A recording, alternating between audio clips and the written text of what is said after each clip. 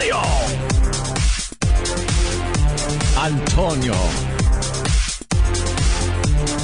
And now, a show the likes of which America's never seen. So appalling, so offensive, yet so entertaining. It's not your normal show. Beamed from satellites in space down to you every single day. What planet are we living on? It's the Opie and Anthony show with Opie. We're experts, and we already know this is going to be great radio, so shut the fuck up. And Anthony. I live in a big house, I make a lot of money, and I fuck attractive girls. And little Jimmy. I don't even like in our opening. It sounds like a little... You dang over there, don't listen to dang over there. Stop with that shit. And now, here they are. Why am I introducing these buffoons? I'm William Shatner, goddammit. But enough of this palaver. Let's get the show on the road.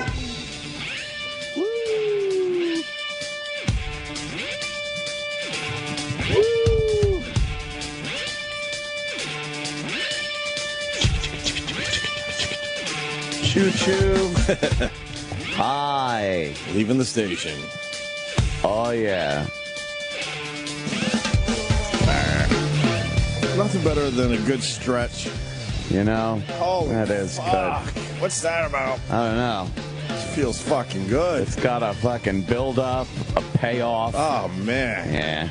That is good shit right there. Blowjob has its peak, though. Well, yes, right. it does, Jim Norton. Blowjob Yes, greater it than does. stretch. You may be right. But a good stretch is just a nice little pleasure. Yeah. In the morning. Yeah. Boy. So we got a gay guy in the NBA, huh? Gives a fuck. This is such a fucking... It's the top story everywhere. Right. And who gives a shit? Who cares?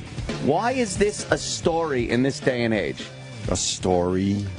Why the fuck is it even an issue? Hey, he's gay. Good. Good for Not him. good. Good for him. Fucking great. Who gives a shit? Like, who cares? And it's okay for people to say not good, by the way. Yeah, fine. I think it's fine, and I also think I don't give a fuck. As long as they don't do anything to fucking hurt his ability to you know, do his job, enjoy his life, his career, anything like that.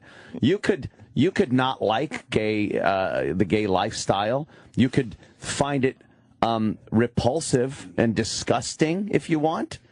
That's fine, but you know what? You can't infringe on his rights in this country or on his personal life. As long as he's not, pulling out his pecker during an NBA game because he can't handle all the men around him. And I think that's what a lot of anti-gay people think. Of course that's what they think. They think, that's what they say. That's what they say. What they think, though, is that they're getting so turned on by gay men that they can't even look at them or know they're gay without somebody looking at them and going, hey, are you gay? Right. Me and Ann were discussing the whole locker room thing because they're like, well, I'm going to be uncomfortable in the locker room knowing there's a gay guy in there. Yeah. If you're a real guy, you don't give a fuck. Who cares? You don't care. Plus, they're already there anyway, whether you like it or not. Thank you. And that's what Charles Barkley said last night. Bravo. We're getting the clip. Barkley basically was saying, look, there's been, we all played with gay players. We all know there's gay players. Yeah. But, that's their business, so we never got into their business. It's not up to us to, give you a list of who's gay in the NBA. Who's the gay? But we all have played with NBA gay players. Yeah. So this isn't really that big of a deal after all. No. It's just sad that the guy's Jason Collins, and, a lot of people saying he's brave to do this, sort of. I mean, he's at the end of his career. Yeah. And I believe he's been released by the Wizards was his last team. And there's a very good possibility he's not going to be playing next year. Mm-hmm. This might be it for him. So, technically he's an active player announcing he's gay, but, he absolutely waited to pretty much the end of his career because he wasn't brave enough to come out in his prime. That's got to be a tough place to come out, too. Fucking show business is one thing where everybody's understanding, but the athletes, man, there's a different mentality. Athletes don't understand. Yeah, there's especially in the black community, there's just this big thing about gay that isn't really accepted as much in the black community. And obviously a lot of athletes are black guys. So you get this fucking environment of Well, the NBA, too, because a lot of, there's a lot of, I don't want to say thugs, 'cause they're not thugs. They're they're guys that came up in fucking in those neighborhoods, and like those are the guys you're hanging out with. Exactly. And that's probably not a very comfortable place to go. You know, guys, sit down. I want to share. Yeah, It's probably not the easiest group of guys to do it. You're not going to get like, oh, we sympathize. You get, damn, you sucking motherfucker. Yeah. I think in general, if you have a neck tattoo, you might be against the gay. The gay. In general. But this always stirs up this big thing, and I don't know. I just don't even think it's necessary. Just let people fucking, At this point, it shouldn't be necessary, but for some reason, it still is. Being gay is such a personal thing. Aside from the flamboyant, which is obviously the minority, the flamboyant fucking wearing the assless chaps and fucking on one of those Halloween parade floats. Well, that's why they got to clean up their own community, though, because that gives them a bad name. It does. We have talked about that. You're right. That is the minority, but that's what's pushed out there usually. Right. The gay pride parade is, wow, is that a freak show? Huh? Yeah. But for the most part, it's a personal thing that, people, you might know that they're gay, but you couldn't just on the outside see from the way he works or the way, he fucking drives his car or whatever. Mm-hmm. So who gives a fuck? Who cares? Yeah, it's like commuting and finding out that there's gays around you also drivers. commuting. You! I oughta. The gay commuter. Commuter. This fucking car's right up my ass the whole time. Right. Well, oh, that figures. There's gay guys all over the road. Yeah. And they can't help themselves, and they're nude as they drive, to work. Yes. Wow, look at them. Oh, they're out there. Fuck. So stupid. It is. Really, it's just dumb. It doesn't make any sense. And people saying they're gonna be relentless to him on the road. Yeah. But the problem is, I think he might just about be done. Is he done? He might squeeze another year out. Maybe. Then, who cares? Maybe, but this could be it for him anyway. Yeah. Can't wait to play the Barkley clips. He was great on Anderson Cooper last night. He really was. Oh, Anderson Cooper. He basically said, there's been gay players in the NBA, and we all know it. Yeah. They already know it. Yeah. Always has been, he said. Yeah, there's been gay guys in all sports forever. The guys that play with them, for the most part, no. Once the guys come out, though, the fear of being outed is probably not as... The threat of being outed is probably not as great once a few guys... Yeah? Yeah, especially in sports like football and basketball. Baseball is a sport, but it's just not... You expect the gay to be in baseball, right? The gay? Less, I would say more so than football or basketball, yeah. Even though that may be silly of me, but I for some reason, I think it would be harder for someone in football or basketball. I don't know why I think that. I just do. Yeah. And on the other end of the spectrum, I guess a lot of people are getting, not a lot of people, but who's that guy from ESPN? He's catching some shit for what he said. Broussard or something like that, right? Chris Broussard, right? Now, if you're going to allow people their religious ideology and accept, the holidays, accept what they believe in, religious freedom, then if you ask a religious person what they think about gays and they give you an answer you don't like, well, tough shit. First of all, you ask them. Secondly, that's part of their religion. I know gays don't like hearing it. I know a lot of progressives don't like hearing about religion at all and shit, but the fact of the matter is, if you're adhering to a certain religion and that religion says... and you've even interpreted that religion to say that we don't accept gays, then that's just as good as I fucking have to eat unleavened bread. And I fucking, I have to do the sign of the cross there when I fucking kneel or something. It's just part of the religion. So if they don't want to like it, and again, doesn't mean you have to be accepting or you like it, but you can't let your religion affect the way the guy lives his life, but you don't have to accept it. You don't have to like it. You don't have to be this guy that has to say that we love, we love the gay lifestyle. Is there an actual clip, or was it in an article? Yeah, there is a clip. It's Chris Broussard from ESPN. Just watch it now. And, Yeah, let's see what He released a statement overnight, by the way. Did he? Oh yeah, he's panicking. Yeah. He's panicking. Oh, of course. He's seeing his fucking career go. This morning on the eastbound side between Randall Avenue.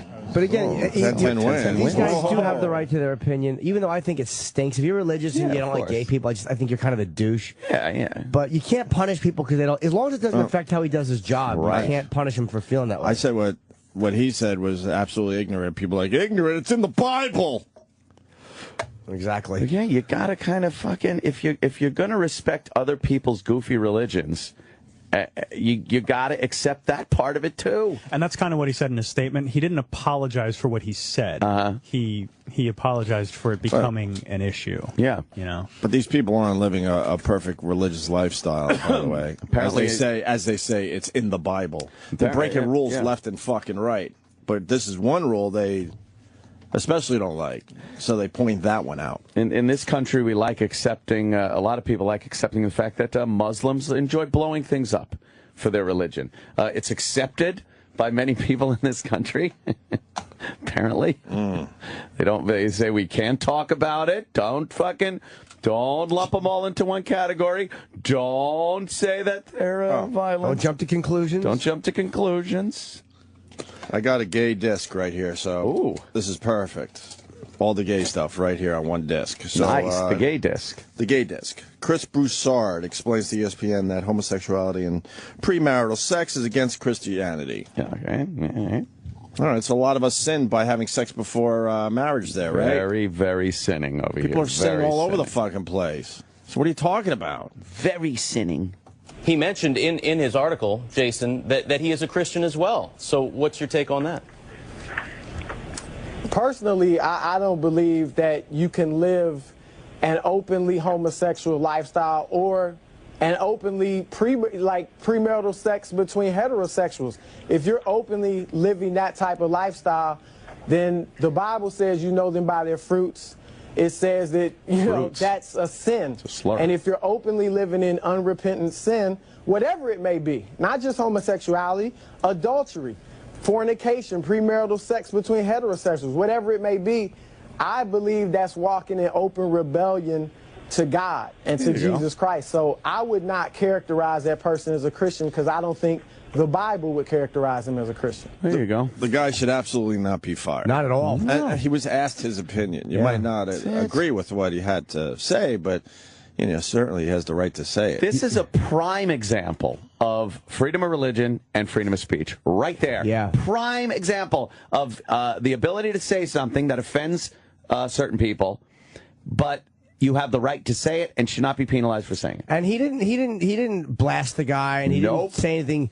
The guy's terrible. He said, "Hey, premarital sex, all that stuff." He kind of lumps it all into the same category. Sure. The Bible says it's a sin, so I say you want to burn in hell for the pleasures of your cock? Exactly. It's up to you, my friend. You want to make a three-pointer and then sink that larger-than-average thing into the hiney of another gentleman?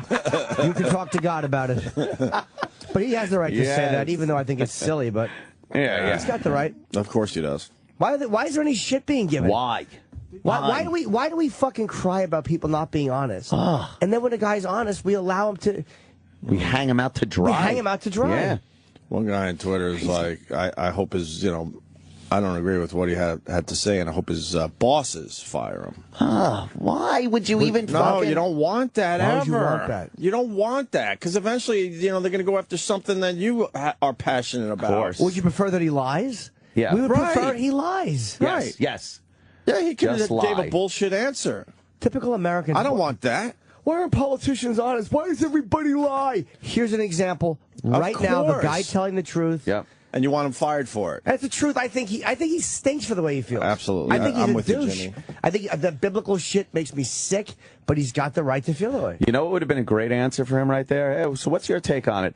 I'd love to tell you my take on this, but I can't because there's a bunch of babies and hypocrites out there that could possibly get me fired for my thoughts on this. So, you know what? I'm going to pass. You know what? We're heading toward that world. Yes, where that would be the answer. We're kind of in that world already. Yeah. Oh, we are. We're kind of in that world because, this is a huge headline because only every once in a while someone actually steps up and goes, all right, you want to know my opinion? Here it is. Yeah, here it is. You're not going to like it, but Strap here it in. is. Yeah. You're right. I mean, when fucking, Sal came out as being gay, I didn't care. I didn't either. Who cares? Sal's a good guy. And he didn't even have to say it. He just fucking, got in his underwear and felt up a gay man right here in the studio. Wonder why he had a Wizards jersey. I don't even think about it. He still does his his job. Right, he still does his shitty job. Right, there you go. He does his job very shittily. Yeah. Being gay, he couldn't do it any worse. Right. Yes. Straight gay, he still does it shitty. Right. Yeah. See, nothing has changed with Sal. That's right. Then you had Charles Barkley on CNN with Anderson Cooper. What was your reaction? Well, the first thing, I was happy for Jason because people should get to be who they want to be. But knowing there's a gay player in the NBA, I think anybody who thinks they never played with a gay player is an idiot. I played with several gay players. It's their own business, and I think they should get to be who they want to be. I think that's the first time I've ever heard an athlete say that. Yeah. Bravo. He's played with gay players. I mean, and he knows that every fucking player out there knows that they played with gay players. Yeah. Good for you, Barkley. There was rumors, and this is a rumor I heard years ago. Do you remember years ago when Robbie Alomar spit in the umpire's face? Mm. I remember at the time there was a rumor, and I don't know. I think he's been married since. It might have been bullshit. Right. That he was gay, and the rumor was that the umpire had said something really some nasty slur, and then Robbie had spit in his face. Because you remember that went away. Like, he got in trouble for it, but not the kind of trouble you'd expect someone to get in. Right. Yeah. For spitting in an umpire's face. They might have had a closed-door meeting like, look, this is why I did what I did. Yeah, and that, again, that Who might knows? be total bullshit, but right. That's the only time I've ever heard of it in baseball, even rumored. Yeah. Did I cover bases well on that? Yeah. Yes. I don't think I've ever heard an athlete come out and say what Barkley just said, that we played there. I thought that was very interesting. And then Barkley continued. Charles, do you think the fans are ready for this? I mean, do you think the sport is ready for this? I think your question is great because Doc Rivers said something today. I think he's going to be at peace in the locker room. I think we as jocks have gotten a bad rap for a lot of years. I've heard all these talking heads for the last few years talking about these guys will be uncomfortable in the locker room. First of all, they're going to be safe in the locker room. We've all played with gay guys. We're going to welcome them with open arms. I think society is more homophobic than teams in locker rooms. The thing that's going to be interesting to me, I think it's all right for guys to disagree or say they don't like gay people. That, to me, is going to be the great debate. I've been pro-gay marriage for a long time. But right now, if anybody comes out and say they're uncomfortable with a gay teammate, they're going to get crucified. He's right, too. I think that's unfair. I think this is going to open up a great debate. Hopefully some more guys will come out. If they want to be free, they deserve to be free. But I think that's going to be the interesting dynamic of this whole thing, Anderson, because obviously some people are uncomfortable around gay people, and they should be able to say that. He's absolutely right. Some smart stuff there. Did Charles come out as a grammar assassin? Did he technically come out and say it? That he hates grammar?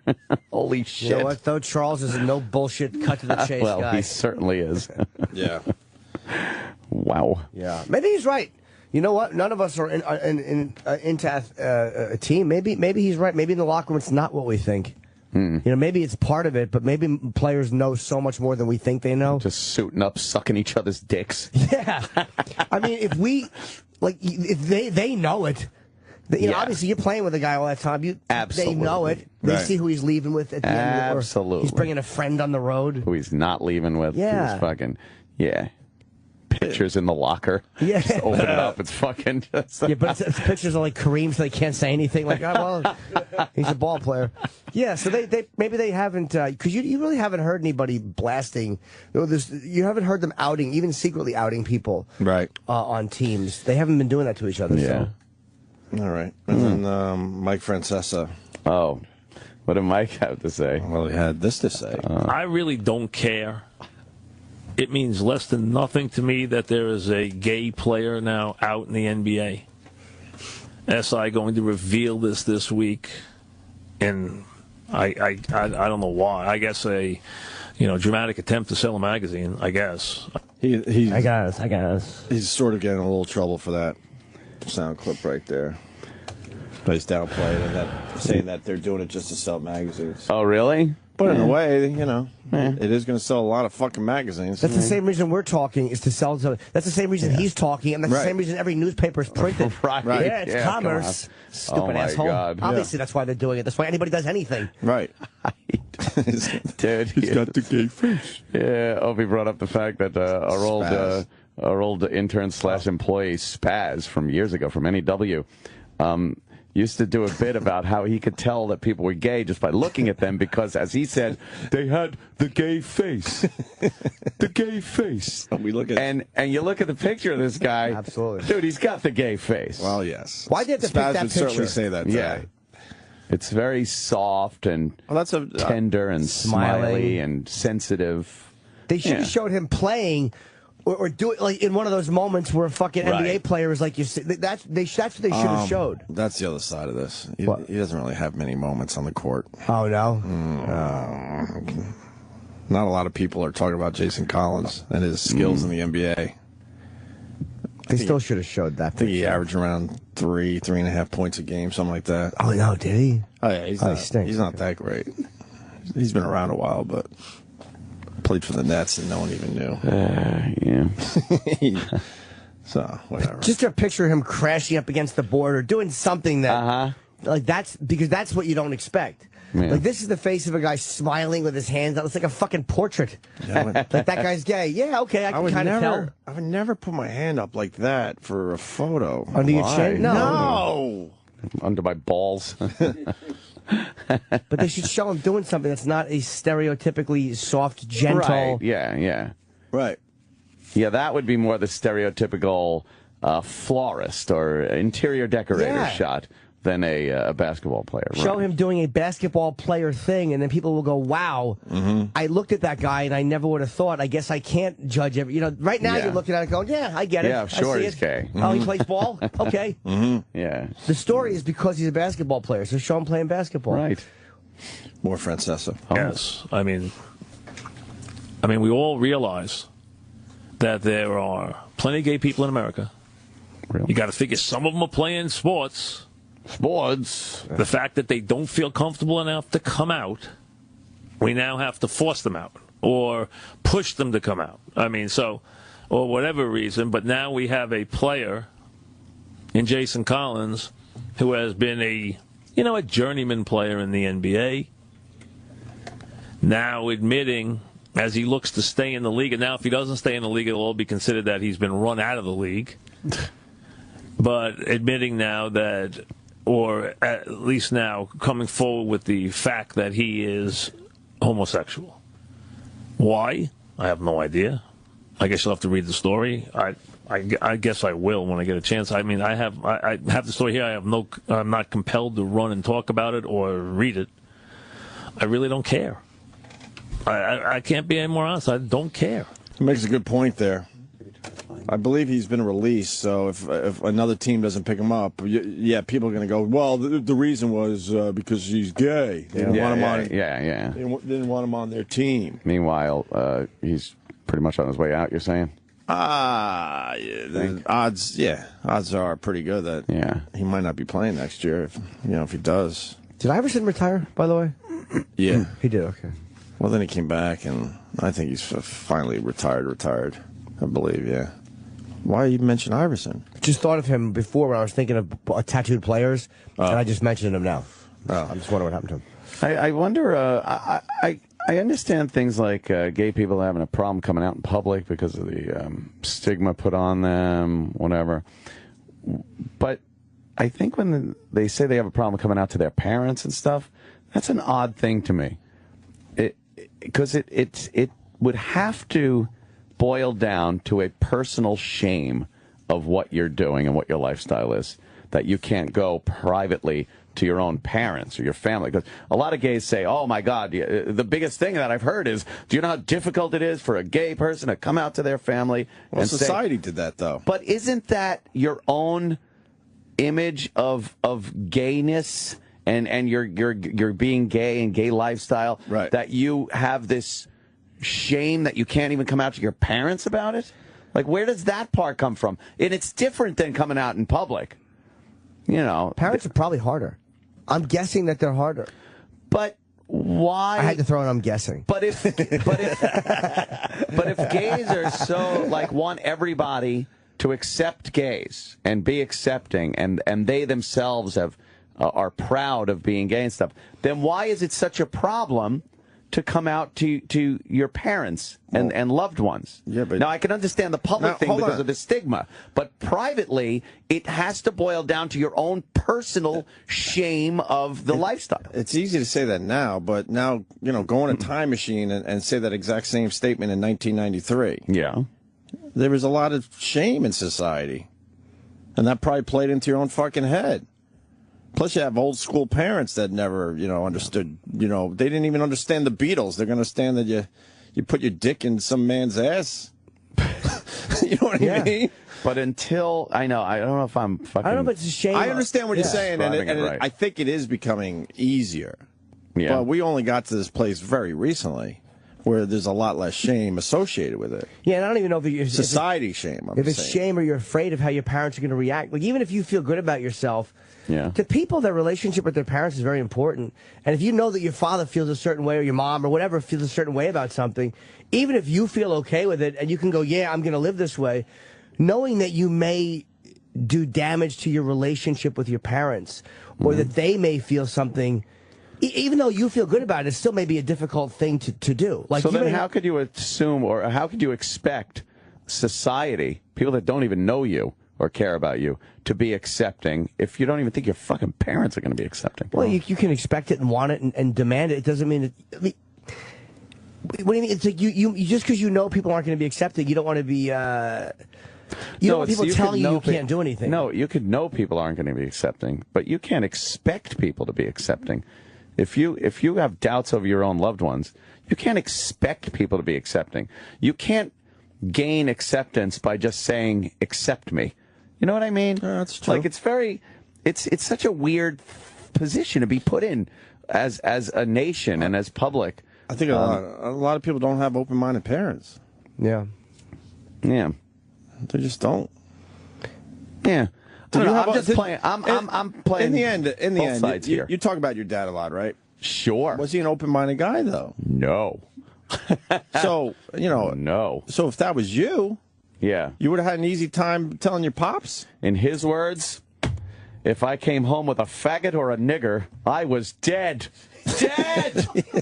So what are you talking about? In your own fucking, in your own family, you understand it. Yeah. And you're not like that. Like, as much shit as you talk, as much nonsense as you talk, you don't care about gay people. Like, meaning you're not homophobic. You don't dislike gay people. But Dad was batting 50 with, or batting 500 with what he said.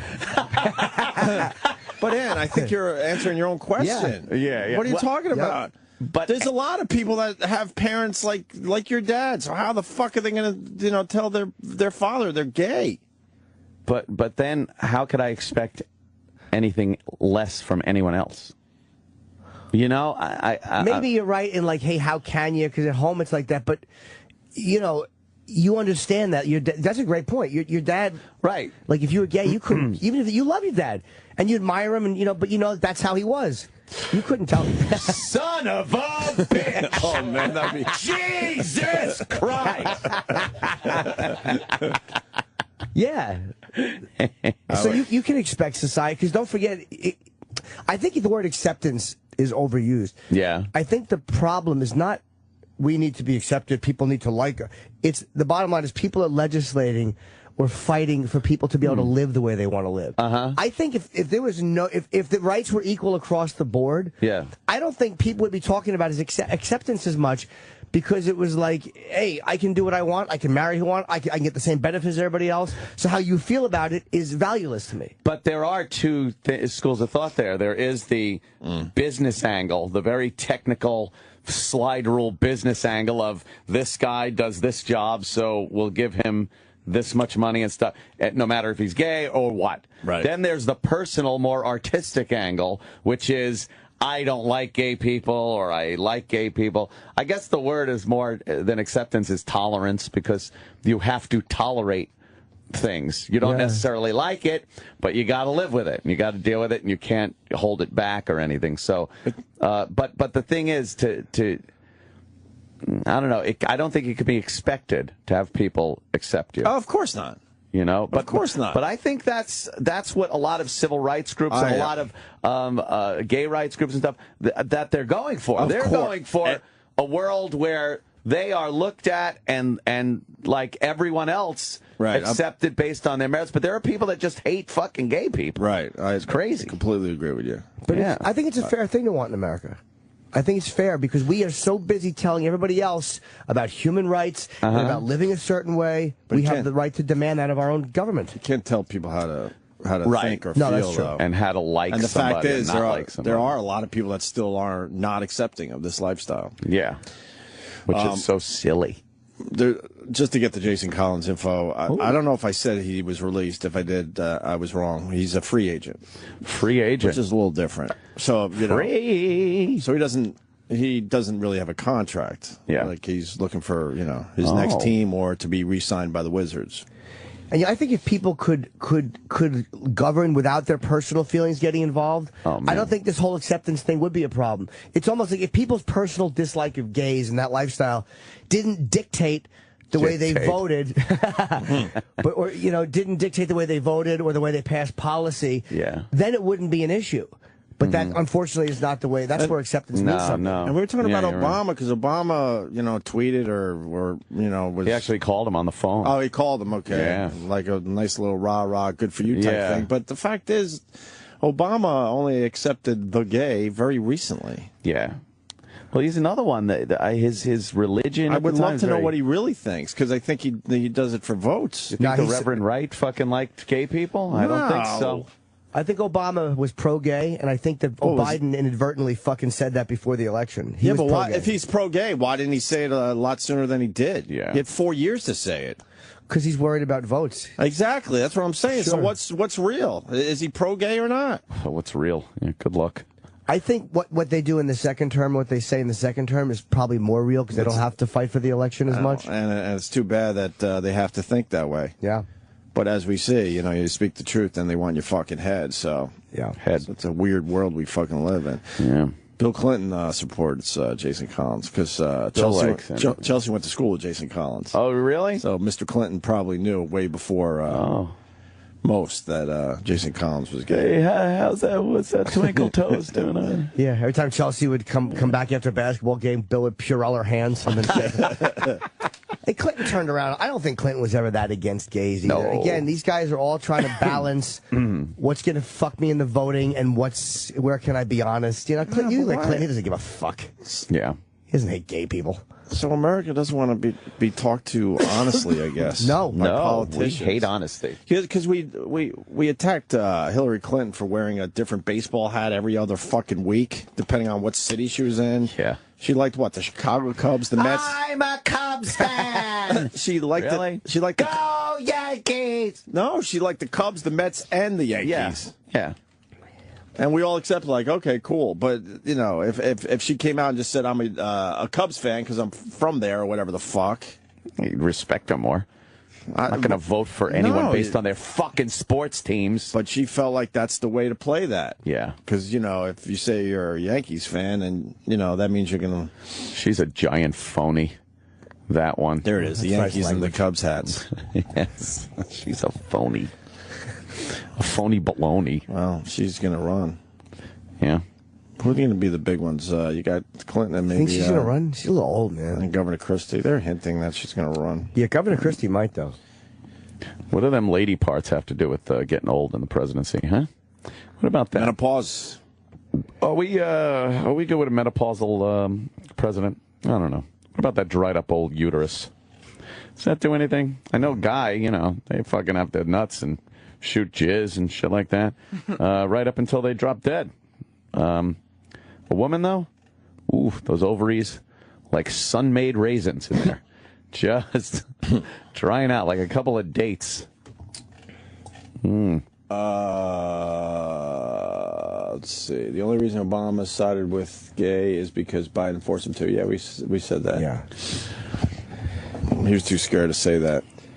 I just hate that our politicians are too scared to say what they really fucking feel. Which means it's ridiculous. We are hateable as a public because we punish them for it. Yeah, of course. It's really sad. It's anybody. We just punish them for honesty. We ask for their opinion. Yeah. And then when they give it to us and we don't like it, we lose our fucking minds. How fucking stupid is that? We deserve what we get. Every liar in office, we absolutely deserve. Yeah. Yeah, I mean, this ESPN guy, as much as I think what he said stinks, he should not get in any trouble for it. No, not at all. Not at all. Not an iota of trouble. Gay groups should finally, like GLAAD or any, and I know that they're fucking hardcore, man, but they should really support this guy's right to say what he wants. Because I think that they missed the point on that. Like, guys like that, he's not saying, I want gays killed and I want them out of the NBA.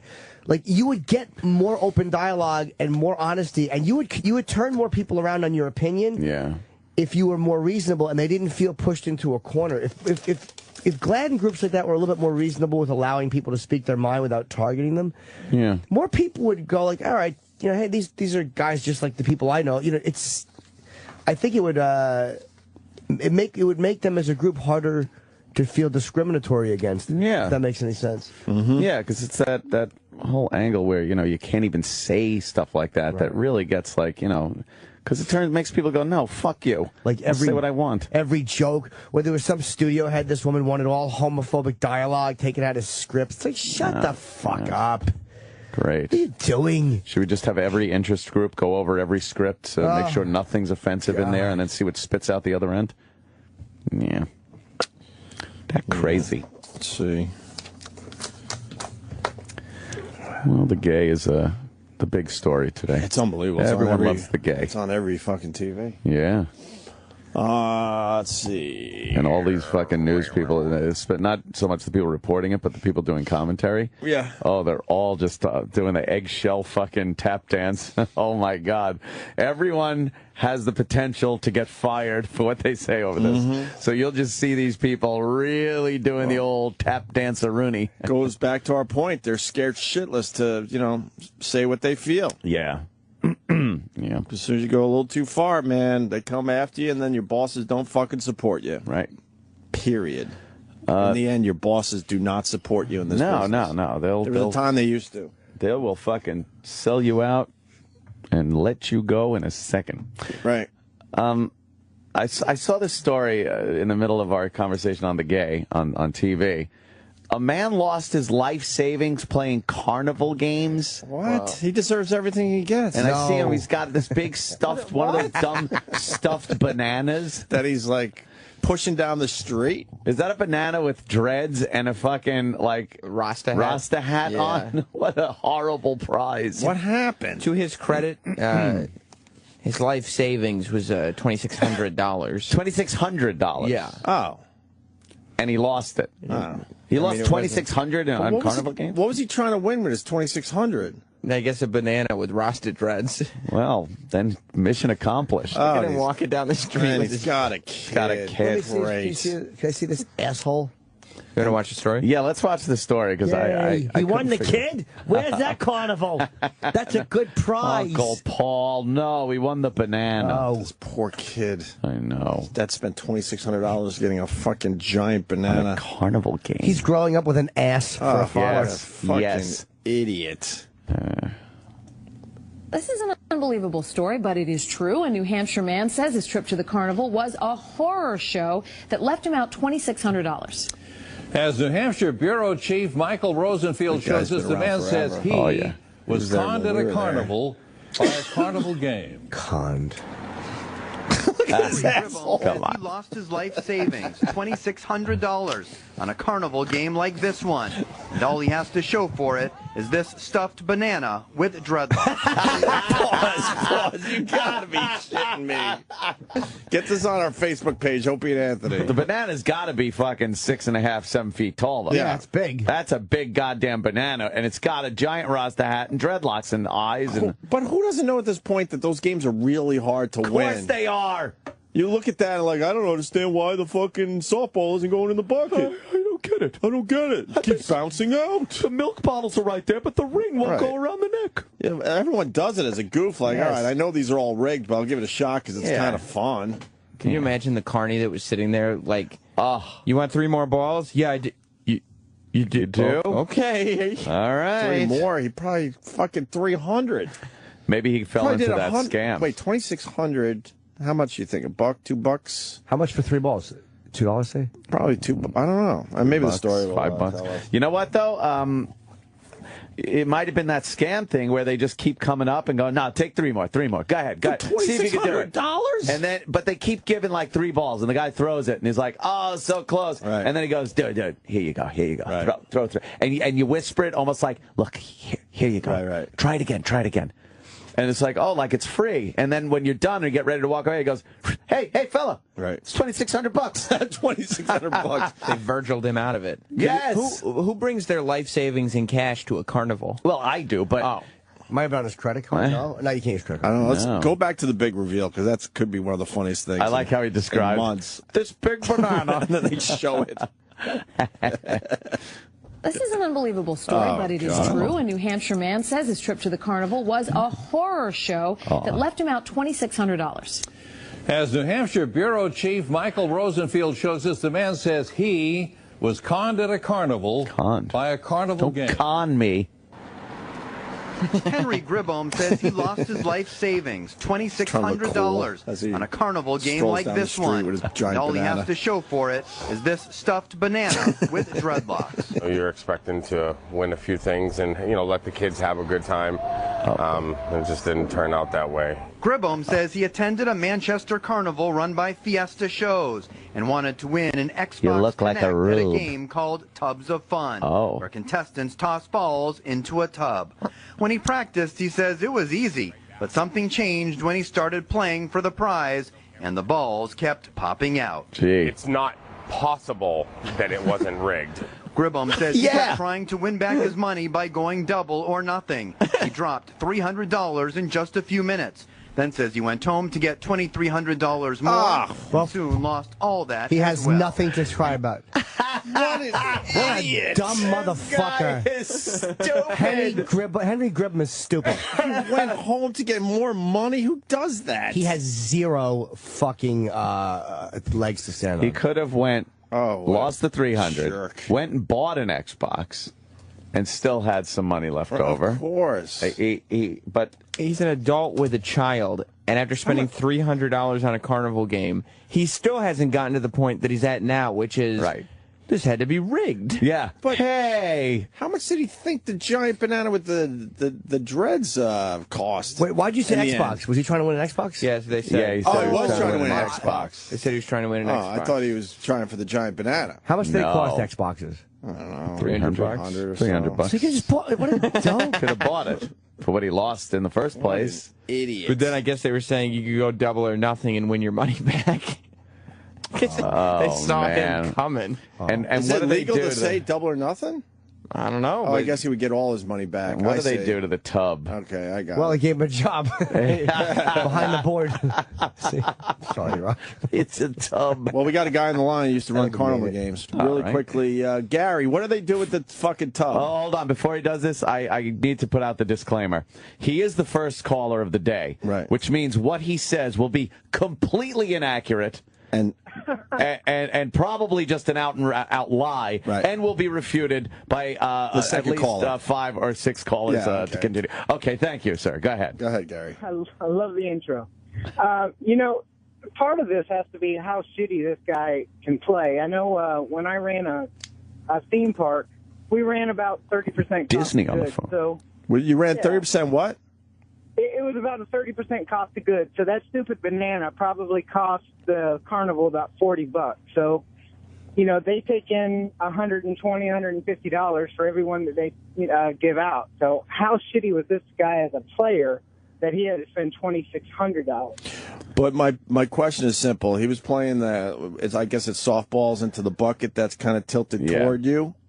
Yeah. It's almost what would the angle be? Yeah, Maybe it's not. You get a little backspin on the softball. You hit the front lip. No, I understand. I understand how you could possibly beat the game. You got to like really barely get it into the lip and hope for the best when it rolls in with a little backspin. I understand that part. But what makes him bounce out so many fucking times? Because if we put a regular bucket in here with a couple softballs, we're gonna win most of the time. Yeah. Oh, bro, I could show you every single game where there's an angle. Well, tell us how they do it. That's what he's My asking. question is. Thank you for not disappointing. Spring-loaded. They're spring-loaded. The softballs aren't regular softballs. There's usually a rubber core in there. Okay. That make them bounce all over the place. I mean, yeah, it's. And what's up with the bucket? Hard. What's up with the bucket? The bucket gives you maybe 1/8 of an inch in diameter around. It has to be a perfect throw. No. It's a big bucket. Forget it. The second guy will help us Now, out. the question is... It was absolutely fucking We got right. conned into like, taking absolutely this. right. I love the first caller of the day. Was the practice ball a regular softball, and then they give him a rubber ball middle? Maybe. No, they're all shitty. Okay. So what is it about the bucket that makes the ball bounce right out? It's usually those milk jugs, and they're metal. No, it's not that game. No. It's not the big metal milk storage jug and softball. No. It's a bucket. It's a And the Cardinals know exactly how to do these games, so they're the ones that do it and showing you how easy it really is. If the bucket was sitting on the floor, it would be easy. Right. You just throw it in. But it's turned on its side, and it's barely the ball almost rolls out It's anyway. a weird angle. Yeah. The angle's maybe 10 degrees, 15 degrees, would you say, right? There's springs behind. It's nailed to That might be right. plywood with springs behind it. So it bounces right out. But wouldn't you hear like boing? Boing. Wouldn't you hear a noise? Boing, yeah. What is this? Three Stooges playing? Not every Boing, spring boing, has boing. the boing sound. Like a boner. Everyone would be going, who's got a boner? Yeah. I hear boing. All right, thanks, Gary. Let me go to the second caller. All right, second call. All right, this is Chris in Canada.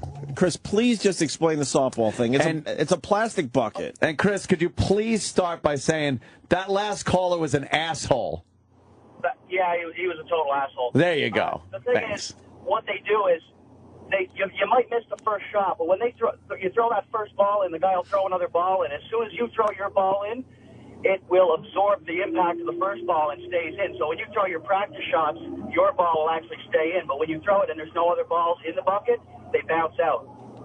Oh, wow. So having a ball in there... Oh, yeah, absorbs everything. Wait. I'm confused, but every time I've played, there was never a ball in there when I was practicing. They take them out or something. To show how easy... Huh? Anytime I've been out there, the guy he throws the ball in first from he's closer, obviously, to the bucket. And, then he leaves that ball in. Then he tosses you a ball. Here, you try one. See how easy it is. Oh, wow. What a nice trick that is. So maybe Most of us don't even realize that. The ball hits the other ball instead of the spring-loaded back, right? Yeah, exactly. And is it spring-loaded? And why a no boing sound? Boing. I'm asking for Jimmy. I'm asking for Jimmy on that one. Boing. I played a carnival game once. Oh, Chippa? It was like there was little water bottles standing up, and there was no lids on them, and it was from 50 feet away, and you had to throw a basketball and make it land perfectly on top of the water bottle and stay. Yeah, how'd you do? I lost a lot of money. It was $50 a ball. That really sounds impossible. Yeah, it was really far. Yeah. Yeah. It was like 60 feet. You had to throw it and make it land just on top of this and stay. Jesus. Could it bounce on the ground? No, no bouncing. It had to land directly on Come the water directly bottle. down an empty water bottle with no cap on it. How many people would fucking play that? One guy. Impossible. Because you kept knocking over the water bottles, and the guy would be like, next player. Oh, my God. But it was just me. Everyone's saying there's a ball in the bucket that you just don't realize because the guy does it and then leaves the ball in there. Very interesting. Then we got a guy from Rochester because the other guy hung up. Alex in Rochester, anything to add to the bucket thing? Yeah, they leave when they give you a practice shit. They leave a ball in there, so when you throw a ball, it stays in. But when we actually pay money, there ain't no ball in there, so every time you throw it, it bounces back. Why don't we notice that? How dumb are we? Because you can't see it the way they have it. Everyone is saying that. Plus, you're not looking for that though. Like you don't. We But don't it is tilted in a way where you're standing, you wouldn't see the ball in there. That's true too. It's in the bottom. So then he goes in there and grabs the balls out, and now you got an empty bucket with Now the you're fucked. with the boing boing thing. Boing. Yeah, that's right. All right, Alex. Thank you. Can we, Alex. Can we see the rest of Oh, the story? sure, yeah. So the guy Love lost this his guy. life savings, $2,600, trying to win an Xbox first kit. Dope. Don't This start. isn't unbelievable. Oh, no. Possible that it wasn't rigged. Gribham says he kept trying to win back his money by going double or nothing. He dropped $300 in just a few minutes, then says he went home to get $2,300 more and soon lost all that as well. I know it's a difficult game. I mean, I've tried it myself. I've done it once, missed probably 20 times. Fiesta Show says the game is run by an independent contractor who's worked for Fiesta for years. It's interviewing the contractor to see what happened. Are there any scams at all with any of the games? Not that I'm aware of. We've had a lot of these game operators with us for years. The traveling carnival is now setting up here in Derry, New Hampshire, but you will not see tubs of fun. Fiesta says the independent contractor that runs the game is not allowed to set up while an investigation is taking place. Because you get caught up in the whole double or nothing. I've got to win my money back. Henry says he went back the next day to complain, and the man running the game gave him back $600. Henry split with the banana and the cash and filed a report with Manchester PD. He has For zero. my life, I happen to become that sucker. In Derry, New Hampshire, Michael Rosenfield, WBZ Did they News. tell him to get the banana He has. and carry it around with him and Oh, push, I'm push sure. it on the stroll? Like he obviously wasn't coming back from the carnival right Right. there. Yeah. So it's like, where's the banana you want? Yes. Could you just, we need some B-roll. Could you just push around your stroller with your kid? Because that'll give the angle that you're a fucking idiot because you got a kid and you spent that much. And then have the banana because it's goofy. And you know that was the safety. Of course. Because they did the whole interview without the banana. Said, Yeah, do you yeah. have that banana? Just, I don't just- know. We want to just film on. We might use it. We probably won't. Probably won't, but they end up using it. Natural born sucker. Yes. And put on a shirt that shows your tits. Could you do that, sir? Put on Right. Little man titties. What a dummy. And he got back $600. And he was happy, well, sort of happy with that. Grabbed the 600 and then filed a complaint. He told the police. Let's see what the newsreaders say afterwards. They go back to the studio here.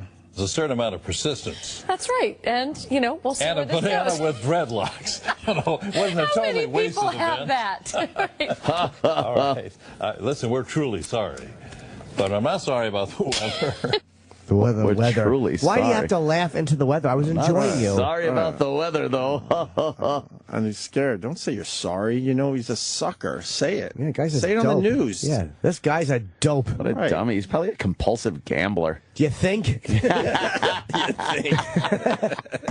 I bet $2,300 throwing a fucking ball into a bucket. Yeah, he might. That's a great fucking, very insightful. Well, how did you not end up in the FBI? Another guy is saying, why does this guy have his life savings at home? Yeah, because it's $2,600. It's not like it's been made through Oh, he could be investments. pulling some huge interest off That's of that right. in You can the make some bank. solid interest. Yeah, 0.5% on $2,600. I guess you're right. Hey, you toss some balls in the buckets. What the hell you doing? You spend a buck. Yeah, you go get some cotton candy. You head home with the kids. Oh, you like the carnivals, Yeah, you regular walk Joe? around. You listen to a little music. You smell some of the roasted peanuts. Hey, you go home. Some of the simple pleasures, right? Hey, just the simple pleasures. Hey, you want a fried hot dog? Yeah, then we'll go home. Take it easy. You don't play any of the games? Yeah, I play a few bucks. Bring $20. $20. Yeah, You split ever it win? up. Nah, not really. Sometimes I win a small animal. Hey, you give it to the kid. What the hell do I know? That's What for the you. hell do you know? When I was your age, I had exactly. Exactly. What the hell do you know? What a fucking dull, uneventful life Regular Joe has. But he doesn't seem to care. No, he doesn't give a turkey. Is our pal Cowhead in trouble? He's probably nervous. Oh, E-Rock. Hello. Oh, no. Is Cowhead in trouble? Where were you, E-Rock? And if Right here. Oh. And if he is, this is more of a tease than anything else. This is our Cowhead, right? Yeah. The guy we know? Mm-hmm. Fuck. All right. There's your tease. $18 million. Oh.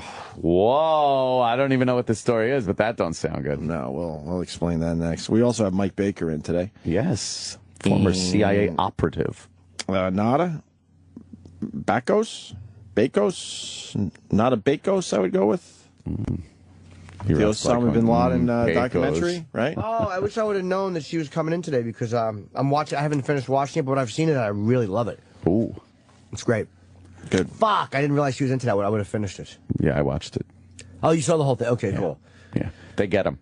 Oh, good. They get him in the end? Which one is Nada Bakos? Do you bring up a picture of her so I know which one? Because there was a few women interviewed during the. Is she one of the ones they interviewed, I hope?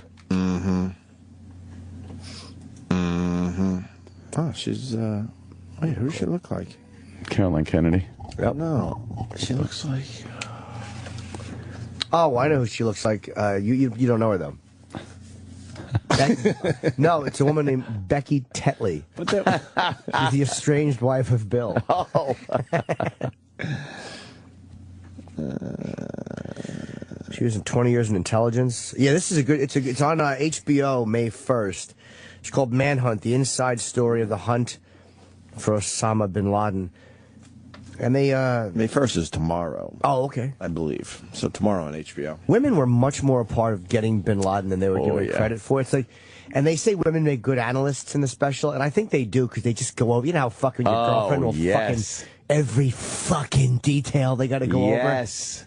Yeah, those analysts just sitting there, all these women pawing through fucking data and information. They targeted bin Laden like he was a boyfriend and they found a fucking phone number in his pocket. Yes. And that's how they got him. Yes. Very funny.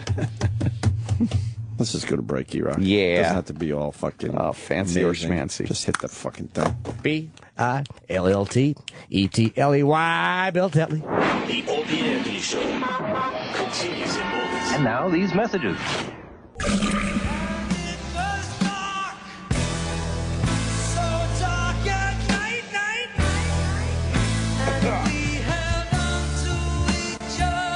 Big Vietnam song.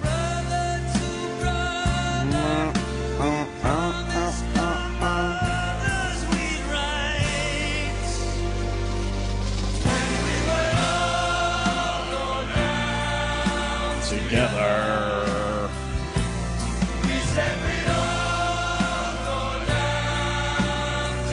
Why are you dissing Ant today?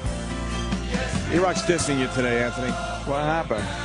Well, he's playing this because Nixon announced the U.S. was sending troops to Cambodia 43 years ago today. But he could have went with Adolf Hitler and Eva Braun committing suicide 68 years ago today. Man. That's not why I played it at all. Oh. Why? This is the big Vietnam song.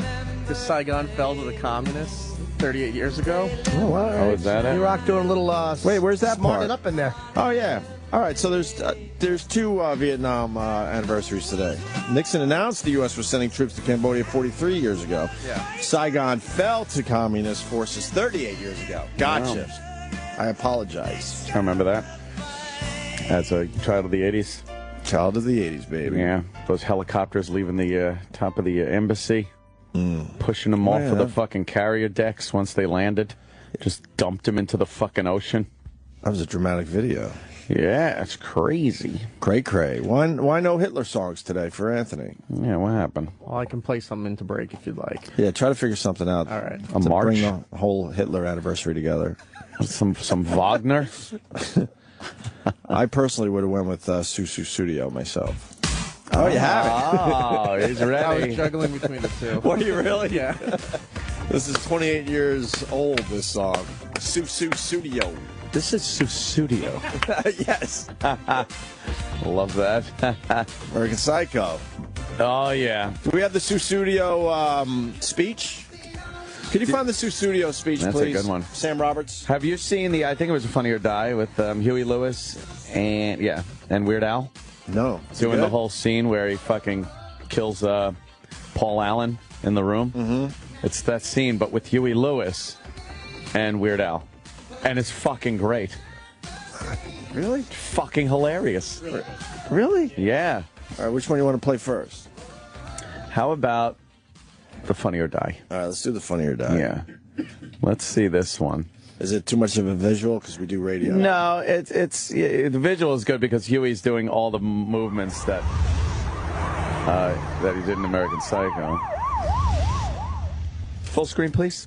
Got it. Thank you. Do you like American Psycho?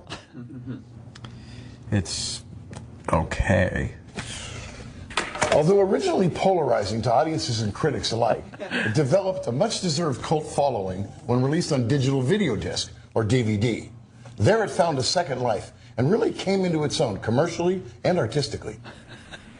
He's doing the whole fucking thing. The movie works both as a grim examination of male vanity while also maintaining real genre thrills, justifying these tonal shifts by placing the audience inside the head of the duplicitous lead character. Christian Bale's dynamite performance gives it a big boost.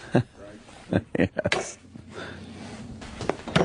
Huey Lewis doesn't The role age. almost went to Leo, but nobody could have brought that He's certain doing the little backwards charisma walk. to it, quite like Bale. A role he later recalled a shade of in Christopher Nolan's Batman pictures. Hey. Yes, Al? Why are there newspapers all over the place? Is that like a Huey Lewis on the news joke or something? No, Al. Is that a raincoat? Yes, it is. He's doing the In whole 2005, Lionsgate released this, The Uncut. I think it's an undisputed masterpiece. A movie so entertaining, most people probably don't listen to the message. People probably don't listen to the lyrics. But they should, because it's not just a great character study, but a sardonic metaphor for 1980s greed and materialism. Hey, Al!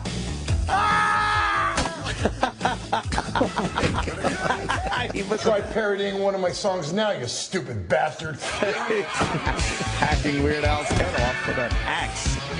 I want a new duck.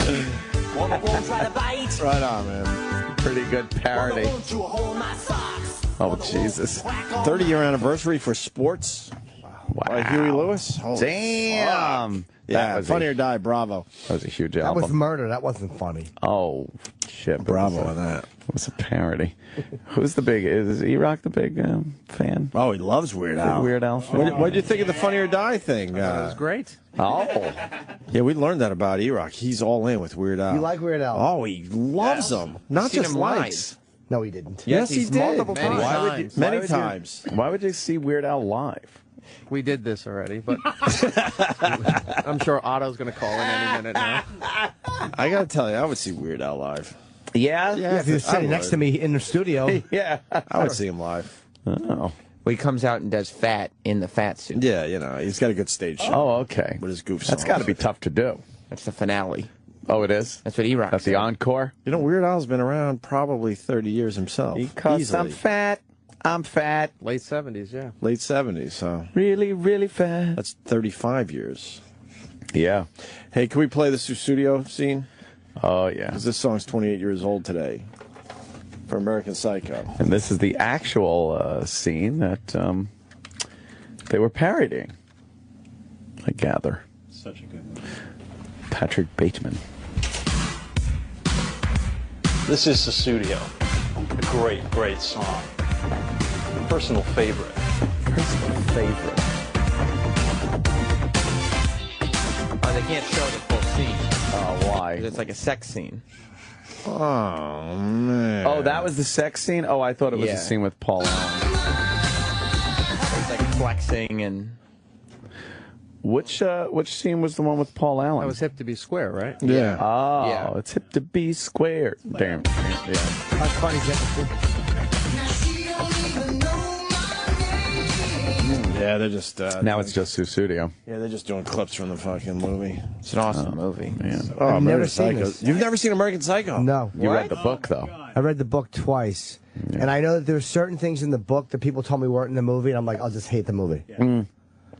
I just think his character is great. Like the scene in Fun. is there a scene in the movie where he gets a hooker and he takes a car battery and he fucking takes alligator clips and hooks the car battery up to her nipples? No. That's in the book. Oh, man. Or how about in the fucking, is there a scene where he takes a fucking habit trail and shoves it in a girl's cunt with cheese in it and puts a fucking rat in the other side. Oh, my and lets God. it go into the habit trail and then pulls the habit trail out and washes it in her stomach. Oh, my God. No, I have not. Didn't make the movie. That's in the book. No. Yeah, but there's all that stuff. Bret Easton Ellis, by the way, is fucking really funny on Twitter. He's great.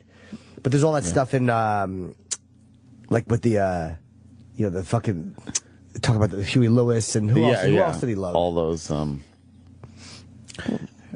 He also.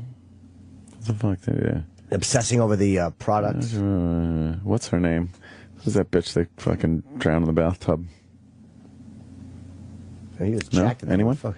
Cocaine? Drowned in the bathtub? Oh, Whitney Houston. Whitney. Oh, yeah. okay. Whitney Houston. Yeah. He liked her too. He's listening to Walking on Sunshine in the cab. Yeah, it's true. Is he? Mm-hmm. Are those two? Did he kill these girls?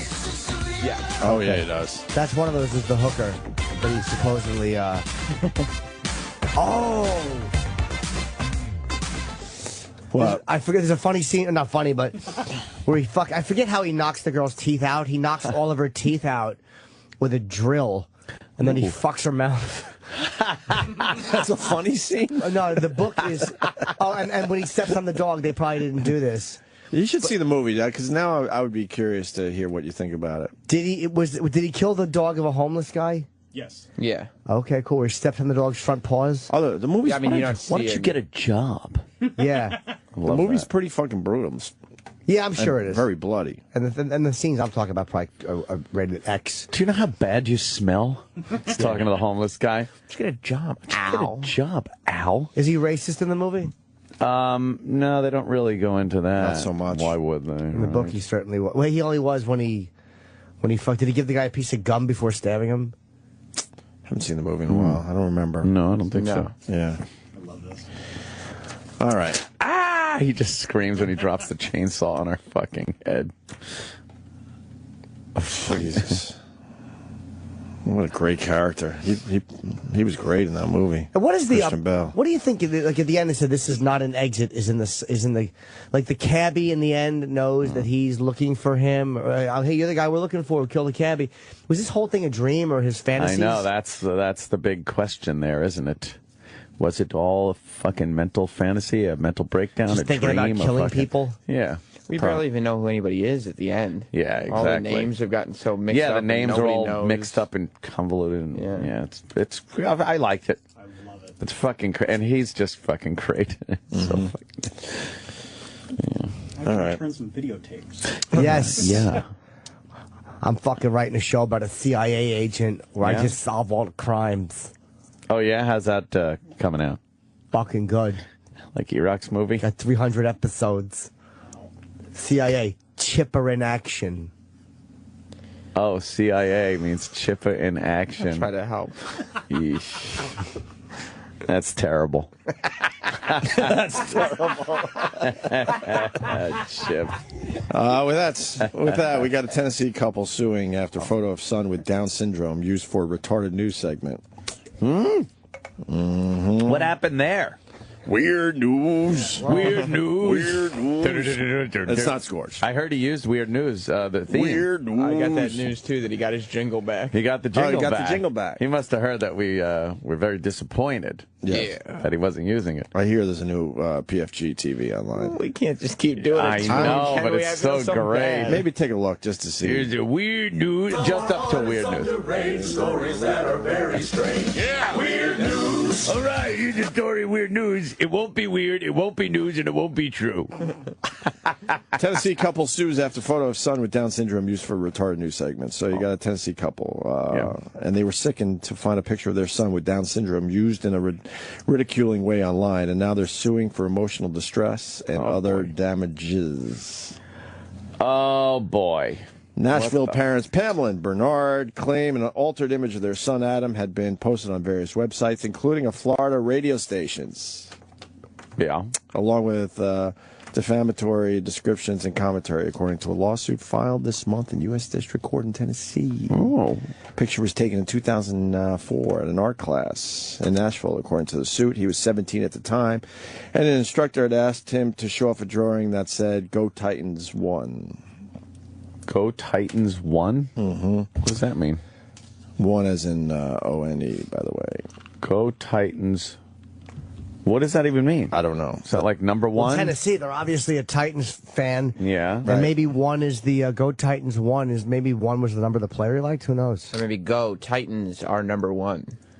Maybe it's Go Titans, number 1, maybe. but it's not said that way in this article. Weird news. That picture of Adam holding up his sketch ended up online via the Arts Center's website, Crane said, but was lifted by others without permission. Uh-oh. So the picture's online. Other people decide to take it and do some things with people it. do that.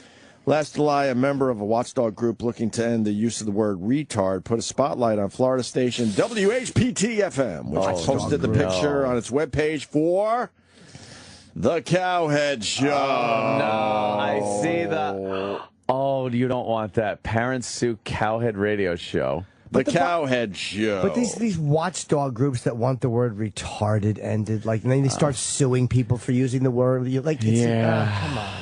So, can we go to the news story from here? Sure. Please. All right, here we go. And, yeah. We know Cowhead Let me go back to the beginning because they showed Cowhead's face. Oh, please. Oh, boy. Yeah, Go right to the beginning here. We sort of know Cowhead. E-Rock really knows Cowhead. Oh, boy. He's a good guy. He is He's a great guy. Well, What I apparently know not. about him, he is a good guy. Lawsuit filed over Shock Jock segment. Oh, no, Shock Jock. Let me tell you something, though, Opie. Yes. Now, you know, E-Rock knows Cowhead. We know Cowhead to some extent and stuff.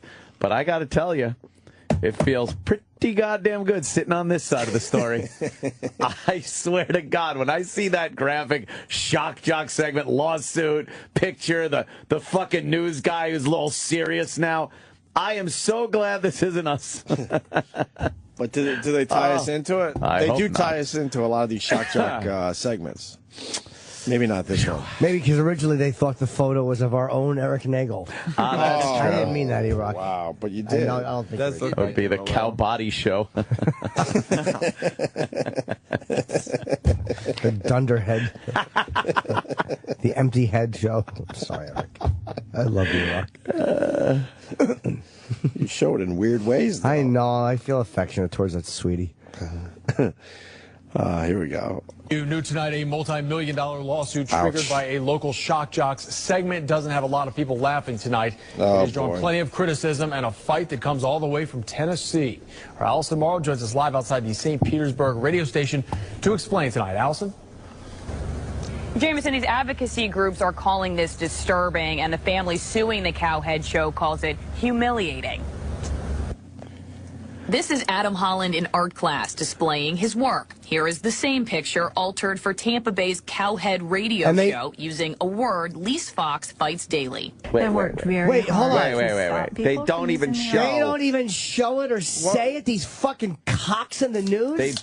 They entirely blurred out the fucking sign that Cowhead had, I guess, put up. If it said retard news or retarded news, that's the story. Show the fucking sign. Wow. This cut. Oh, good God, are we fucking jizzbags? What did the sign say, E-Rock? Do you know? Did it just say retarded news? Yeah, it just says retarded news. How long has it Or been up retard there? news? Or I don't think that long. I think maybe a couple days at most. It just went up. By the way, I don't want to wait to the end of the story. Cowhead is so fired. Are we gonna have to find him a job? Fired, totally He's so fired. He's not allowed to comment, of course, but $18 million. They're gonna make a deal and say, look, we're doing the right thing here. We're gonna let our guy go because the $18 million is gonna be on the fucking radio station. Well, the 18 is divided between the 3 people they're suing. They're not suing Cowhead. They're suing the station. Yeah, and then a little further in the article, there's somebody upstate New York that they're suing too. Why, for they using it too? Yeah, for using the photo. What is the photo? Can we see it? We saw the photo right here, right? Retarded news. Oh, that's the one Cowhead used. And they fucking took the picture. They didn't show that on the news. The news is really a fucking disgrace. How is it? How can you tell the story without showing the fucking? Using a word that's the word is retarded. Yeah, just say it. Say it. Oh my God. God, the news is. It's amazing how already the news annoys me with this. Mm-hmm. All right, so what else is? I'm sorry. Is that the mother? at the Watchdog group. Jesus. Sure. Lise Fox fights daily. Have worked very hard to stop people from using the R word. Fox directs the Florida Center for Inclusive Communities, which aims to make life easier for people with disabilities. She says this photo makes life harder. And so does the lawsuit now facing Cox Media. It centers on the photo of Holland, who has Down syndrome. His parents accuse Cowhead's show of causing severe mental anguish by using their son's photo next to a word that makes fun of people with intellectual disabilities. Oh, my fucking... Can you listen to the... What is this, a game show? We Listen gotta to figure it the out. language. Yes. The news uses this fucking sickening, Could you believe it? antiseptic language. They're not going to, they're not, if you use the word in the news story, you're not using it in a derogatory fashion. You're telling the story. They're leaving out the biggest part of the story. They're simply... They are a fucking disgrace, the news. This is ridiculous. They make fun of people with intellectual...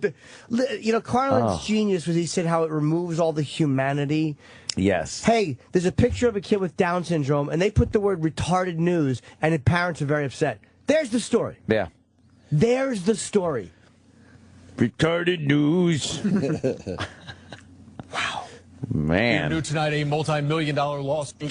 His parents accuse Cowhead's show of causing severe mental anguish by using their son's photo next to a word that makes fun of people with intellectual disabilities. The use of this word perpetuates stereotypes. It's painful. But we don't it's know the hurtful. word. He's a typical radio shock jock competing with other radio shock jocks. Defense attorney Joe Episcopo says the case may be difficult to win.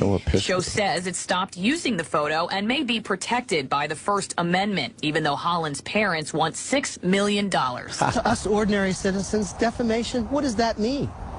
It means nothing. We have no loss.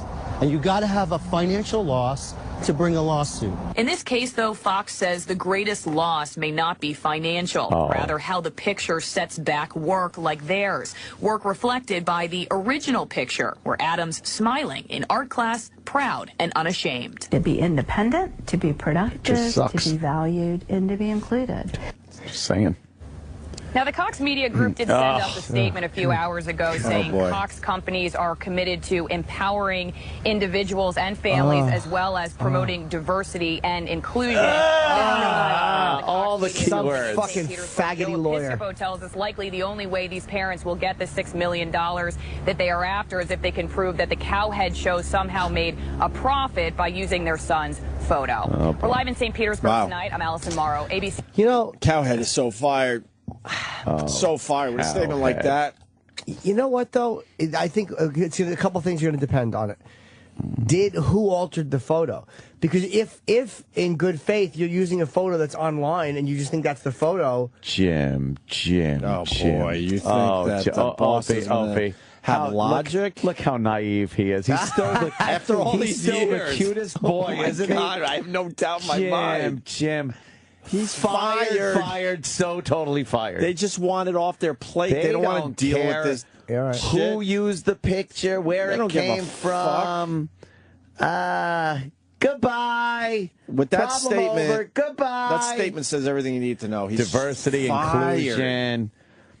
I don't all think he that. should be fired, but the fact is he's going to be fired by the end of the week. That fucking photo is now attached to him. Right. He's attached to Cox Media. And they're going to make a big donation to the local retarded group. Retarded group. Whatever it is. which in our case would be management. I want to apologize for that. Cox will make a huge donation locally. Yeah. We got rid of the guy. Let's all move on. You know, if the There's no tolerance for shock jocks anymore. If the parents are really He's not a shock jock. He's more than a fucking shock jock, by the way. Parents are upset. So why not just why does everything have to be litigated? Like I understand why the parents would be pissed off. Like that's your kid. So why don't they just call? And this is one of those weird times where if you do something like that and the parents are like, that's fucking horrendous. If you say you're sorry, you probably mean it. Like if you talk to Cowhead, he probably would feel bad about that. Like I don't think anybody wants to take a real retarded kid and make his parents feel bad. Yeah, I think he's that type of guy. But the problem is Cox is not going to allow him to talk. No. Because Cowhead would probably go, look, I'm absolutely sorry, and I would believe him, too. Yeah. Oh, he's apologizing, which means he's admitting guilt. Right. The lawyers don't want you to do that. Let the lawyers handle it. Yeah. Let the lawyers handle it. That's always best for you. By the way, you're fired. Yeah, so totally fired. Then again, it depends on the contract who runs his website. Who the fuck does the website? They don't give a fuck about any of that. Yeah. They'll pay him out if they have to. They don't give a fuck. He's fired. Maybe they give him money in the end. That's because true. they don't have grounds to fire him. Damn. That picture's been around since 2004, that guy's saying? Yeah, people have been kind of using it here and there. Yeah. E-Rock, what do you know? I know he's not talking, but what do you know? That's all I know right now. Is he panicking? Nobody on it. No, he doesn't seem to be panicking, but nobody on the show is allowed to say anything publicly right now. Does he know he's fired? I don't even know if he's on today. I got to find that out. No way is he on today. Does he know he's going to be fired? Is he positive of it? I've known the guy for many years, and his answers are very thought out. Like the lawyer says, if anyone asks you, you paste this into your message, and that's what you tell him. If he if he had any plans of saying or doing anything, but was afraid that doing that would get him fired, to do it, because it doesn't matter. He's fired anyway. Okay. But saying you don't it may have those cost him regrets. money. Saying it may cost him money, though. Well, maybe. Because that may violate the contract, or, But, it's one of those things, if you have regrets and go, well, I didn't do that because I didn't want to get fired, but then they fired me anyway. Nah, just do it. Yeah. Because you're fucking poor cowhead. I think his website for his radio show is privately run. Yeah. But it also has an interface with the Cox radio station. Yeah, none of that matters, though. They just want it to go away immediately. Yeah, none of that They don't want to matters. deal with diversity problems ever. All they see is the picture, Cowhead, the company. Sponsors. How do you separate the picture, right, company, Cowhead from the company? Right. You remove the Cowhead bridge between the picture and the if company. that means paying them out. Yeah. They don't care. Well, they're looking at a possible $6 million precedent-setting lawsuit. $18 million lawsuit. You could build a man with that. There's not a radio company around that's going to support a DJ being sued for $18 million or part of an $18 million lawsuit. There's no fucking way. Correctamundo. Not a chance. Is this a national story, Sam? Yeah. It's going national, too? Some of the British papers. He's so fired. He might not even make it out of today. The Daily Mail. Cowhead radio show. They use the R word. The R word? Oh, no. He is on today. All right, good for him. Retard. How do you know he's on today? He's on right now? No, well, he does afternoons. Oh, how do you know he's on? Because he just told me he's doing a show today. Oh, really? Yeah. We were told that. We've been told that. Yeah. He'll go in. Here's what's going to happen. He will go in. They will be like, Cowhead, we see you a minute?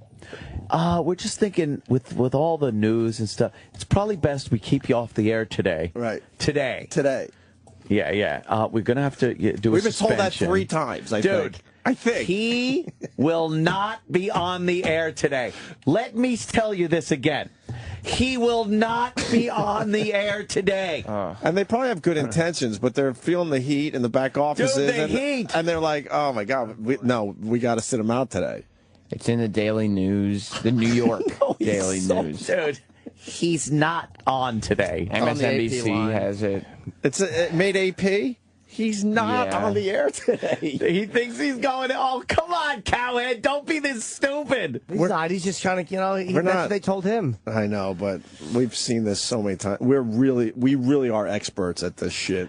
We should be fucking called in whenever this happens to talk to the jock and let him know exactly what's going to happen step by step. Consultants. Yes. We are firing consultants. Yes. If you show up, you know you're done. Right. Huffington Post. Right. ABC National. Right. Not local. No, they're not. He's done. Like ABC.news. We're like the priest and the fucking army guy that used to show up at the door.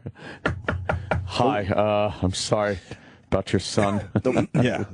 We're the bearers of bad news. The worst thing that could happen to a high-profile radio show is to get national coverage. National coverage. There was a time on you a got the negative national story. coverage, and it was great. Yeah. You skated, but not anymore. Well, you're never going to hear Shock Jock makes good point. They don't want to even hear you. You're never going to... Because they label you as a shock jock, so they feel like you're just a fucking animal, and that you would not have a heart or a soul or a good point. Right. Well, you're never going to say anything that's so funny and so poignant that they're like, Shock Jock surprises everyone. They lower what kind of a person you are by saying shock jock to begin with, so they don't want to hear from you. This is one of those things where, it was in poor taste. As a comic, I've said a million things in poor taste. We do it every day. We say things in poor taste. Of course. It's a part of this genre of entertainment. Yeah.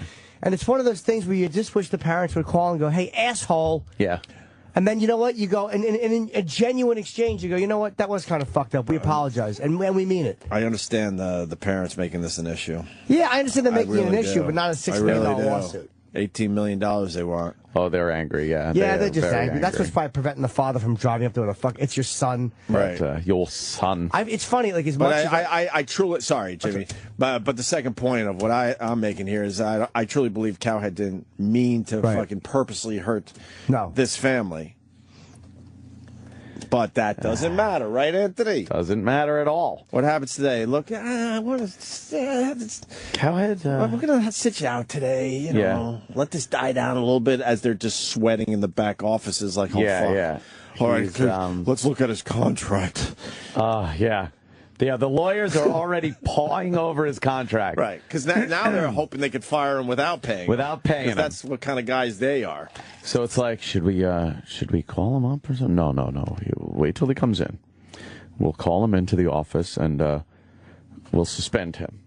We'll suspend him for how long? Indefinite. My favorite one of all time, and we've been through a bunch of them, was the John Sykes, we're going to work this out, / oh my God, I got to leave this meeting immediately because I just got a phone call that we're firing them. Oh, God, yes. Remember that one? Oh, I forgot about that one. That asshole John Sykes. Fuck him. He didn't even understand WoW when WoW was incredibly hot in New York. His first meeting with us was like, this WoW thing, we're going to have to talk about this. He didn't get it. He didn't want it. He came in as the new guy at CBS Radio. Yeah. And was that the Sex for Sam? I guess it was, right? Yeah. Sex for Sam. There was a point we were still naive, even though we'd been through a major firing before this. And they set up a meeting with Ken Stevens, me, and John Sykes comes in. And he's really fucking pissed. He goes like, not only do we have to deal with this situation, we got to deal with that WoW thing. Yeah. And we're just biting our lips. We're not saying shit. God. And then all of a sudden he gets a phone call as he's kind of strategizing with us a little bit here and there. Yeah. And all of a sudden you hear, okay, all right. Oh, all right, okay. He hangs up the phone and goes, I got to go. He doesn't even say bye. He goes, I got to go right now. And we're basically, why? And he's like, I just got to go. Got to go. We never heard from the guy again. That call was, they're being fired. Yeah, basically it came down from upstairs. Don't say another word to them. Yeah, because it might affect, a lawsuit we're thinking of filing against these fucking scumbags. Oh, poor cow. And he left the meeting immediately, never to be heard from again. It's funny, man.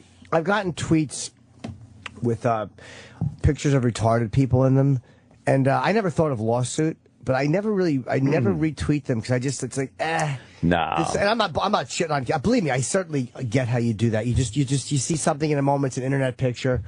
But I never really fuck with a photo of a real retarded guy, but it's not out of fear of getting in trouble. It was just like, Minus. You know what I mean? It was one of those things where it's like talking about rape is one thing, but showing a photo of a rape victim and then mocking on it, it's it just feels too real. Yeah. But that's just a dumb decision. He's not doing that because he's trying to humiliate the kid. Yeah. It was just a decision he probably would look back on and go, all right, we shouldn't have done that. This family just wants to be heard. So to them, we're following an $18 million lawsuit. But in the end, they just want to feel like they were heard. And that's where Cox steps in and says, we hear you. Yep. We're not giving you $6 million, but we will give a big donation to whatever charity you want. Yep. Maybe the school or the home your kid is at this time. I don't know, whatever the fuck. And we're going to fire the DJ. Yeah. And then the family goes, thank you for listening to me and allowing me to be heard. And then it goes away. Iraq, comment? A question: when these situations come up, and especially since it happened to you, why does it the news and everyone else knows you're fired, says you're fired, but the official statement from the company is suspended indefinitely? Why do they never say just the agreement's been terminated, these people have been let go? It has something to do with the contract, I guess. Contract, they have to paw over the contract first, find out what they're going to do. They know that he's fired, but they can't say it, so suspended. And then they also want to give you hope that you're not fired so that they could get information as to who else was involved so they could fire them too. Yeah, because we had a famous meeting, and where was that one? Framingham, in some fucking hotel. Where the fuck were we? Like in a conference room in a hotel right off Route 9 in Framingham.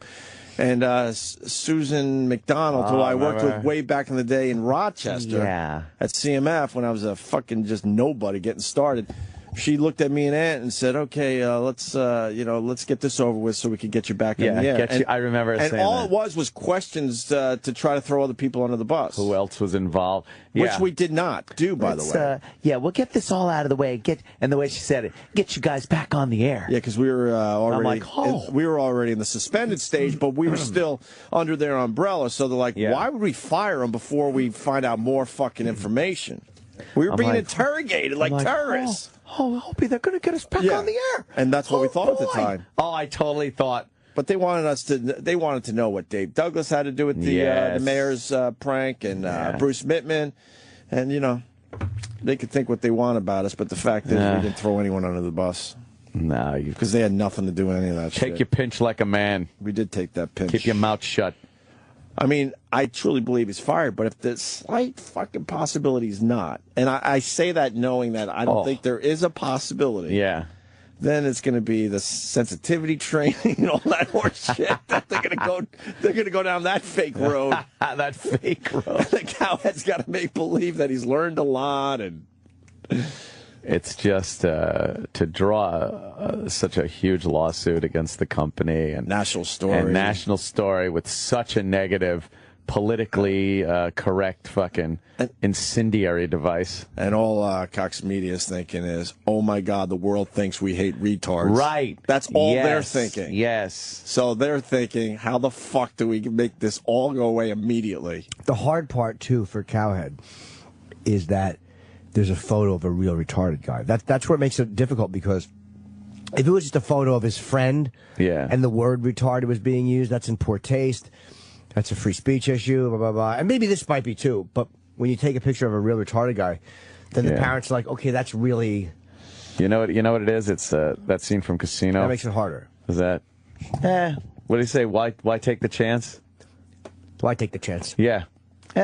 After everybody says what a good guy he was, and he's a stand-up guy, he's a Marine. Why take the chance? Just whack him out. Or in The Wire, when Marlo is fucking, when they're all sitting in jail talking about whether Michael was talking, and he goes, nah, the young one, I don't think he's going to buck. And Marlo just goes, you willing to bet your future on that? Yeah. And you know he's a dead man. That's it. Yeah, that's One moment of doubt, and you're fucking finished. All right, we got. That's how it works. We got 3 votes here. What does everyone think? Cowhead fired or skates? I am voting with beyond a shadow of a doubt, fired. Yeah, I'm going to go with so fired. Yeah, I mean, I think that's what it makes me sad, because I love Cowhead and I like doing nice the show. Guy. It's a funny show too, and he's good at what he does. He's a nice guy. Yeah. But in the climate, I think that's what's going to happen, unfortunately. You'd be the first to skate in a really long time. Oh, yeah. I couldn't even tell you the last person that skated. Oh, wait, that dude, we did this guy. He had some shit go down. E-Rock, help me out. MJ Kelly? No. This was recent, a few months ago. And we all said he was fired, and they kind of stuck with the guy. Well, in Australia. He was an up-and-coming shock jock in, I want to say Columbus. Oh, right. Retarded girl on the radio. We called in? Yes. Yes, I think he skated. I think he was the last one. And he had to go through the whole sensitivity thing, and he had to release a statement that he learned a lot, and he met with the family. You know? Well, he had plausible deniability because it's a phone call. You never know who you're really talking to. He was able to convince people he had no idea that the person on the other end of the phone was slow. Yeah. And slow in a bad way. Slow, If right. you call that into a would be- radio show and you're slow, but it's because you're on drugs or something, that's okay. But Right. if it's because you have a brain injury or was born, retarded. A little retarded. They don't like that retarded. And it's like not Every even group has one word they just want out of our vocabulary. It empowers a group to make everybody not say a certain word. It obviously started with the black community. Look, there. We can't say that word. Oh, if it's a derogatory term. Look, you're a complete asshole if you look at a kid that's mentally challenged. You go, hey, look at the retarded kid. Who does You're a that? complete I asshole, know. obviously. You're a psychopath. But you can't take words away from people. No. I know. The hashtag on the pad data moves the phone number. What's wrong with that? Can you see the phone number on the website? Not really. What? Wait, that whole hashtag. Oh, no. Of course. Yeah, the hashtag has to take precedence. Wait. So you can't see the phone number? Well, it says hashtag Opie Anthony on the top line, Right. but also on the top line, I have to try to squeeze in the phone number because we're doing a subject that might involve calls. Yeah. And on the bottom line has the topic that we're talking about. Wait, So what do you mean not really as far as not being able to see the phone number? Yeah. Well, the top line has to rotate so you can see everything that we put up there. So it like scrolls? Yeah, it'll sit there Would for you a couple shut seconds.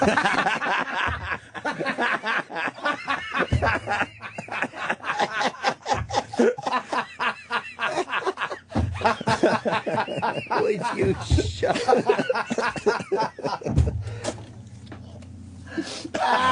What a prick. Hope you choke on that banana. I know you and me both. Oh, boy, is that funny. Go ahead, I was only kidding. Oh, God. Well, get with It was just a well-timed shut up. Get with the hashtag, people, because they're very excited that we have a hashtag for the show. Us, not so much. To us, it was a throwaway. Like, yeah, cool, maybe this will help us a little, but who cares? But get with the hashtag team and see what they can figure out. Coming in for the big win. Hey, we got a Shock Jock production piece here, Sam Roberts. Yeah. This is a perfect time to play it, I'm thinking. Sure is. Dennis Falcone. Jimmy doesn't like that. I do like him very much. No, but you don't like him as far as our show goes. I do. Oh, you do? Yeah. What do you like about him? I think he's. I have a banana in my mouth. I think he's entertaining and enjoyable. Yeah. Occasionally. Yeah. You know. Sure. Every time something comes up. Well, what I would do is, what would you? I like Dennis. He's great. His shelf life is less than 2 weeks. Give him a break. Well, here's what we do on the show. Yeah. We find a delicacy, like caviar. Right. And most people have caviar once in a while. A little bit, right? What we do is we like breakfast, caviar again. But I do like Dennis, and I do think he's entertaining. So we should rest him a little. Not as much. Yeah, I would spread it out a little bit. Yeah, spread it out. Spread out your a little caviar bit. a little bit, This right? way he doesn't run thin, and this way he's got a legitimate. We do get shelf overexcited life. when we Yeah. find something new that we feel like is working. We get really excited. I know. Shove it down everyone's throats for a week, and then we hate the person. It's unbelievable. Something happens which just turns You're us. Fuck him. terrible. Right. You're just awful. So, Shock Jock. Yeah, Dennis Falcone wanted to give everybody a history of the Shock Jock, so. Oh, nice. Yeah. Hey everybody, it's your old pal DJ Dennis Falcone. And you know, before we can appreciate what those wild guys Opie and Anthony do. I know why he doesn't have a full-time job, by the way, in radio. Why? He has a shitty fucking voice. It's not strong, is it? No, it's not. Oh. Needs a lot of processing behind him. Like Sam Roberts. He was up for a pretty good gig. Yeah, but you got the personality. Shitty voice. If you don't have the voice, you got to have the personality. Right. Dennis has neither. Imagine they liked what Sam was saying, but didn't like his voice. Like, how shallow. That's what happened. Well, I know. It's a shallow fucking idea for a station. That was Entertainment Weekly, right? It's Entertainment Weekly. It's just them fucking doing shallow stories about shallow people. But Sam would be good at that. Yeah. Because Sam's a weird... He knows pop culture. He's a weirdo. He's perfect for that stupid fucking channel. But he's just a weirdo with no emotions tied into anything. Oh, he's perfect for that show. Yeah. I think He's that's a creep. What? He's a creep. But it's disgusting that they didn't want him because of his voice. Yeah, his lack of talent is what should sink him. But that's what a shallow way to look at it. Your voice is normal. He was perfect for what they're trying to do with that shit. That's what happened. He would have made it entertaining, to be honest with you. Magazine people programming radio stations make decisions, you know? They really told you that, huh? Hmm?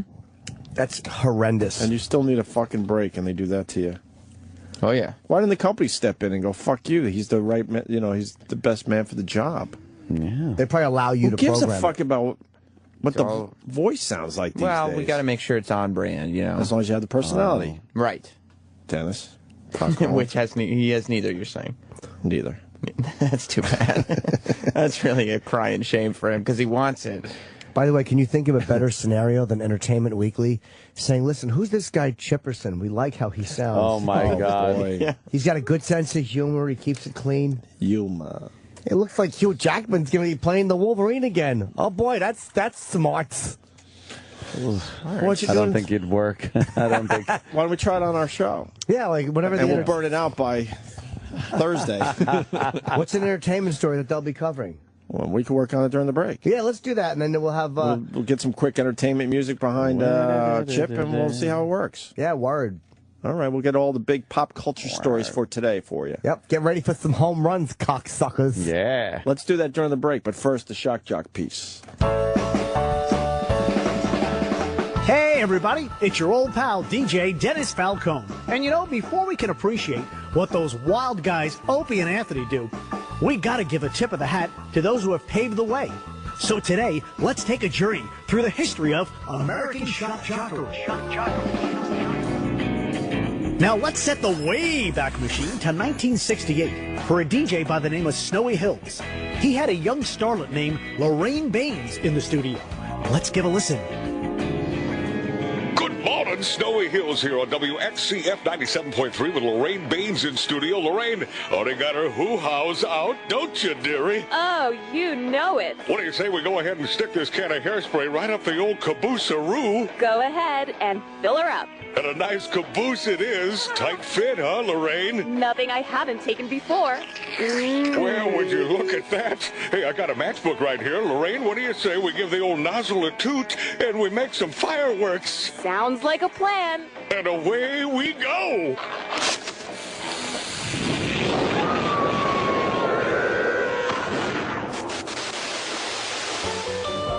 Boy, that was a fun day. Unfortunately, WXCF burned to the ground, and Snowy Hills suffered from third-degree burns all over his face and body. But that didn't stop him from playing the hits until 1989, when he was found to be in possession of child pornography. Hey, the more you know, am I right? Haha, just teasing. Keep those ears to the speakers for the next time your radio pal, DJ Dennis Falcone, that's me, takes you through the history of American Shock Jockery. This is the Opie and Anthony Show. Opie and Anthony.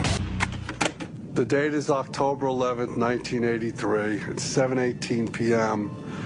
Detective Club Soda with self-professed organized crime soldier Lyle Chipperson. Okay, Lyle, you're requesting placement in witness protection. What kind of information do you have for us? Yo, I'm in the mafia. Don't even fuck around with me. Don't get defensive. Just explain your business here. I was in the mafia for years. My mob name was Little Chippy D. Okay, Lyle. You have no record. You've been seen with none of our organized crime contacts. What was your role? The hitman. A hitman? Mafia hitman. Right, the mafia. Well, who do you work most closely with? I ain't no rat. Then I don't know why you're here. Are you afraid of repercussions? So yeah, good luck killing me. I carry like fucking bazookas. Lyle, there's no way you could have carried around a weapon like that. If you're just here to waste my time, I suggest you leave. Fuck you, cocksucker. I'd shoot and kill everybody. Bury in a hole or something, then we'll see. Mr. Chipperson, why are you here? Fucking stupid cocksucker. Start listening, you fucking piece of shit. I can't believe you waste our fucking time with this bullshit. Do you know this is a crime? Make him an offer that no one refuses. Why don't you do yourself a favor, Lyle? Walk out the door now. Fuck you. You're a funny guy. Laugh at this. You like that? How does this feel? Fuck this. The Opie Anthony Show. The Opie Anthony. The Opie Anthony Show continues. You got a problem with that? Oh, yes, because it's happened before. I can't. I don't. Can I? E-Rock. You know we're doing shit. E-Rock. Don't try to nip it in the I'm bud. not trying to nip anything in the bud. I look over and Jim's just staring at me. All right, what do you think you did, E-Rock? I don't know. I played something that pissed somebody off. What do you think you did? I just said. What was being planned to do on this show? Oh, fuck. E-Rock. All right, that was my fault. No. It's the first time. No, it's the first time. Oh, E-Rock. It might be, I don't know, a little too technical, but no, it's. I don't know. I don't know if it matters in the end, but in radio, like, you know, we're gonna do Chip doing the entertainment news. Yeah. Looking at pop culture, just to kind of put Entertainment Weekly to shame, a new channel here at Sirius XM that pretty much no one will fucking listen to on a regular basis. I mean, he's probably spent a shitload of money on that. Mm-hmm. How many shows do they have over there at Entertainment Weekly? They're going to have a whole lineup. They're going to have a full-time morning show, a full-time afternoon show, several one-hour shows that, are on throughout the week, and then weekend lineup, too. Who do they sign? I know and they couldn't give you one slot over there? Is that for the afternoon show? It's that voice, Opie. It's the voice. Not a great Listen voice. to it. Sam knows pop culture, though. Oh, but the voice is dreadful. Yeah, it I just really can't is like- communicate it. Yeah. No, people hear it and they're like, ah. It's like audio hepatitis. So who got the gig over you? I don't know if they've officially hired somebody for the afternoon show. Last I heard, they were actually looking at 2 girls. Chicks. Maybe that's the target demo. I don't know. Yeah. You could easily fit in that. Why don't you have it 2 girls and you? 2 girls, 1 cup. Yeah. Just a cup 2 of girls, shit. 1 sap. There's a fucking song could be 2 girls, 1 hump. Yeah, 2 girls, 1 hump. Or they could call the show 2 Gals and a Sam. Aw. 2 Gals and a Sam, here we are. You don't think that's a good theme song? No. 2 Gals and a Sam. It's not catchy. And they always got to hire a name that has never done radio before. Who's the name? Well, the morning Sam Roberts. Yeah, the morning show. That was just self-deprecating. My life. The morning show is one of the editors for the magazine.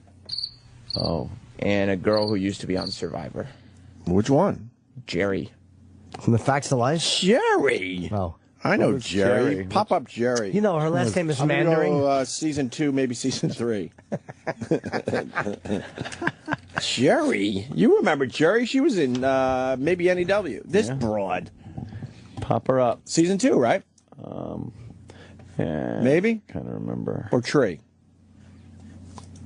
You remember Jerry. What the fuck has she done in radio that she's got a show? I remember her. Remember Kimmy, who used to come on? Who Love let me see her Kimmy. naked? Yeah, remember Kimmy? That's 13 years ago, dude. Shit. Dude, that's 13 years ago. Crazy. Wow. She's probably 40 now. Like, she was, what was she, 25, 26 Whoa. No, she was probably young. Yeah, whatever. 22? I think she was was. probably mid-30s. then? Maybe. Shit. Jerry. Yeah. What season was she on for the people out there? I don't know. I guess it doesn't matter. Fuck it. She's going to be dishing the dirt about Tinseltown. Ugh. Well, everything you want to know about the Kardashians and the Lohans, right? That's right. Jerry.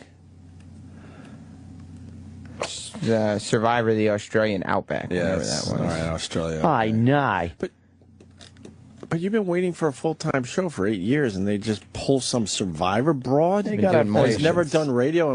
I don't think she's ever done radio. You gotta have a little patience. They're doing more than waiting. Holy fuck! What the fuck do you have to do around here? I don't know. It's easy to beat the shit out of Sam, but I mean, we got to take a serious angle on this. What the fuck is? What else do you want from the fucking kid? You have a whole channel that you got to fill up a whole lineup.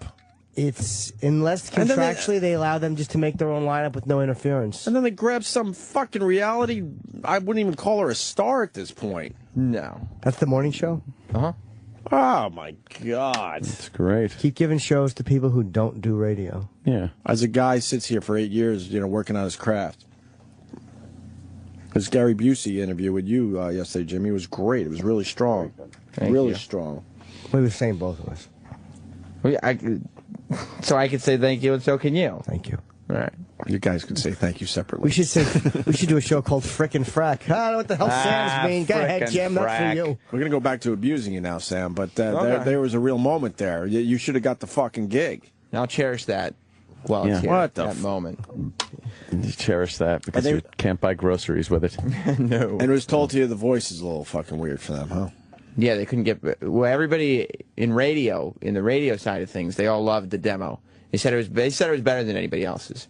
They said that to you, 100%. which makes it even worse. They said that his demo was the best one. This they is got. the best one. And what? The Entertainment Weekly guy wasn't feeling your voice? Correct. Oh, we're gonna fucking kill him. Correct. I don't know specifically who it was. I will openly say this: his life's gonna be miserable around us. But it was somebody at the magazine. And It's a shit magazine anyway. At the magazine, not here. Will that guy be walking around? That's somebody. I don't know who the guy was. Well, find out. You find out everything. I will. But that's what it is. They're allowing the magazine. That's probably part of the deal. You use our name, but we get to put whoever we want. Okay, fair enough. And then in the end you got to blame Greenstein. He should have said, well, tough shit. This guy had the best demo. We're going to try to find him a spot on this new channel. What the company, I think, does wrong is they say, okay, the important thing is getting the banner of Entertainment Weekly on here. Yeah. But it's like, guys, this is a content-driven platform.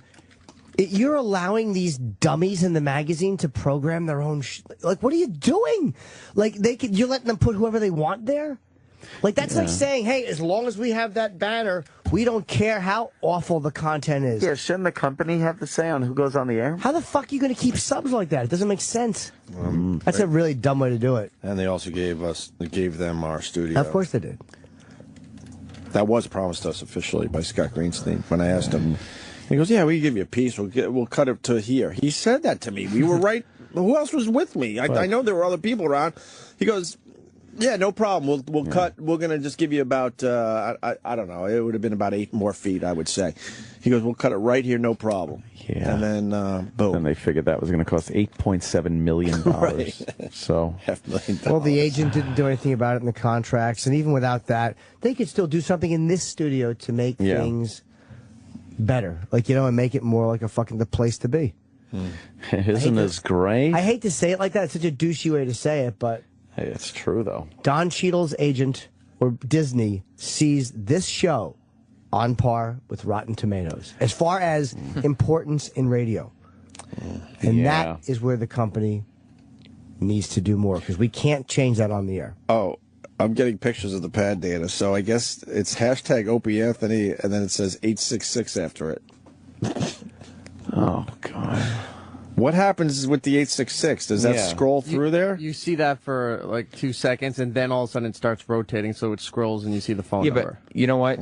Some radios don't scroll. And so that's all they're going to get. Sometimes they scroll for a moment, and then they just go back to the... Ixnay on the hashtag, eh? They thought that was a big fucking deal, a big fucking move on their part. So let's remember that as far as things that they've done for us. That's right. right. It's like, well, let's think of what they've done for. Well, they did give us the hashtag. Hashtag. Some asshole out there, and I mean that in a loving way. Oh. When we talked about the hashtag, they actually went through and they discovered, even with us discussing the new hashtag, that 5 people used it that day. All right. 5. Yeah, but... Oh, my God. 5. And they got very mad that we talked about the hashtag, so we should move on. They didn't like it? Oh, no. Why? It's a big thing. Hashtag? Couldn't anybody just make one up? I might stick my dick in that Gabby Douglas's face. Wow, man. She's 14. What? How old is she? I don't know. I don't know how old she is. I think she's 17. Someone said that we got to play the audio from yesterday. Like, it got a little weird with her. She's kind of cute for a black chick. What? Seems more controversial than talking about the hashtag. I know, it's like this is like listening to fucking the sheriff in Mississippi Burning. They're so cute when they're young. She's fucking hot, man. I mean, I just think she's too young. But something's going on with this guy over here. What happened? He stops drinking, and now he's openly admitting that he would actually have sex with a black girl. You all right? This is a progress that people don't understand. Are you all right? I think this is officially the first time you've said you'd have sex with a black girl. How old is she, first of all? Get her age. She's 17. Who is it? Okay. She's 17. All right, She's legal. fair enough. All right. Have you said it before on this show? Well, there's. Oh, you might have said Francine. Francine was always like I would have like done things with Francine years ago, and then that I was looking at that one in the studio down there. You know that one? Yes, I know. She got a nice fucking She's sexy. body on her. She's very. I wave at her every day. She's very lovely. Yeah. And the old receptionist here was hot. Black girl was bad. really Oh, pretty. yeah, she was. She was really pretty. What happened to her? Because she has a got white girl. She doesn't have a black girl body, that chick in there. Mm-hmm. Well, she got notice? the booty. No, it looks like a nice ass, but it looks like a doesn't white look girl like ass. it's not crazy ass. It's a baby booty. It's not crazy black chick ass. No way. Yeah. Gabby Douglas got Gabby Douglas some is crazy very choppers pretty. on her though. Yeah, she's got a cute little Them smile. big choppers. What was the fucking 30 seconds we had to play? Someone fucking wrote me. Said it got weird with her at the end of an interview or something. Oh, really? Yeah, I forgot about that until you Was it just a race brought her thing? up. I don't know. I don't remember. She's the one that was brought up by white people. Yep. Her black family sent her off to live with white people, and they trained her to do gymnastics. Right. And then she wins the Olympics, and then the black family shows up like, "Hey, we here for you, baby. That's right. We're here for you, baby." With that wild sister of hers. And she's like, "Pardon me, who are you?" Right. "I'm here with my family." It was a Mike Tyson situation. Yeah. Nah. Leaving the ghetto to go live with the white family. Yeah. Catherine Zeta-Jones checked into a mental health facility to treat bipolar disorder. Oh. Isn't that just the way it always is with the fucking beautiful ones? They're all just fucking nuts. That shit crazy. No, they're all fucking crazy. Poor Michael Douglas has been dealing with that fucking nonsense. So he had a sex addiction too, you know. Yeah. Right? Yeah, because she was probably too cranky to fuck him half the time.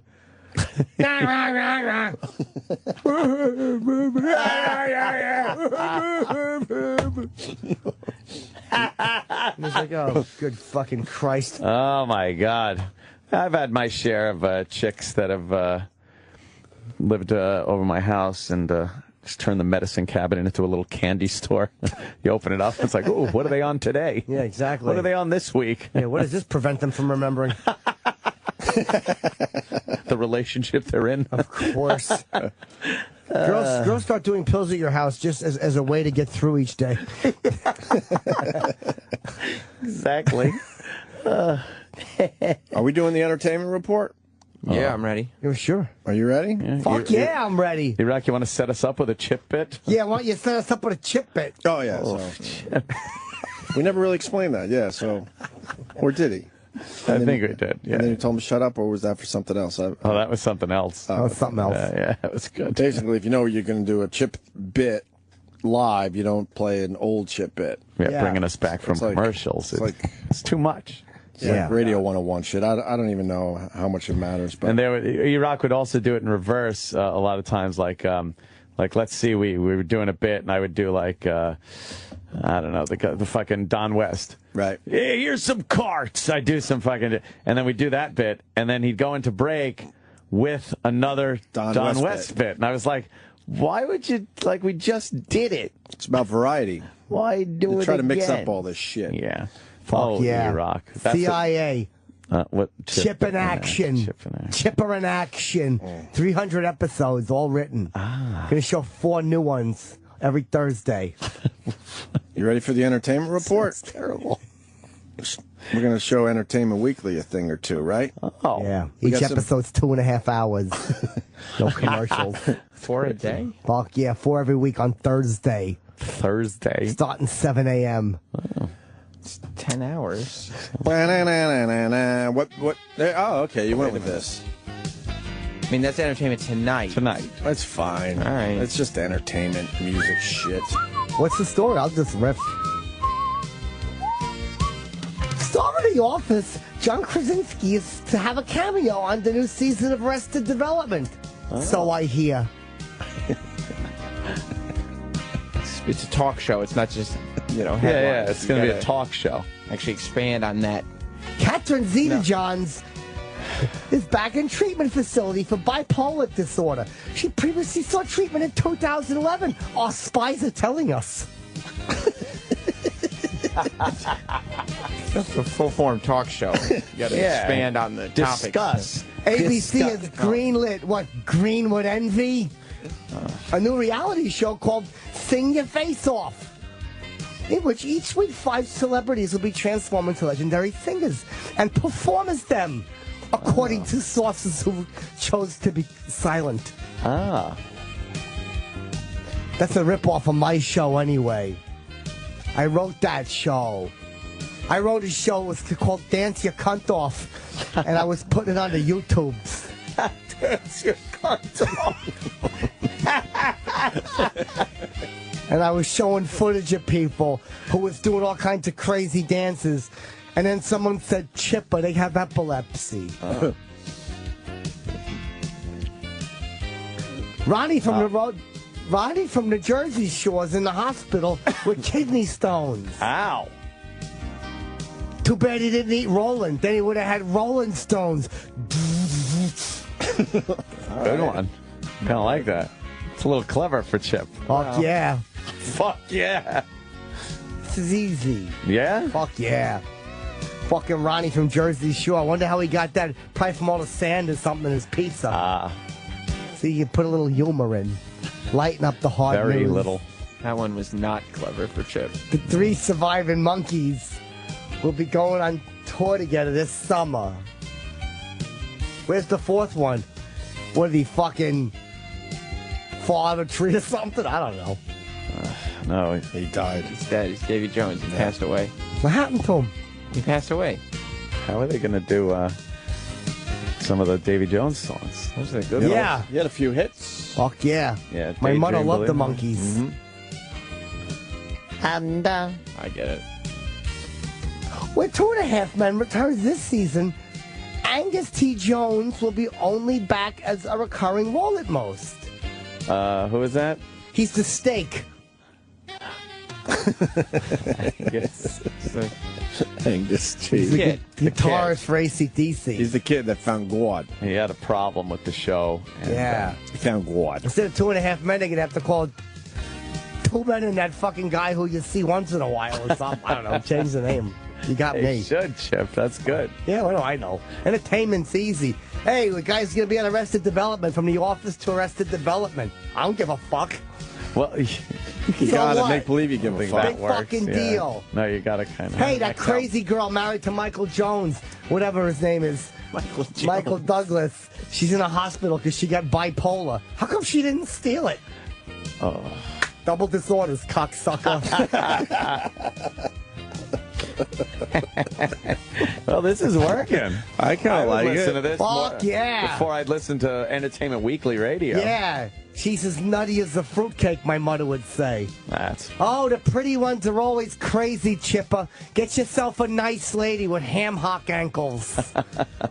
You want a lady who can carry the sofa up the stairs by herself. That's practical. Lamar always said that my mother had a lot of cushion. Lamar. She fucking her? No. Bless you. Don't sneeze in the middle of my entertainment report. Sorry. You already read all the story. ABK has greenlit a new reality show We did that one called already. Sing Your Face Off. Now, what kind of celebrities are going to be on this? 5 celebrities are transformed into legendary singers Fuck and perform. yeah. So, what kind of celebrities you think, Chippa? Fucking, I would say the girl who played Joe on The Facts of Life. Oh, she's fucking famous. I've seen her in quite a while. Yeah, Nancy McKeon. That was her, yeah. I know who it was. Oh, so her. The lady who played Edna Garrett on The Facts of Life. Well, they're not going to have two people from The Facts of Fuck Life. yeah, they will. They'll just start singing. Well, who else then? Girl who played Blair on The Facts of Life. No, that's three. It's not the She's sing a your, fucking great celebrity. It's not people from The Facts of Life sing their face off. And Yeah. nobody knows that show anymore. Yeah, the fuck they do. No, it's not over. really, Chip. Well, you still got 2 spots Yeah. left. Yeah, who else? Kim Fields. Oh, Tootie. What was she on? She was the black girl from The Facts of Life. Oh, okay. My mother would always say, don't you ever come home with her, Chipper, or you'll be sleeping outside on a porch. But she had Lamar. Yeah, she was fucking black guys all the time. No, she wasn't. She was helping members of the community get back on their feet. And Well, who we got a else? fifth celebrity, yes. Mindy Khan. Who's that? Cohen, right?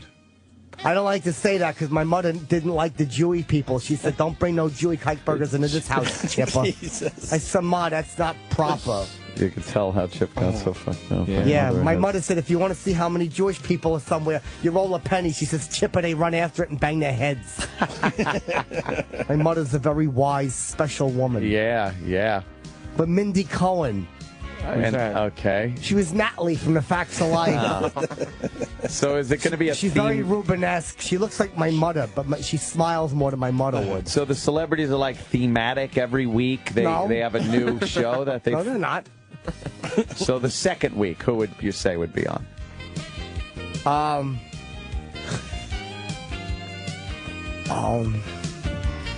Probably Jennifer Anbury's from Friends. Aniston. Yeah. Barry. And who else? David Swinger. See, you're doing a thematic cast every week. No, I'm it's not. from a different show. Everybody's just fucking dancing. No, they're singing their face off. Oh, I forgot. You I was mixed it thinking up of with- my show. What's with your show? Dance your cunt off. It's where you get a bunch of girls and they gotta do like a really hard country left and right step until that cunt falls out.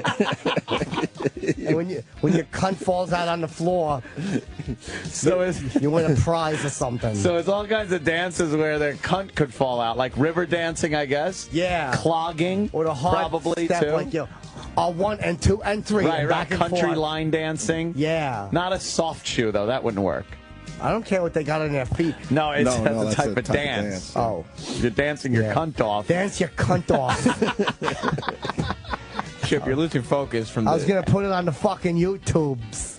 Right. You're losing focus from the entertainment show that Yeah, you're supposed yeah, to That be. is entertaining. The radio show. Everybody would watch. I wonder whose cunt's gonna fall off. It's this, Ed. It's this. She's got a cute face, but I know. wow. Yeah. That's just a turnip.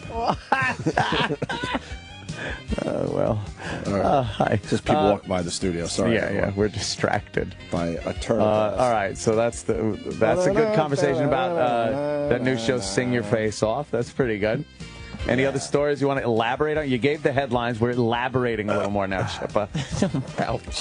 3 surviving monkeys are going out on tour. All right, But they're you- not going to be no singing because the guy's dead, so they're just going to play the music. No, there are singers. Yeah, they'll harmonize some Mickey, shit. Mickey Dolenz. sang, right? Mickey Got a lot of Dolenz songs. is pretty much the lead singer in that band there. Oh, all right. But now, are they going to be getting, who was the one that never really, Michael Nesmith. Michael Nesmith, he never really liked being with the Monkees. No, he had was the done with that whiteout shit. fortune, but I guess since the computer, the might need whiteout money fortune, again. yeah, he needs a little money. Yeah. Chippa, that what do you stock think? is dropped by now. Chippa, what do you think? I don't know. But I wouldn't mind going in there and fucking playing some sick fucking Puppies tunes. This isn't the entity. You talk about the story. Yeah, you're not supposed to be talking about you. The Monkees going on tour. What's Mike the- Nesmith, I Mickey got- Dolenz, Peter Tork. The new sick fucking Puppies song. The Devil's Circus. How does it go? I heard. How does it go? I don't think you've heard this one. yeah, I heard how I it don't think goes. you've heard this one, Ed. Oh, I did. No, I don't think so. Did a How does it go? How does first it go? performance yesterday. Yes.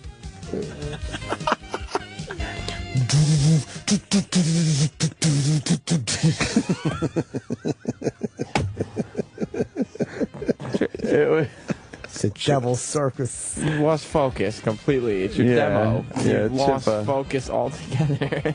So it's circus music played on a guitar with a lot of fucking distortion on it. Fucking A lot of Devil's fuzz. Circus. But this isn't about sick fucking puppies. I heard 2.5 Men's coming back on. Oh, right. Now, Angus T. Jones, he had a problem with the show. He got very religious and had a problem with some of the themes of the show. He figured they were anti-God. He has cancer. What? No, He he doesn't. Now you're just spreading rumors. Oh. No. I just say stuff sometimes when I run out of shit to say. Just got to keep talking. Ran over the list of He was stories arrested twice. for rape. No, he can't wasn't. say that. Oh, he wasn't? That That at didn't all. happen. He's just, I guess, the Catherine Zeta-Jones is in prison. No. She ran over somebody with a bus. She was backing up and she hit that cunt. Oh, Chip, she's in the hospital for bipolar disorder, but it has nothing to do with. She never hit anyone with a bus. Oh my God, she fucking bipolar. She hit someone with an axe. No. That fucking bitch is crazy. She was all fucking zooted on her medicine, running around throwing soup on people, I heard. No, that never happened. Yeah, she even threw fucking throat cancer at Michael Douglas and he ate it. Jesus. That's what happened. He did have throat cancer, So but he it beat kind of it. makes sense. He beat Yeah. it. So I guess that's a way you could get it. Yeah. John Krasinski fucking left Arrested Development. He's going to start in The Office now. No, you got it he's backwards. from The Office. You're not. Aren't you trying?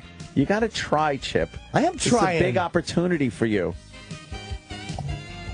You got to try. I am. Be the voice of the station. Yeah. Let the Whole music- channel. People like the music, though. You let it play for Yeah. a few minutes.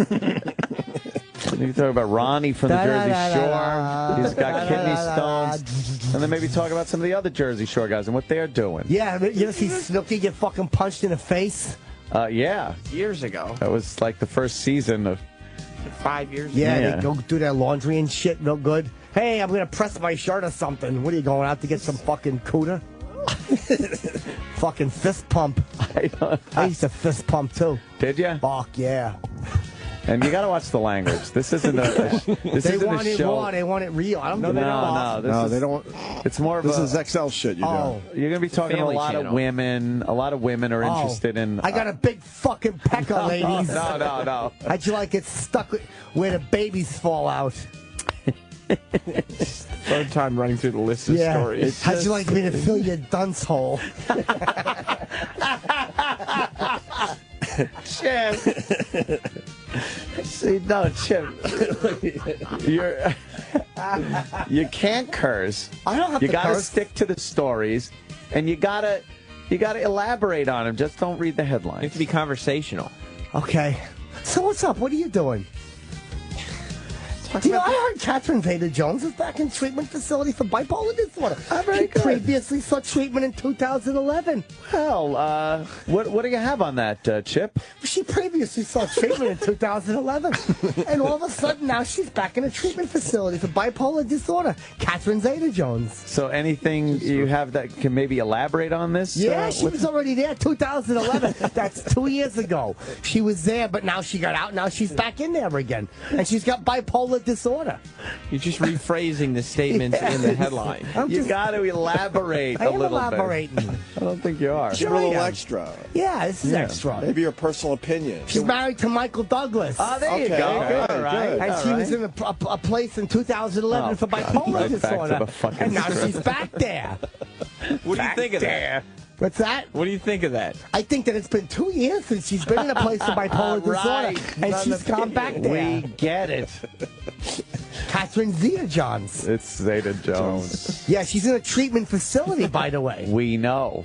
You've said that before. bipolar disorder. Yes, for the bipolar disorder. You said it. Yeah, Chip. Yeah, but that's not the first time. F no. That's good. You didn't curse at least. But Yeah. even the F thing, you could leave that out. Okay, heck no. She was already there. Okay, you go there. 2011. You ever watch the entertainment shows? That's all I do. You ever watch like E.T. Entertainment Tonight? That's a good movie. Not E.T. the extraterrestrial. My mother would always go, if he wants to phone home so much, why does he go to a phone booth, Chipper? I said, I don't know, Ma. Did you laugh at that? It's like a crazy motherfucker. Chip, watch you laugh. What about Billy Bush? You know Billy. You see Billy Bush on TV. Yeah, Billy Bush. What's he got, a bunch of berries on him or something? Like a berry bush. Yeah, it's like Billy Burr, except he's a shrub. It's a big red bush yelling at Philadelphia. I don't think you should riff as much. I'm good at riffing. That's where my gift is. I don't think it's your strong suit, riffing. My strong suit? That's a shark skin one. It's light blue in color. Oh, God. Color. It's the worst entertainment report we've ever heard.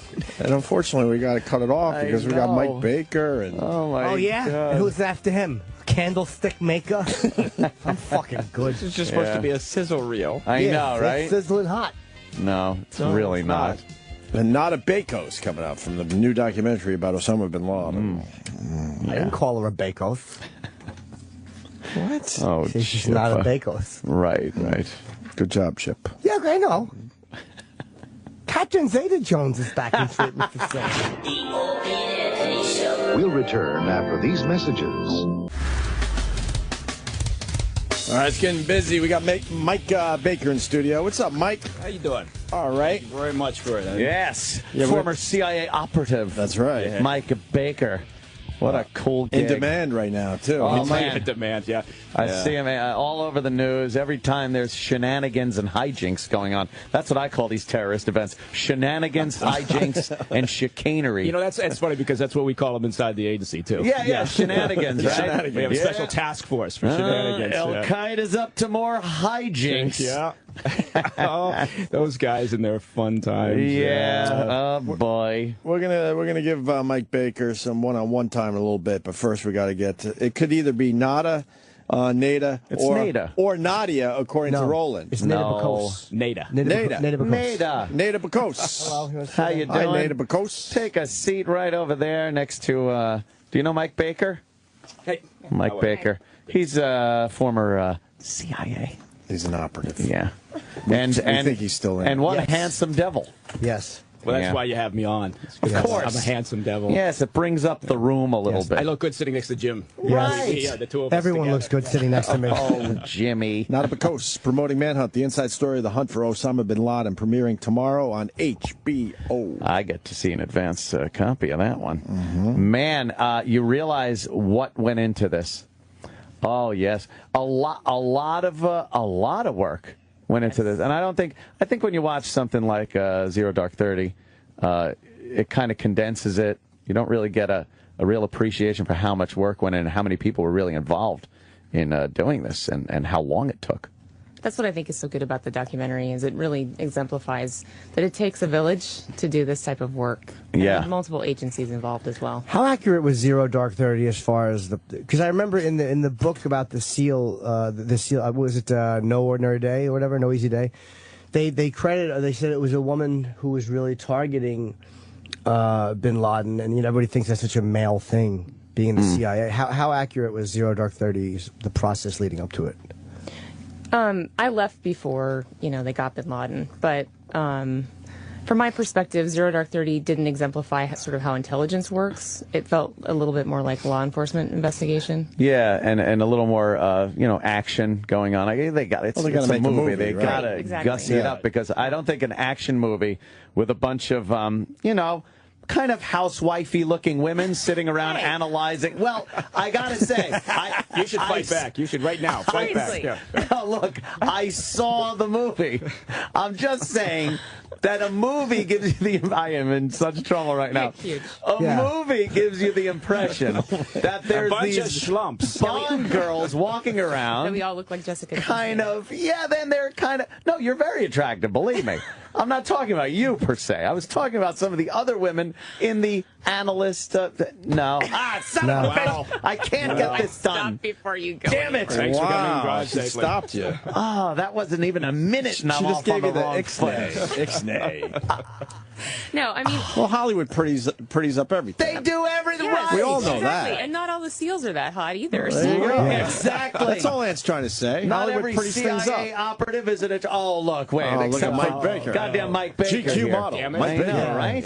Son of a He dresses You know GQ, too. what was really interesting, I thought, for the movie, for the film of Zero Dark 30, was that the Senate up on Capitol Hill seem to have a hard time understanding that it's a Hollywood film as opposed to real world. Because, they got upset about the interrogation scenario where the filmmakers appeared to leave it up to the viewers' ideas as to did this work or not. Right. And, of course, the Senate had just finished putting out a 2 million-page document and saying that there was absolutely nothing gained from interrogation techniques. Yeah. And so then the Senate started demanding that the CIA come up and say, what did you tell those film writers from Hollywood? Did you tell them secrets that we didn't have? But, it was, they kind of left it a little vague in the movie. How much, what do they call it? Some type of interrogation? They don't call it torture. Yes, thank you. What do they call it? Enhanced interrogation. Enhanced interrogation. That was the name of the program. Yeah. How much of that was going on, to your knowledge? You got me. But I think the misconception with that, really, the question keeps being asked, how much of that led up to finding bin Laden? Yeah. When at the end of the day, that was just a piece of the puzzle. I mean, there were so many other issues happening at the time. You're going after the people who are doing the actual operational planning, which was much more important than getting the figurehead, after 9/11 at that point. So you're stopping plots from maturing. Well, that's the interesting part of the movie also, is you assume that, all right, we're looking for bin Laden.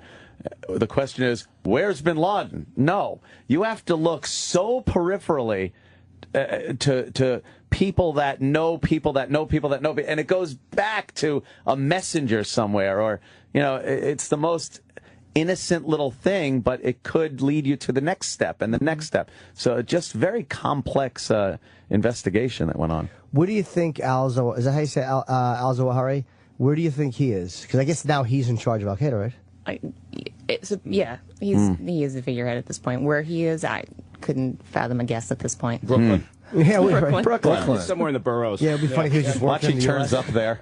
We go like, Mike told us. That was great. Thanks, Mike. You heard it here first. Yeah. What was your role in the CIA to let people know who you are and what you did? I started out as a traditional analyst in the Directorate of Intelligence, so that's where the side where you write, publications for the policymaker, like the president and Congress, and you're briefing people on the Hill. Did you brief the president?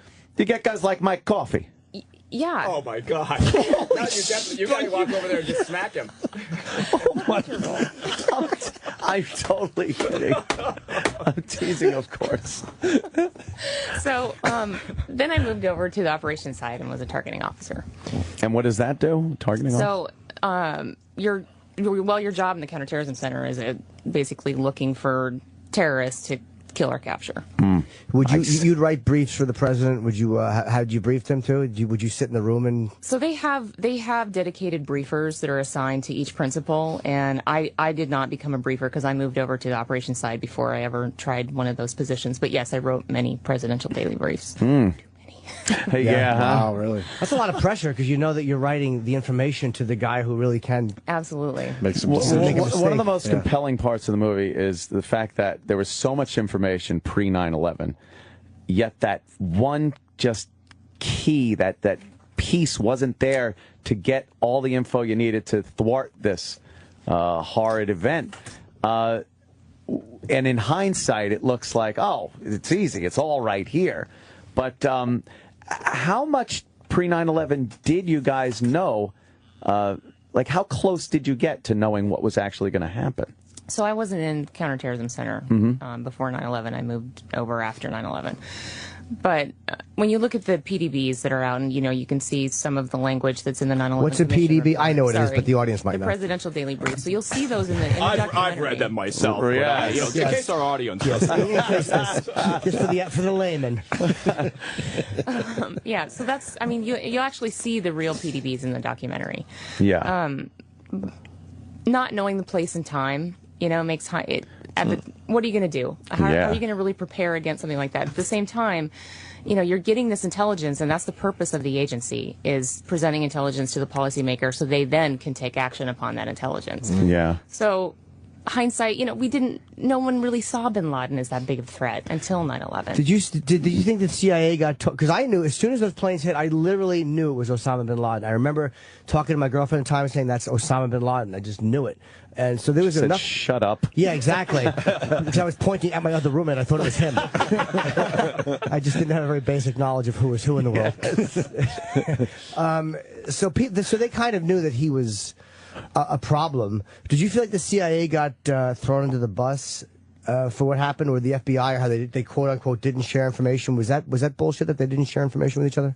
You know, there were bureaucratic walls up. I mean, that was true. And I think the things that they didn't focus on, you know, as far as, you know, the blame game, it shouldn't have been specific people. Really, the focus should have been on how do we improve this and what do we do to make the process better.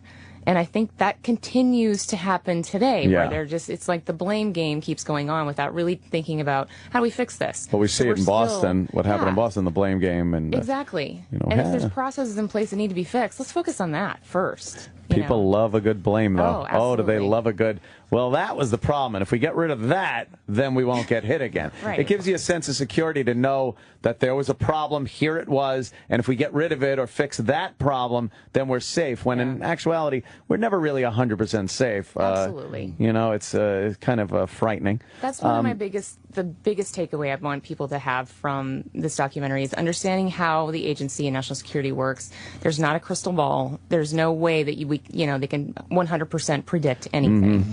So even police state is not 100% secure. Yeah. When you work at the level of security that you obviously have with intelligence, like you look at the Pentagon, and there's like levels of the Pentagon where people can go.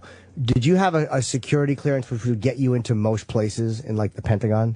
If you work for the CIA, you have to have the highest security clearances available. Oh, yeah. So you could pretty much go anywhere. Yeah, you can't go in that building without the highest clearance. Just knock on the back door of the White House and get some coffee. There's separate clearances for certain programs. Something like that. Yeah. So you know, you may not be read into certain programs, in which case then that requires additional tickets to say, okay, now I understand this.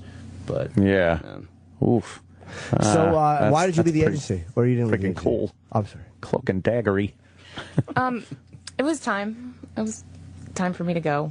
I just started realizing that this was kind of taking over my life, and I'm look for other opportunities. What are you doing now? Huge part. So I'm working on a book, trying to develop a fiction TV series loosely based on my experience, and looking for the next opportunity. And the NSA and the CIA, the NSA is considered so secretive. What's the difference in what one organization knows and what the other organization knows?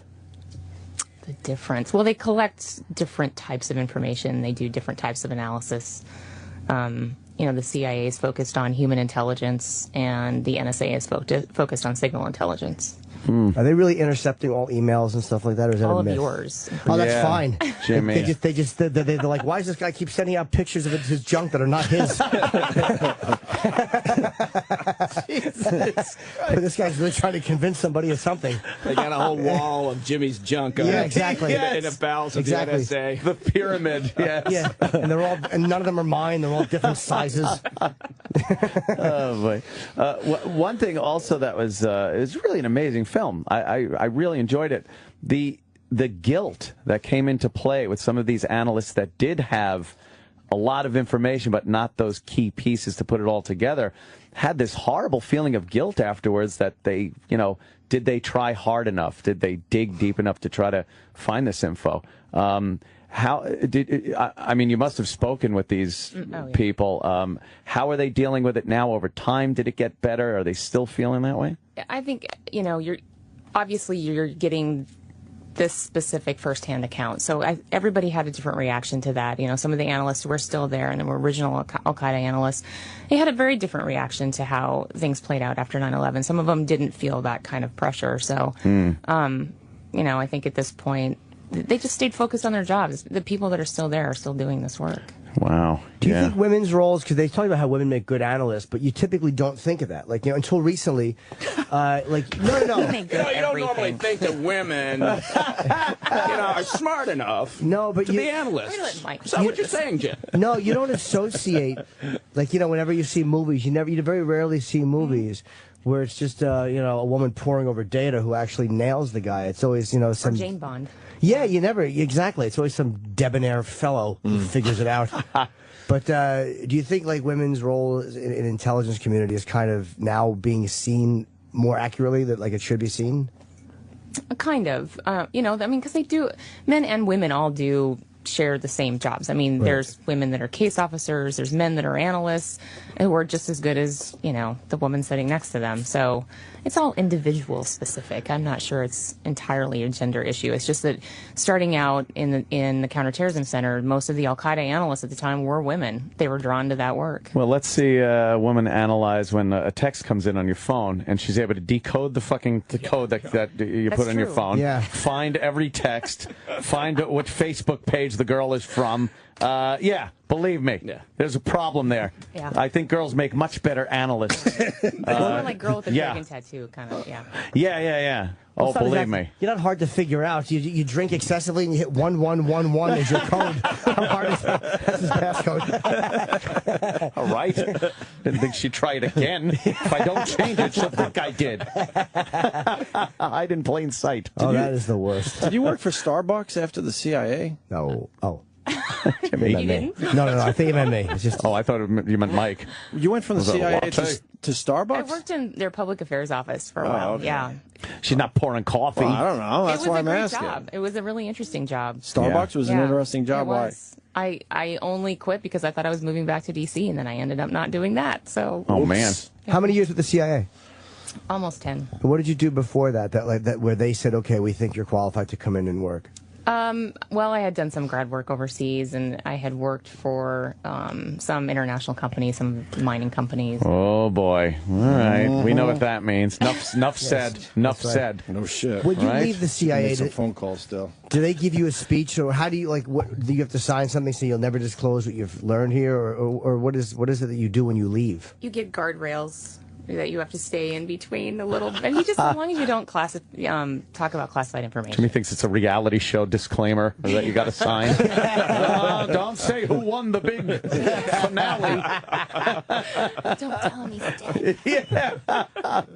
It seems like you guys are too scared to talk after you leave the CIA, right, Mike Baker? No, but you. I mean, some people do, right? Some people. But you don't hear about shove guys. the pie hole, but Sorry, you don't really hear about a lot of guys actually talking though outside the guardrails. Occasionally there'll be somebody who and a lot of times you'll get the anonymous chatters in the New York Times. They can make an entire front page story out of anonymous sources nowadays. But no, I mean if you've got a sense of patriotism and responsibility and self-discipline, which theoretically you should have had if you got into the agency, right? Then you know to keep your yap shut. You don't talk about things. Or a real answer, they scare the shit out of you. Well, okay, well, there's that too. Are you kidding?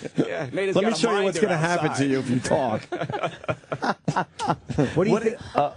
Jimmy, I'm probably just going to ask what you were going to ask anyway. The conspiracy theorist. What's with you every day? No, Mike. No, we love Mike. He's great. just a guest he pops for today. in and why you want his number, right? He's he's a handsome fella. Anthony was going to say, what does CIA stand for? The Culinary Institute of America. Yes. That's where you work. Yes. That's the real one. Terrible. The conspiracy theories that have gone around 9/11 are just ridiculous and stuff. And you having been on the inside and gotten the intelligence, what's your take on those people? I don't. I think conspiracies to them seem to make more sense than reality for some reason, and I don't know why. Yeah. No matter how convoluted the conspiracy is, they'd rather connect dots that aren't even close to each other than just look at what was the most simple explanation. And when you look at the 9/11 conspiracies in particular, because I've been thinking about this, it's like they don't want to believe that someone could be that evil, right? That someone could hate us. Yes. And I think they like to think that the government itself is this umbrella of protection over us that can't be breached, so they must have been in on it. Have you met this government? I mean, come on. Yes, exactly. Oh, my God. Now, interesting to read this, too, because I kind of became obsessed with transsexuals. Jimmy does like a good transsexual. Is there any such thing as a bad one? I think not. I think not. She's uncomfortably drinking her coffee. Believe me, I can tell you what CIA stands for in that situation. Now, how do you feel about gender queers? Al Zarqawi, I kind of became because he was the one I believe that where the beheadings started. Was is that's who you were? Yeah, but that had happened. I mean, it had happened. That was David Pearl. Yeah. Unfortunately, KSM was involved with that one. Right. But I mean, the ones that became like this whole. Daniel Pearl. Daniel Pearl, yeah. He was really a frightening guy to me. More than any of them, Zarqawi was terrifying. And they finally, did you catch him, or did you help find out where he was staying, where they bunker busted him? So I was I was the chief of the target team going after him, and I actually moved to a different job because I needed to, like just a few months before they caught him. Oh man! But it was a good thing. I mean, like I said, this is a team effort, right? This is not about you seem to pull out right before the big game. Hey, but like, you know what? It happens. In my life too. And I know that I contributed to all that intel building up to that. You know? Were you making very bad decisions? Like, look, I think he's in France. Like, we see no indication of that. There's a guy in a livery cab in France. It's him. Right, that was it. So how did they fight? Because there's one thing where they were chasing him, and if I remember, like they got his laptop or something. Like they got some computer information. I don't know if that actually led to his. But how'd they finally get him? That's it. He showed up to reclaim it. They got him. Oh yeah, is that my laptop? How did they finally figure out where he was? I mean, I've talked to General McChrystal and several people that were intimately involved in that, and it's the story that he tells in his book is accurate. Yeah, I didn't read it. Oh well. I mean, he talks about the fact that they actually had a detainee that talked a little bit about, where, who he was staying with, who his couriers were, and they were able to ID his travel. Now, those detainees, of course, it's just by, brushing their hair at night and having long talks with them, pillow fights and s'mores. That's pretty much it. Yeah. Chatting and developing a relationship with them. I love Mike. That's what the FBI does. Yeah. They're very good at it. Relationship. We sucked at it because we wouldn't take the time to develop a relationship. Apparently, that's what they said. Just ridiculous. Great, right? Yeah. But I think was waterboarding and stuff like that? Did it help or did it not help at all? I mean, like, what's the reality of that? It helps. Mike? How could it not help? I think Nader should answer that question. But I think my opinion is simply that the world's not black and white. Sometimes you want the tools in your kit bag because ultimately, if you tell them what you can do, then they'll stay there for the rest of their lives knowing what you can do, and you never win in that situation. So you're assuming you're going to have time to eventually develop their trust, or they're just going to lose it because they're in there for so long. You've got to have those tools in your kit bag, and sometimes they work, sometimes they don't. But for the Senate Intelligence Committee to come out and say they never ever, it just defies belief. It can't. Nothing's never. Right. So if you get one of the guys that isn't giving up any information using all these other tactics, maybe that'll work. Right. But the biggest part about it is you need to keep the uncertainty in an interrogation program. Right. But we've told them what we can and can't do. And from now going forward, unless that ever changes, I suspect it won't. Then it's like I'm not going to say anything because they're not going to do anything bad because they can't. Down the pike. Yeah. But don't they just sometimes you hear like they take them from Guantanamo and they put them somewhere like there was some guys that were sent to Jordan, and isn't that like in a way like maybe their intelligence officers can do things that technically the CIA can't if the CIA just happens to be sitting in, so then legally the CIA didn't do it. Oh, you franchise it out to some a other... Jordanian guy did it, and they don't have the same fucking annoying committees. Who pulled his toenails out? The Jordanian guy. Yeah, well, it's in the bylaws. They're allowed to do that. Did he talk? Yeah. Yeah. It's actually a sign of affection in Jordan. What did he say after the blood-curdling scream? Wow. But you weren't involved in any of that kind of stuff. Yeah. Now, Al Zarqawi, when they got him, who took over after him? Because he was killed pretty quickly. Yeah, it was his number 2. I mean, he had a whole inner circle that he came into Iraq with that he had actually had in the 90s at Herat, Afghanistan. So he goes back. Henchmen or flunkies? Minions. Minions. Lackeys. Wow. So the beheadings, do you think that actually, because I tell you, I performed in Iraq once and it stopped me from going back. I did it in 2003. And then the beheadings started, and I was like, what if I'm in a helicopter going from one base to another and we go down? It just scared me too much to go back. So, oh, my God. Yeah. Jim Norton, that would be terrible. I know. You would have charmed them. Yeah, but it wouldn't even, here's the humiliating part, it wouldn't even put a dent in the comedy community. Nobody would just blip, nothing. But did that change anything for the way you guys did business, knowing that the contractors and stuff were going to face that fate? Well, all of his brutality. We certainly had plenty of incentive to find him.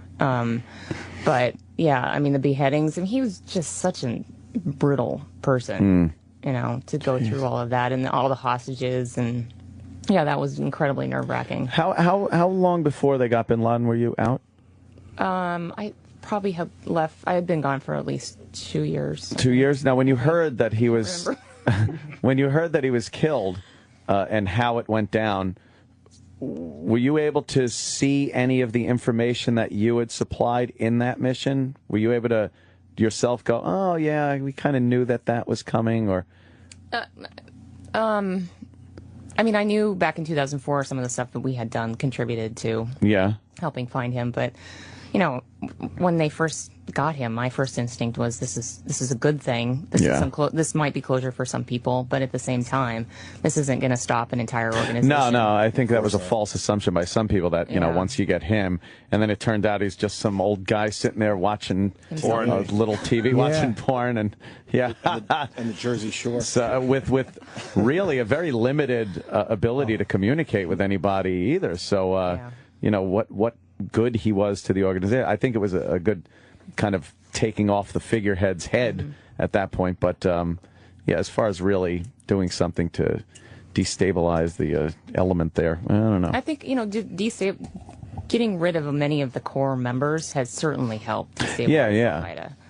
Yeah, it's got to be frightening for the next guy coming up to know that the guy you're replacing was driving to fucking dinner. And something that wasn't even visible or you couldn't hear it just blew his car up. That's got to be a little nerve-wracking to a guy when he, you know, or just walking out to take out the garbage or whatever it is. Frightening. So well, that's good. It's also a good recruiting tool because there's always constant headroom, right? Yes. So, you know, room for advancement. I know with my company, that's what people always ask. You know, is there a chance to move up? Take out the top guys. Yes, plenty of room for advancement on those recruiting posters. That's probably what they say. Hey, look at that. Were you surprised he was in Pakistan, or had you suspected that? At that point, guessing he could have been anywhere. Wow.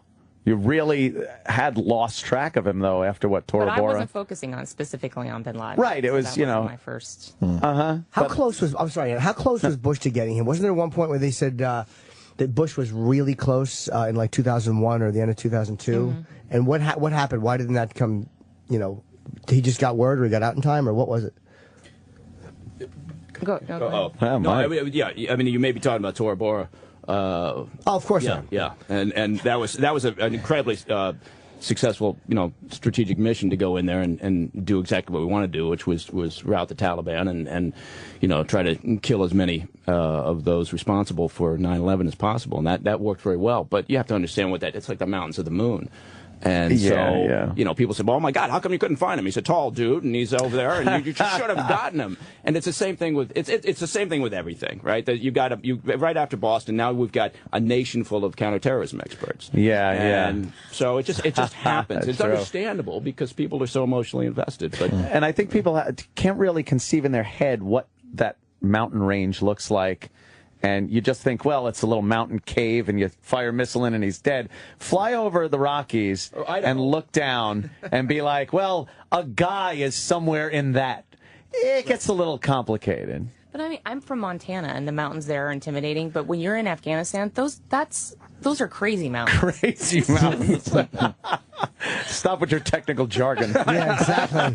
I think he's in the crazy mountains. He's somewhere in the crazy mountains. There is a mountain range in Montana called the Crazies. Is there the Crazies? Would the presidential briefs have that official language in it? Those are some crazy mountains. What does she remember, mean? Not all Tetons are Grand Tetons. Yes, exactly. What does she mean when she says we're shit out of luck? What does that mean? Oh, my God. Did you ever make a mistake in a brief that you look back on and you say, I briefed them and we found out the information was incorrect and you had to go back and correct it? Never. Nah, there you go. When you write a product, it goes through lots of coordination. And mine typically went out to large part of CTC before it because it was touching big topics in Iraq. Yeah. Well, not even a mistake you personally made. Like when you look back, like they thought when Colin Powell was, in the UN saying that it was a uranium truck, and it turns out what was a, fucking hot dog sale. Good humor, man. Yeah, No, that's a good question. I was on the team that on the analytical side at the time, looking at evaluating Iraq's connection to 9/11 and Al Qaeda, and we didn't find one. Did the government pressure you to find a connection? And we didn't. Well, I mean, we did our job, right? And we did have an unusual experience with the government. I mean, having the vice president come to the agency is not typical. At the end of the day, we stood our ground and said this is our objective evaluation of the fact that we don't believe Iraq has a connection to 9/11 and Al-Qaeda. So it didn't change our analysis. Or our So the vice line. president came to, so Cheney came, and what did he say? Hi. How are you? Yeah, he's a grouchy Where's bear. that connection, Nada? Be more accurate.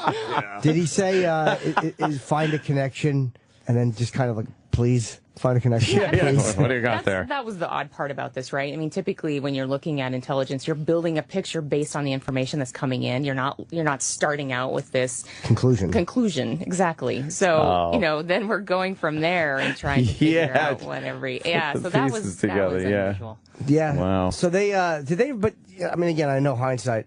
Did they really believe that Iraq was involved, or was it now we're in this position we kind of have to figure out if they were? I mean, I can't speak for what the administration believed, but we told them they were not. And they knew that prior to the invasion, and our bottom line had been delivered prior to that. So the CIA had told them, and they still went in. They still went in. But who cares? But that makes she makes a really important point, which is that the agency, people don't believe it because of all the movies and the books, but the agency is very apolitical, right? You just march on regardless of which administration's there. Right. But the problem is when that information that NATO's producing then goes into the washing machine of the intel community and over to the White House, and then it starts getting edited and shaped and shifted around, and that's when people say, "Well, my God, this is what they said." Well, it's not what the agency said. Right. It was shaped for their own devices. Well, don't they ask for raw data? Like because Obama's been much tougher on foreign terrorism than I thought he was going to be. Like as far as targeting people with drones.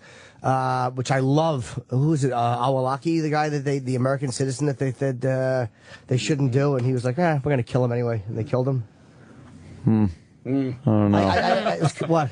I mean, there's been some good, but I don't see He as loves how Predator drones. Well, he loves them. Then It's out of sight, out of mind. Then he should have sent one over to fucking Benghazi, maybe. Within those hours and hours that went by. All right, that was a bit of a blunder, thanks to fucking Hillary. Didn't really handle it. But, Well, she had nothing to do with. Oh, that's right. That paper was signed by her. Oh, whoops. The only one that could have called that in was Obama. Yeah, We're talking about Benghazi. He's the only person that could have done that. Yeah, and he chose not to. He couldn't be bothered. But that was a movie, right? When these guys campaign on a certain way, they campaign a certain way, and then all of a sudden they start acting a different way. Is there a way like a candidate just doesn't get the information that an elected president gets? Like as the candidate, you think you would do this, and then when you're in office, you find out a lot that you just weren't privy to. I mean, is that one reason that these guys kind of change whatever their position is when they get to a certain place? Oh, they have a learning curve. I mean, that has. I would hope they would learn something once they got into office. Because you get somebody like Obama that was dead set against Guantanamo. We're going to shut that down, and the first thing I do, and even just withdraw the troops immediately, and then he gets in. And I would gather he's briefed, and then he goes, "Oh shit, we can't do that." yeah, that's got to be quite a shocker to him. Well, the documentary was very good. It's called it's a Manhunt, the inside story of the hunt for Osama bin Laden, and it's tomorrow night on HBO, and it's really interesting to see all these analysts talking. And it's very concise, which I liked about it, too. It's, a lot of times you get these kind of loose ends with documentaries. You're like, what is that, though? I want to know a little more.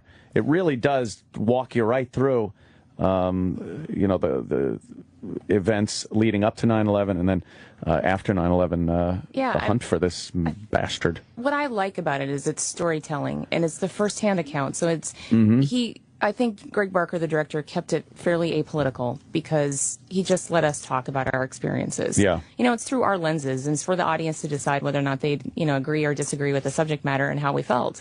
But he kept the political discussion out of it, which I thought was very great. fact-based. It's not really open for interpretation. It's here's what happened. Right. Here it is. From our point of view. Yeah. Definitely. And you're on Twitter. You're Nada Bekos. Am I saying it right? What kind of name is that? Bakos is Polish. Okay. It is. N-A-D-A-B-A-K-O-S. I thought Greek too. Sounds a little Greek. Everyone does. I got Yes. Anytime there's a K and an O and an S. Not a Bakos on, and I don't know how to say it. N-A-D-A-B-A-K-O-S. Not a Bakos. That's a cool name. It's Nada, right? Nada. Nada, not Nada. Yeah. Nada means nothing. That's terrible. Well, you said that earlier. No, I didn't. Nada Bakos. Where's the Bakos?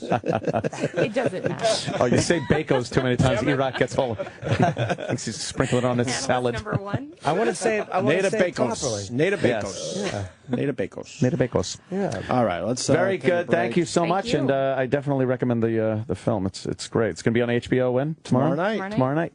Cool. Thanks for coming in. Yeah, and we'll be back with. I want to talk to Mike about the Boston antics, hijinks, and shenanigans that went on up there, and a few other things. Stick around. Thanks, man. The Opie and Anthony Show will return in a moment. After all, millionaires have to piss too.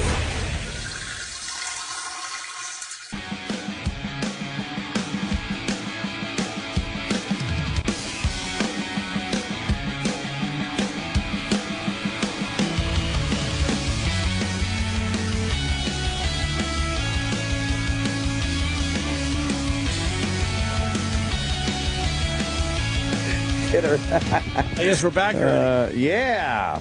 Well, we don't want to waste time here. We got Mike Baker in studio. Yes. Mike, I want to dive right into the Boston situation. By the way, Nada was wrong. We do have a crystal ball at the agency. Oh, she didn't know that. Yeah, we keep it on the 7th floor. Occasionally, it gets consulted. Can I ask one That'd question? be nice, yeah. right? Can I ask one question about the interview? Yeah. She didn't really answer anything, and she almost gave the, the appearance that she doesn't know much. Well, no, she I mean, she was nice and all, but Right, she didn't right. really offer up much of anything. What's that about, Well, Mike you know Baker? what? It's just, you know what it is. It's her way of talking about what she used to do. I guarantee you she knows a lot. She's a very, very smart person. Yeah. You know, and was in there at the outfit at a very interesting time. Sure. But, you know, some people get out and it's an awkward thing for them to talk about this thing. I'll suck all the oxygen out of the room, you know, as long as I'm not talking about sources and methods. But there's a way that you can talk about your time in. There's a way that you can talk about what the agency does, but you're not releasing any sources and methods. She's probably not used to that aspect of it yet. It seems hard to talk about your job, and we've talked to you about it over the years, that you have like one of the coolest jobs you could ever have, and you really can't talk about what you did. Right. Occasionally you'll find that something gets declassified, you know, an operation. Right. And then you're all in, like, and then all you're right, all now in, I and then got you can some say, wait a minute, stories. like, you know, I'll get a call from somebody say, did you see that somebody's talking about that? And then you find out that they open their mouth about that. Oh, wow. And so then you realize, okay, but you still don't want to, jump on the bandwagon and start throwing shit out there. Yeah. So how do you brag? I mean, every guy likes to brag about whatever the fuck. So I just point to my Johnson. that's it. So that's it. But do you get together with the guys and over a barbecue in the middle of a fucking desert so no one could hear you and fucking brag a little? You know what? You don't really. You know what I mean? No. That's Remember that time we did that? Remember that time I pulled your ass out of that fight? I think you know what I'm saying. That's comparing your scars. It's got to suck because I know that you probably have some amazing stories, and you have to pretty much, like she said, keep it between the guardrails. Yeah, and you rails, do, whatever the fuck you but say. also the thing is you don't go to work at the outfit, particularly, well, you know, in all the directorates, but you know, I can speak for the operations group. You don't go to work there if what you're looking for is, you know, somebody to pat you on the back and you know, get affirmation constantly about the shit, because you don't. Same as here. Yeah, exactly. It's not that you need a pat on the back. It's just like you had a cool job and you really got to keep most of it on the wraps. Right. With that said, what's up with the Boston Marathon bombing? You think there's more people involved? Yeah, definitely. I think it's well. When I say that, let me qualify that. I think it's inconceivable that anybody at this point, unless they're just stupid or they're following some policy line, would say that Tamerlan, the now dead older brother, didn't receive training while he was over in Dagestan. Right. And so when I say there's other people involved, I'm not saying necessarily that there's a support cell sitting in Watertown or somewhere that helped him construct these things. But what I am saying is that, look, they started to self-radicalize, right? And then because of the connections to Chechnya and Dagestan, where the mom was from, these two, if I'm a jihadist, These are exactly who I'm looking for. Just like if I'm a Chinese intel officer, I'm looking for a Chinese American to target. Right? Exactly. There shouldn't be any mystery there because you're looking for leverage. You're looking for some touch point that you can influence them. And the jihadists for a long time now, and I'm not just talking about Al-Qaeda, but radical Islam has, for years now, have been making a very aggressive, concerted effort to reach out and influence, usually through social media and internet, and the ramblings of the psychotic imams that they've got, to influence people just like these brothers. And whether they self-radicalize then through all the work that the extremists put out there, or whether they actually then make contact like Tamerlan did, and they get training and they get some resources, it doesn't matter because the end game is still the same. You get a terrorist who commits an act. Exactly. And now you got the guys already here that you're influencing. Right. You don't have to now go through the step, which is pretty hard these days, of importing someone to the United States. Bringing them over. They're already here. It's a lot easier to electrically connect with this person. And they've done this in Europe. They've had successful attacks in England and Spain and France. They've even said that this is what they're trying to do. They've said we need to get people that are already there. And they're also the lone saying wolf that says the bombs were more complicated than we first thought. You know? You don't just put this together. No, you would have to try it out a little bit and figure out some things. You know. And it's not a guarantee it's going to work on the first try. No. So they're trying to figure out where the fuck were they practicing this shit and trying it out to make sure they got everything right before they place the bombs. Yeah, not like the pipe bomb in a planter kind of a thing. This wasn't one of those. It was pretty sophisticated as far as the electronic device. But at first the media's saying it's so easy. You can just read about it on the internet and next thing you know it's going to happen. Oh, that's right. Now they're starting to say there's no way. You really got to know what the fuck you're doing. The entire media now is all Action Jackson, right? How come you weren't on top of these guys breaking the Constitution and doing more and surveilling them, when you had no cause? That's something that the FBI has been getting kicked in the ass constantly because of this. And here's the thing that I'm amazed at. A lot of the media is standing around saying, well, look, the Russians, they tried to help us. They tried to help us. Well, the Russians, they've had a brutal conflict with Chechnya for years. It's a separatist issue. They don't give a shit about radical Islam. They care about the separatist issue, right, from their perspective. And Dagestan is the same way. Dagestan's got a really serious radical Islam problem, but they've got the same concerns there. So here's what the Russians have been trying to do for quite a while. They've been trying to link the separatist issue with terrorism, so that everything they do in Chechnya, they can put under the banner of a war on terror. So they can go in there and blow the shit out of the place and say, what's the war on terror? And now the White House has been completely played by Putin yet again, who, the White House is now touting, well, we've got this new aggressive cooperation with Russia on the war on terror. Putin has got to be just sitting in his office jacking off happy as a clam, right? Yeah, we can now just do whatever we want with these guys with impunity. And the Russians were wiretapping this guy. I guarantee you, they gave a name and a date of birth and said, do you have anything? And I guarantee you, by that time, they already had a file because they'd been tapping him. And then he goes over to Dagestan. You don't think that the Russians were crawling up his ass the whole time he's over there? They got a massive file on what he was doing. He came back here in 2012, and of course they couldn't be bothered. Not that we expect our allies to help us out in any way, but it's the war on terror. Right. So, but meanwhile, everybody sits around and goes, well, the Russians were trying to help, and the FBI fucked up and dropped the ball. Yeah. I don't get it. I don't get it. Anyway. No one digs that deep into the story. Yeah. All they see is, well, the Russians try to help and we dropped the ball. Yeah. But God bless those Russians. Putin's always helping us out. Yeah, well, the kid's mother said he didn't do it. Oh, God, that woman. And now she apparently was on a terror watch list. She had to leave the country because of shoplifting. There was a phone. What did she shoplift? Dresses. That's it. Lord & Taylor. Wow. She boosted. She went into a dressing room and boosted like six high-end dresses. Cut the security tags off of them and tried to walk out the door. And they got her. Yeah, she showed up for a couple of court appearances, and then the last one, I guess she just got bored and she left the country. Isn't that a coincidence, too, that the cameras on the Lord & Taylor outside of the marathon were some of the cameras used to identify these sons? See? Conspiracy theory. Little vengeance. Yeah. I think it's more karma. She robbed from Lord & Taylor. Lord & Taylor robbed her of one of her sons. If not both. Good. And what about the female DNA found on the bomb? Oh, yeah. Well, you know what? Yeah, that could be... That could be pretty much anything, right? Right. It could be a sales clerk who sold the thing. It could be... So why are they releasing that like that? Knowing that it could be pretty much anything at this point. Well, I don't think you just can't keep any freaking secrets anymore, right? No. I mean, the media's got this insatiable desire for information. But where are they getting the info from? Somebody talks. I know exactly, and that's the problem. They're always talking. Yeah, you can't. And keep then the media secrets. goes with it. Right. And you saw that from the very beginning. Once those explosions touched off, they were constantly, misreporting information. Yes. Do you think our sources are telling us? Do you think these brothers truly thought they could have been in disguise like that, and the cameras weren't going to pick up a good shot of them?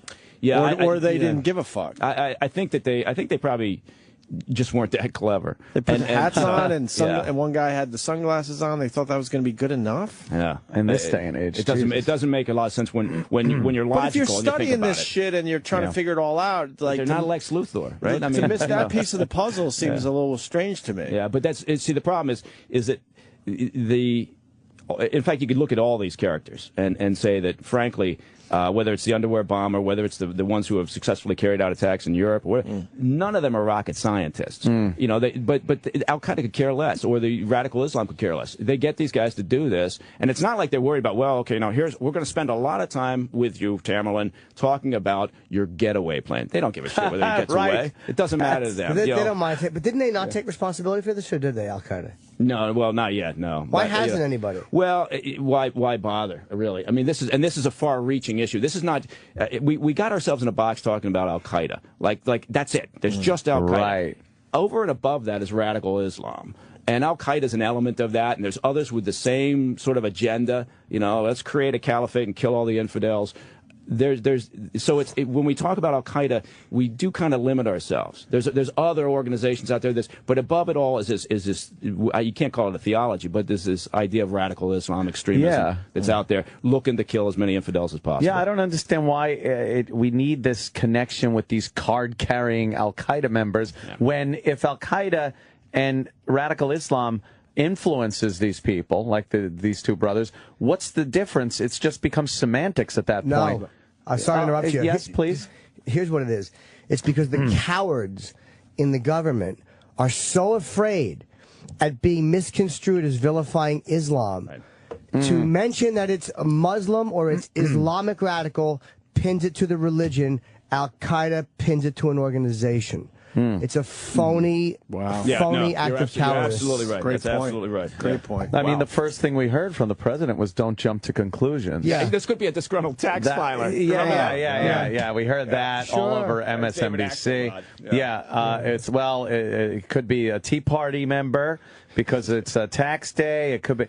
Could be somebody from. I just moved to Idaho a few months ago. Yeah. Right. Could be somebody from Idaho. Yeah, Idaho. That's what they were implying. It could be my grandmother dragging it with her cunt lips, but we all know it's not. We all know it is a radical Islamic member. Everyone knows. By the way, that is not an approved delivery mechanism. How many times in the you come terrorist across handbook? that? Yeah, you hardly ever see that. Everybody knew what it was. Yeah. Everybody knew. Don't jump. The last time I jumped to conclusions incorrectly was the fucking with the Murrah building in Oklahoma City. That was the last time I was incorrect. Yeah, I was over in North Africa then. We were doing operations, and in fact, involving Bin Laden. And you remember, when that Oklahoma bombing was. Yeah. So, when you talk about, do people feel bad about what happened, because 9/11, and then you think, did you miss a piece of information?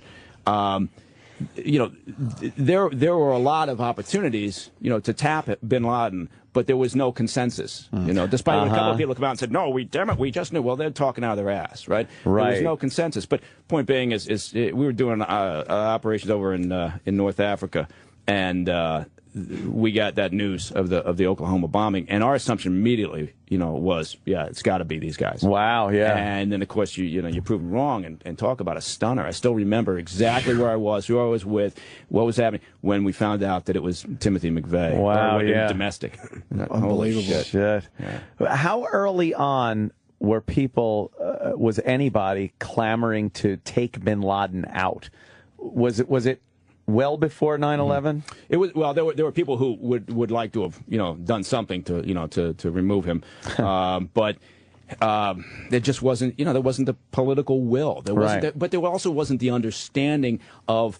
Because I don't know. It's tough to say. I mean, it's in hindsight. Obviously, everybody's saying we should have crawled up, the Tsarnaev's ass and followed them, and we would have prevented Boston. But that's not how the world works. When did he officially become a problem? for the United States. Obviously, the '93 attack. Yeah, but we knew he was a problem before that, right? He was. I mean, because he was a prime, financer, for extremists, and certainly for. So what year was that? When he was definitely on our radar as a bad fucking dude. For us. Shit. You'd have to go back to the beginning of the '90s, basically, when people really started focusing and paying attention and saying, there's this character, and it's interesting because he comes from this really wealthy Saudi family, and he's dumping a lot of money into very unusual organizations. So and it took 20 years. That's why I'm asking. Yeah. And it took 20 years to finally get him. But his name really started coming up after the first Trade Center bombing. Yeah, You started really hearing about him, and then the coal. But even at that point, there still wasn't necessarily the understanding as to, because for a long time people thought he was just the cash bag man, in a way. Right. But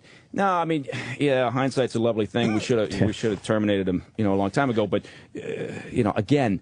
It's not how things work. Yeah. And it's not, as Nada was saying, it can sometimes be very frustrating when, particularly after the Boston attack or any other operation that goes out, and people, suddenly, they're an expert and they want to tell you this is how. I think everybody should have to do some time in the government or in the military. I think a 1 year, 2 year service, I think it should be mandatory. And then you get rid of a lot of these conspiracy theories. You'll get a bigger understanding of what's going on. Has there ever been, because I always watch, and recently I've watched interviews with bin Laden, video interviews, news interviews, where I guess it was Peter Arnett met with them at one point and stuff, and they had camera crews and everything.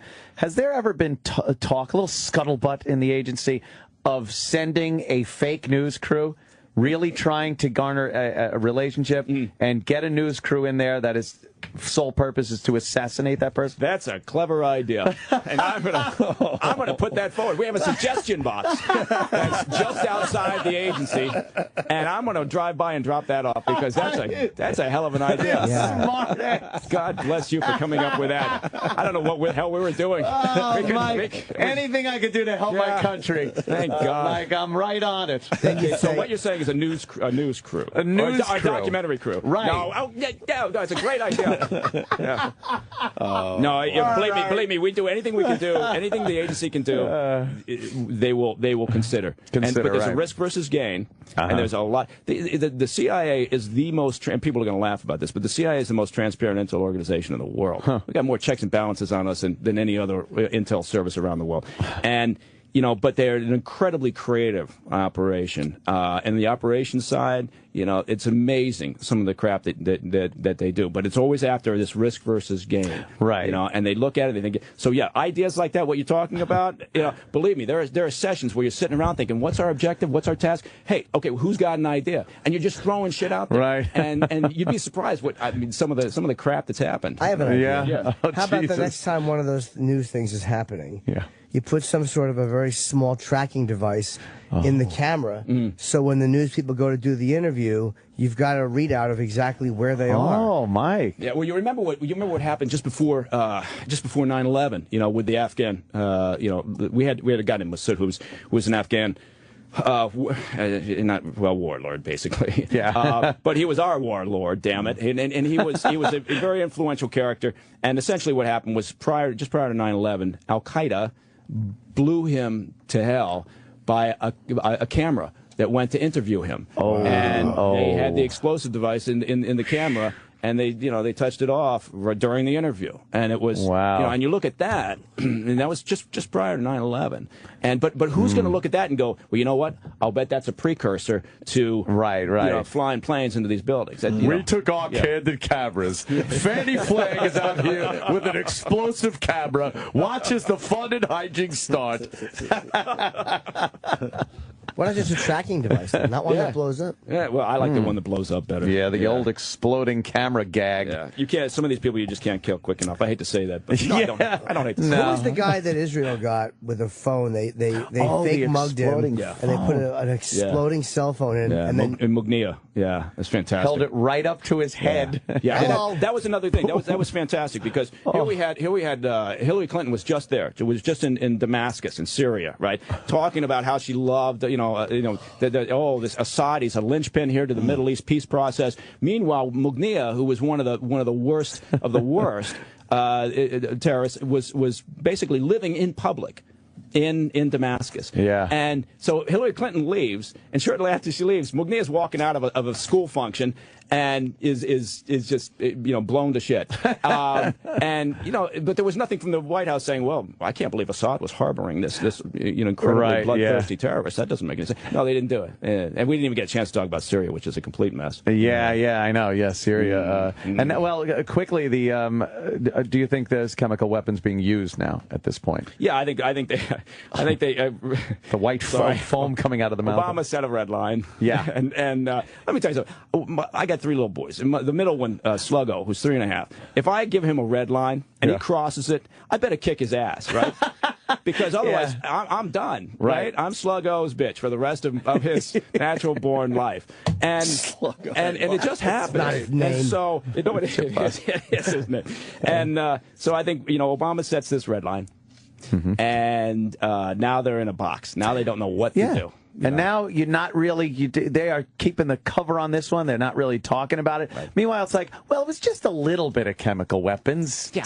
And you know what it's like saying? It's like saying if you use chemical weapons to kill your citizens, then bad things are going to happen. But if you want to kill them in any other fashion, go to town. Yeah, that's okay. So he's done this. There's all sorts of problems here. The rebel opposition, which at the outset of this whole conflict over 2 years ago was actually legitimate, has now been overrun by Al-Qaeda and extremists and others. We have no confidence that anything we do would have leverage on them. They're just looking to say, look, this is our next playground. Right. Assad's got one of the world's finest air defense systems, courtesy of Putin and the Russians. And so it's not as simple as just saying, hey, we're going to fly in there, the Israelis are going to fly in there, we're going to take out these chemical weapons stores. It doesn't work that way. So they got a serious problem going on. And now the longer this goes on, also, the more bad elements get in there on the opposition side to get their little piece. Or, so if they think after this revolution there's going to be this stable country that's got another, hey, another bunch of, it's like the, situation in Egypt. Yeah, how many Christians could we kill today? Yeah. Thank God we live in America. Oh, yeah. Sounds exhausting to live anywhere else. That's why I moved to Idaho. It's you don't have any crises in How is drama. Idaho? It's fantastic. What's good about Idaho? Oh my God! The first thing is it's as simple as pie to get your concealed carry permit. So, and then it's the fishing, the hunting, the rafting, the climbing, the skiing is insane. The people are terrific. It's Boise, which is the largest town there, is a great town, and the scenery's fabulous. So, it's what can I say? It's a great place. It's a great place. Wow. And I'm not just saying that, but you've got a huge fan base. I will say that much in Idaho. Yeah. Oh, cool. Yeah. Let's go to Idaho. And we should do the show in Idaho. A little visit. You got a big house? Big house. I saw we just invited him to do a show from Mike's house. Well, I sold my house. Got a pool? What do you got? I sold my Pond, house in pool? Connecticut. What do you got? Yeah, pond's good. I will say real estate prices in Idaho are a little different than Connecticut. Yeah, I don't doubt. Yeah. Nice. It's that whole leaving your whole family behind. There's obviously better places to live, but then you got to leave the family behind, which sucks. I didn't. I moved the family with me. Oh, the whole family. I mean, there you go. The extended. I do take this another way, though. What the fuck does Mike know that he's moving to Idaho? No kidding, but I didn't want to say that. All right. I think it was obvious to everybody in the room. I think we should I look into want this. all the listeners to come out and visit me at the compound.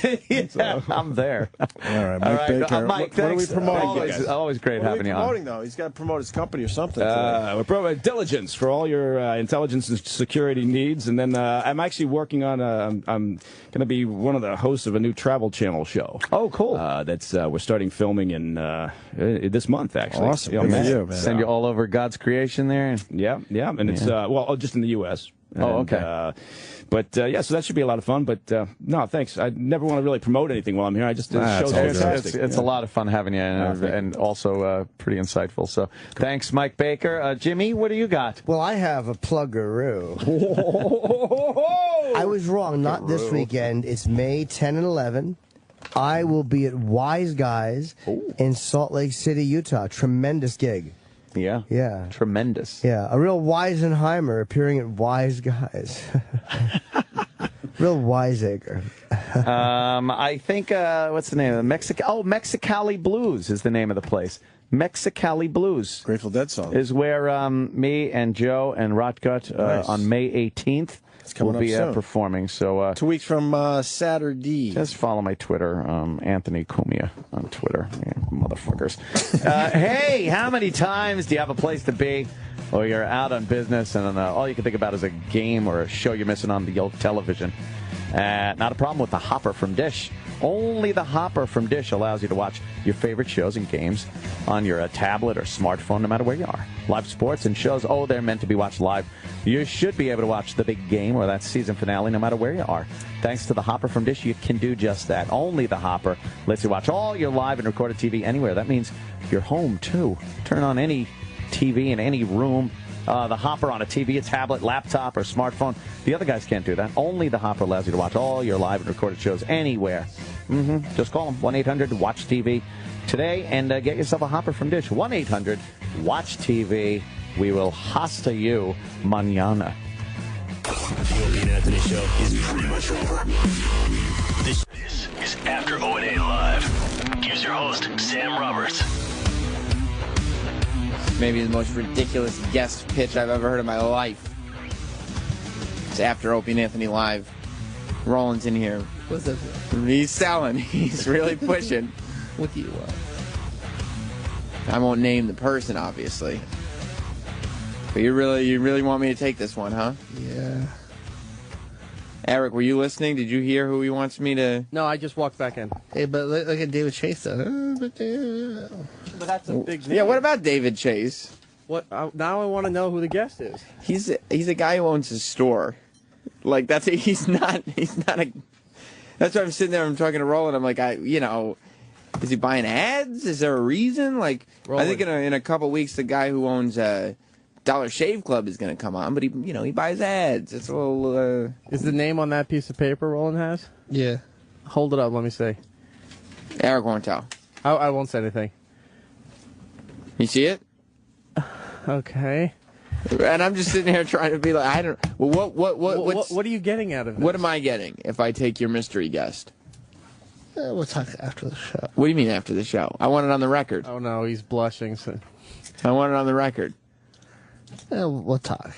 What does that mean? We'll talk. I don't understand what that means. I don't know if I can commit to this.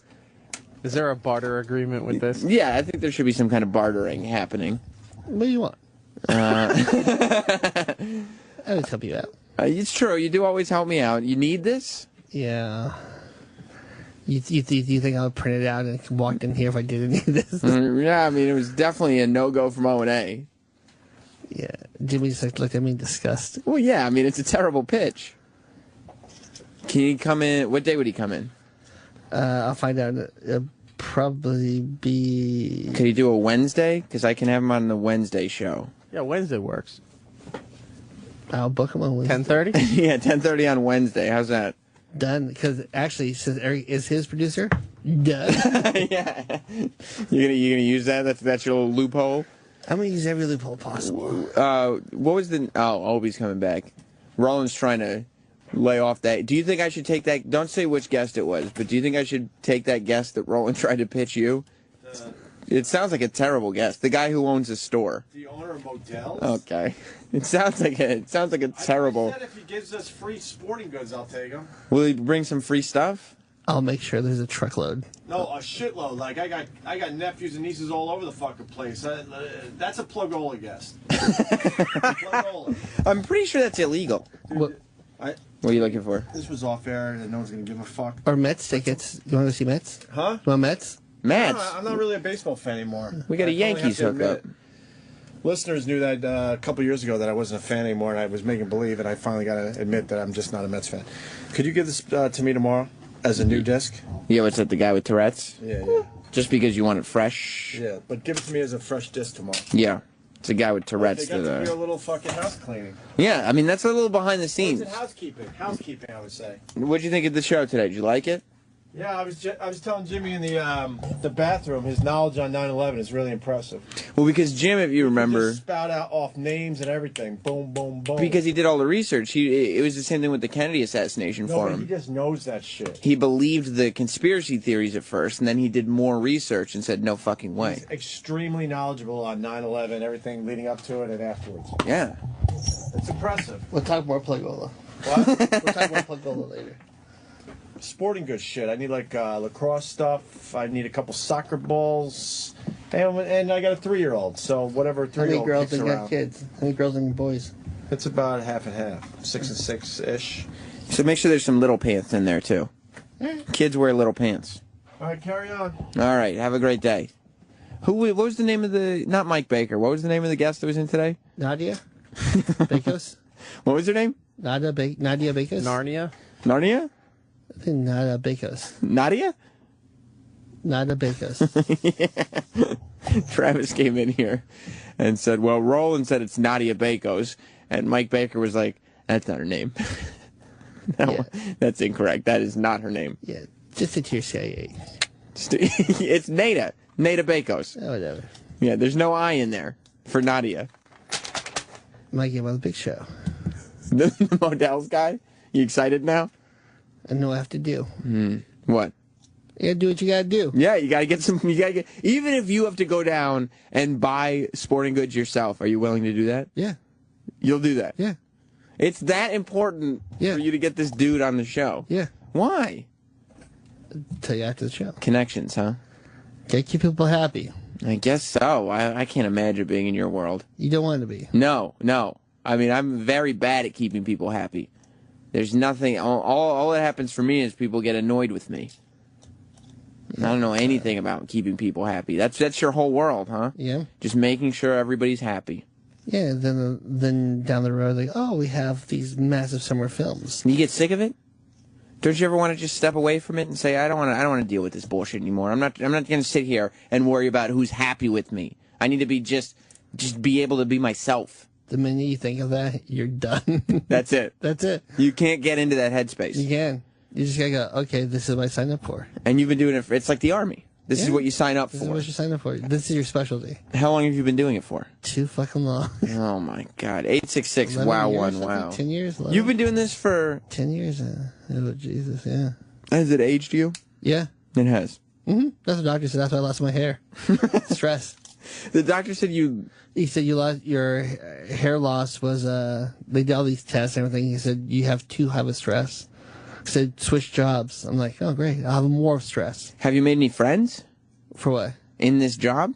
Yeah, you make friends. But are they, no, like real friends. Not like you probably have people that come and go, and you probably have people who like you today because you can get them on the show or whatever. But do you have any people who you're like, yeah, that's my buddy, that's my friend? Yeah, about like a handful. A small handful. How quickly can you tell when you're building these relationships? Because that's your whole job, Roland. You're the talent booker here. So all you do is sit here and build relationships, whether it's building relationships with Opie and Anthony so you can, make sure that you not only give them what they want, but you got to know how to talk to them so that they can give you what you want. Slide a little plugola. Right, slide a little plugola in every now and then. Yeah. But you have to establish these relationships. But then the big part is going through and trying to establish relationships with publicists. So when Opie, Anthony, Jim say, why don't we have this guest, you know who to call. Yeah, or put out fires if something goes wrong. And that happens a lot around here. Yeah. You probably have to put out more fires than most talent bookers. Yeah. Would you say that you working for this show is more stressful than working for most shows? Yes. Why? We gotta put out more fires. That's it. And is that's the tough part? Yeah, because that's the cost of that. It's a lot. Now, would you say you have to put out a fire when you don't know what the name of the guest is? For instance, Nadia Bakos? Nah. That's fine. That's fine. Oh man. Roland just got nervous and broke the string his ID card was on. Am I making you uncomfortable? You don't like talking about this? No. Why not? I don't know. You just don't know who's listening. Yeah, that's right. And you can't name who's in your handful because they'll be like, well, why didn't you mention me? And then all of a sudden you've upset somebody. And you can't upset anybody, can you? I took a friend to dinner. It's just a friend. We were eating dinner, and I was tweeting at like Troy and that, and then all of a sudden the friend at dinner got mad because I didn't add her to the tweet. Like, oh, I'm not important in your life? I'm like, we're friends. So she wasn't mad that, was it a business friend? No, just a friend. And she got upset because you tweet everybody else, but you don't tweet about me. She's not mad that you're tweeting. She's mad that you didn't mention her in your dinner tweet. Yeah. What the fuck? And you're sitting there going, look, I have to deal with this shit every single day of my life. I don't need this coming from my personal life. Yeah, that's why. See, like shit like that happens. I'm like, uncle.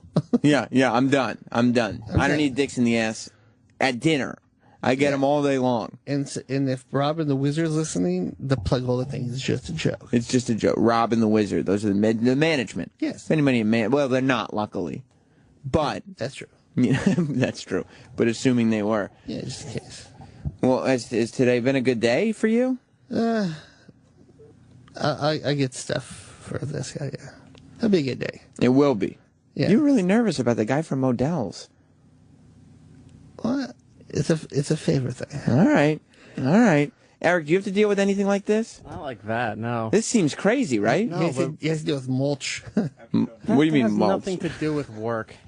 No, Roland panics. Why do you say you have to deal with mulch? Because I did landscaping over the weekend, and Roland's just obsessed that I had to buy bags of mulch. Are you making fun of Eric for having a lawn? No, I'm just saying that it's a lot of fucking work. I guess so, but it's not like nothing to do with what he was just talking about. Making sure that you don't hurt mulch's feelings so that it doesn't cost you your career doesn't seem like it's that big of a stress on Eric's life. I know. I just deflect. It doesn't work. You say things that don't mean anything, and then we get back to what we were talking about a minute ago. Son of a bitch.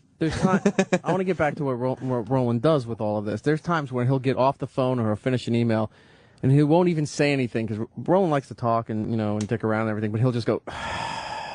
He'll get up and then he walks away, and then you don't see Roland for half an hour. Mm-hmm. Then he comes back in. And if things are going good, he walks in and goes, "Shut the fuck up," or he throws things or whatever. Wait. That's how you know things are going good? He's throwing things? That's when things are going good. Okay. When things aren't going good, Roland just kind of walks real quickly back into the office, sits back down, and continues what he was doing and doesn't really say anything to anybody. And he's been doing that a lot lately. He's been doing which one? The not as talkative. When he leaves the room and then coming back half an hour later when other people are looking for him, like, I don't know where he is. Tough times lately for you? You know, summer brings bags of dicks. Is that an expression in the talent booking community? Summer brings bags of dicks? No, it's in the Bible. It is? Yeah. Is that what? Because it's summer movie season? Yeah. Well, that and, yeah. It's a busy season. Yeah. And so it brings you bags of dicks. Yeah. Because you're trying to book guests. Yeah. And they're not coming. No, it's not that. It's just a multitude of different things. I mean, that's like the least problem. Like, what's one of the things in the bag of dicks? If you have somebody of authority telling you how to do your job and they know fuck from fuck.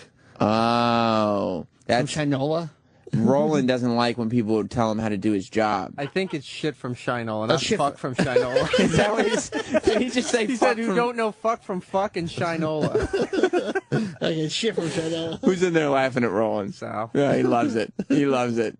You don't like it when people tell you how to do your job. I know. Well, don't you think you could do it a little better? Well, I could do their job. Here's what I would do, Roland. If it were me, I would call the publicist, and I would. You don't want me to say stuff like that? No, I don't want. Then I don't want. In my head, I go, I could do your job better. But you can't. Their job, yeah. You think you could? The person who told me this, 1,000%. But you won't mention names. No. But it's like because it's it's a higher up. Yeah, possibly. Right. It's not me or Sal, is what I'm saying. No. It's not somebody who I could just pull in here and bust his balls. No. Okay. What's up, Sam? Yeah, well, Sal knows I mess up everything. Sal, you're very eager. Oh yeah, but I love sitting next to Roland. It is one of the most fun things. Just the gamut of emotions that Roland runs throughout a day. He'll come in. Roland does a thing where he just goes, "Oh Jesus, I'm just like, ugh," and he'll say that. That's what he says. He'll say that line. Eric, am I right? Roland will say that line 100 times a day. You don't have to say I'm just like, if you're saying, But I understand, but when Roland says that, I know the feeling he's feeling at that moment in time, you know? Yeah, but you could just say, instead of saying I'm just like, Yeah, but that's Roland's line. That's how I know. What is the line, Roland? I'm just, Jesus. And in that moment, I know, all right, just give Roland, let him do his thing. He needs his space because right now he's just like, He's just like, and that's one of those moments, it's like, don't fuck with Roland. But then when he's in a good mood, I fuck around with it, we joke around, and all that sort of shit. Roland, how are you feeling right now? What do you just... I'm just like, Jesus. Oh, yeah? Yeah. That's not good, is it, then Sal? Every time I do a saying, I probably get the saying wrong 10 times out of 10. Satan? Saying. Oh, it sounded like he said every time I do Satan. Yeah, I thought. Yeah. Saying. Like, what kind of saying? Like, you can lead the horse to the water, but that fella cannot drink it. Why not? I don't know. Why can't he drink the water? I don't know. You let him there. Why couldn't he drink it? Because you're a bad horse. You can lead a horse to water, but that fella cannot drink it. Yeah. Joe in Illinois. The almighty Sam Roberts. What's up, buddy? Hey, why don't you do this? Mm-hmm. The listeners have to listen to somebody interview the guest. Mm-hmm. Why don't you tell us who the guest is and let the listeners decide? Well, Opie let the cat out of the bag. It's the guy who owns Modell's. Yeah, but apparently Roland tells me he's an interesting, compelling guy. Yes. He's got a lot going on. Gotta go to Moe's. Gotta go to Modell's. Because you're sitting here, you're just trying to pitch a guess. All of a sudden, you got to eat all this shit, and you're just like, correct? Jesus. Is Modell's a national chain? I don't think so. I think it's a regional one, right? East Coast. Yeah, it's just the East Coast. Most of the people wouldn't even know what the fuck he was talking about. No, but half the people would. Remember, the management said, "Oh, you gotta go regional." I don't think that management has ever said that. It's a national company. Eric, they're lacking. Has anyone in management ever told you to go regional? No. No, I don't think anybody's ever said that here. They don't even want us going local. Yeah, well, no, because it's a national company. We're talking to countries. everybody. Yeah, it's international. Well, maybe somebody in like Arkansas will go, "Oh, I'm gonna go to their website now." Right, I guess they got to go to Moe's. I guess that's possible because they're telling you you got to go to Moe's. I mean, is there a? You're in a rough place, Roland. I didn't know that Summer was bringing so many dicks. Yes. What's up, Sal? It is Modell's. Is it confirmed that's Modell's? Yeah, it's a guy who owns Modell's. So it's not like it's only an East Coast thing, Modell's? I think so. But It's on the website. The weirdest thing about Modell's is that they had that theme song, that "Gotta Go to Moe's" song. Yeah, the one Roland was just singing. But they play it when you're in the store. Well, of course, they want to get it into your head. It's so fucking annoying. I gotta find it. I walk around this and go, "Gotta go to Moe's." What are you talking about? You see, most people are Gotta sitting. go to Moe's. Yeah. Gotta go to Modell's. You're insane. You're insane. Jeff in South Carolina. Hey, Sam, I want to do what did I learn today? What did you learn? I learned that Sam is not a Dan Aykroyd type of guy. Why? Because Dan Aykroyd pulled a favor and did that shitty-ass Caddyshack 2 as a favor for a friend. You can't do this for Roland? What's up with that? That's true. That's true. Thank you. Dan Aykroyd, a buddy needed Dan Aykroyd to do Caddyshack 2, and goddamn it, Dan Aykroyd did it for him. Yeah, and go to Modell's, my friend. What? Will in Salt Lake. What's up, losers? How are you guys today? How are you, Will? Good. Hey, he was on the owner of Modell's was on Undercover Boss, and he's a pretty good dude. He is. He's fat. He's funny. He's got a heart of gold, and maybe because I'm fat, I like him. But he's a very creative guy. He's got a hot young wife. And Hey. I mean, you guys are guys. You want him on. You don't want some lame person on. Hey, I'm fat. I like you too. So you're saying that he would make a good after-show guest? All sarcasm aside, I barely graduated college, but your guest will enjoy him. He's funny. He's got a good backstory.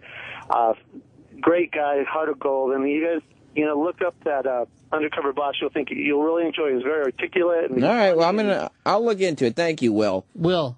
Gotta go to Moe's. Yeah, I hung up on him already. Hey, this is a song Roland keeps singing. This is so stupid. Gotta go to Modell's. Gotta go to Modell's. Let's go to Craig in Nebraska. What's up, Craig? Hey, so now your show, Sam, is down to just being infomercials for Roland so he can get kickback.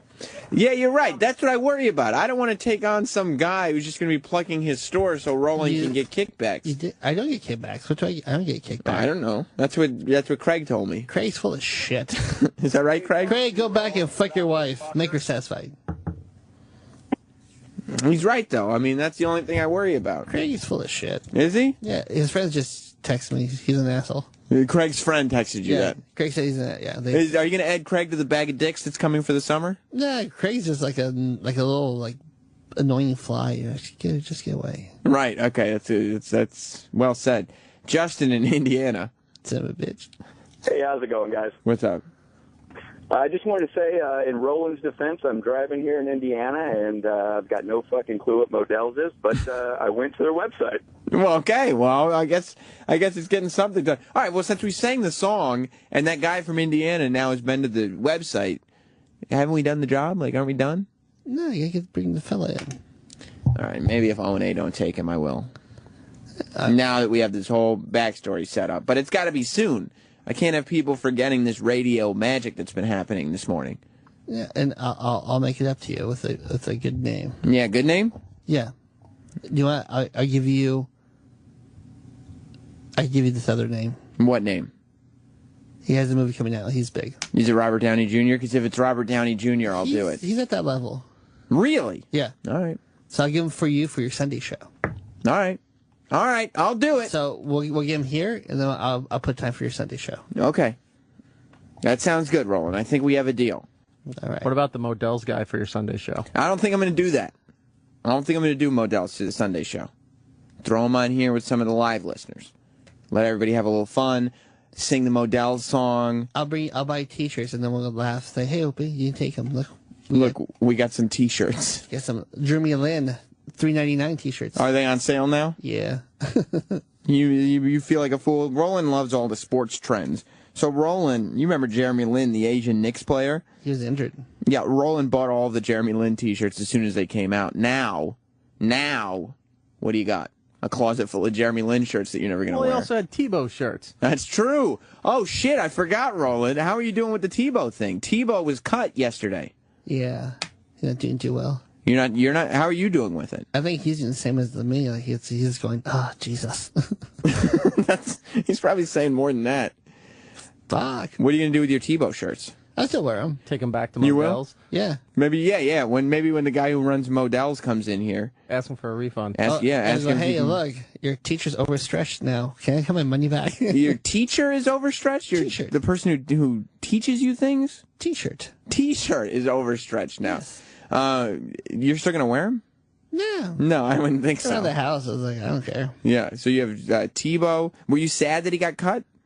It's bound to happen. Yeah. They're going to have a shitty season this year. They are? Why is that?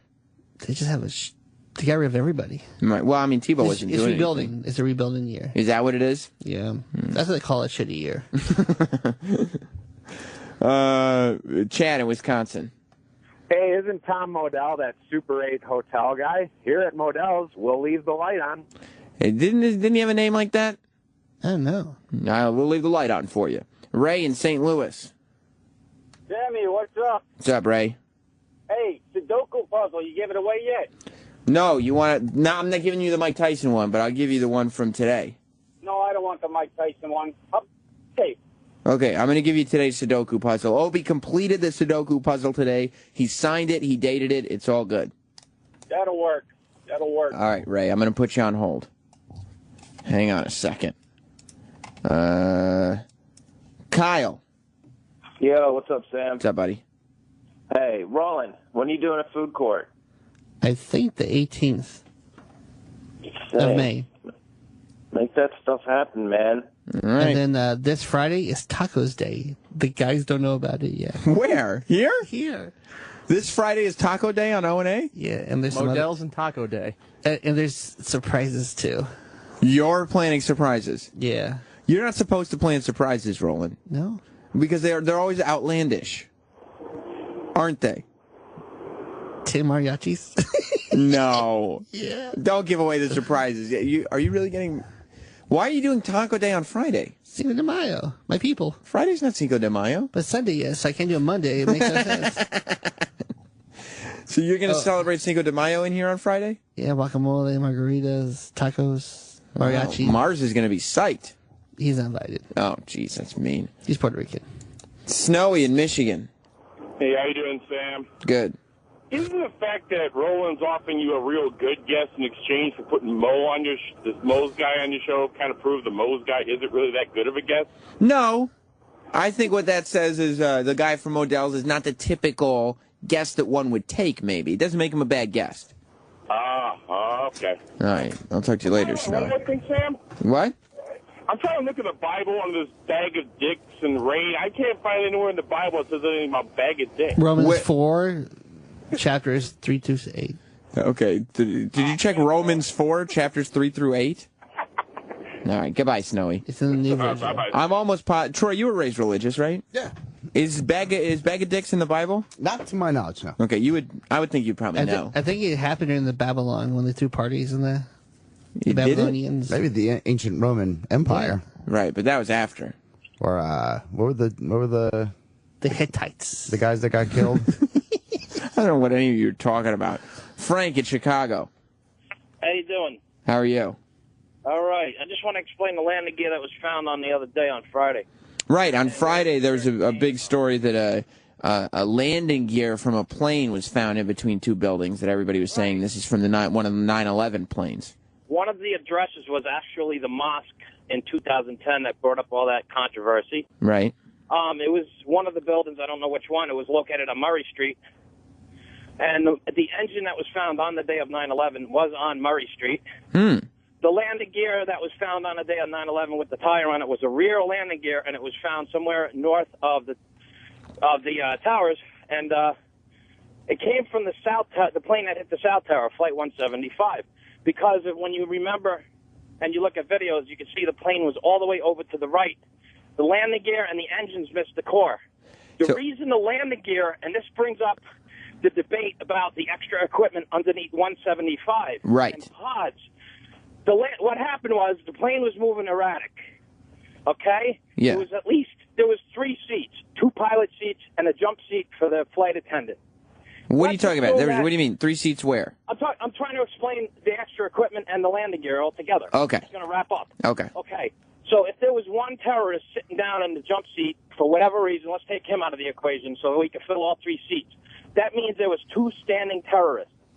Is it possible that one of the terrorists was thrown forward and hit the landing gear handle just enough to open the doors, but not make the landing gear go down? And this is why the landing gear was able to escape the plane, because the doors were open. That is, if you look at pictures on the internet... I don't know what he's talking about. I don't know. I had to hang up on Frank. I don't know what he's talking about. What is he talking about? I guess, the plane blew up, and then they found the landing gear like a long time later.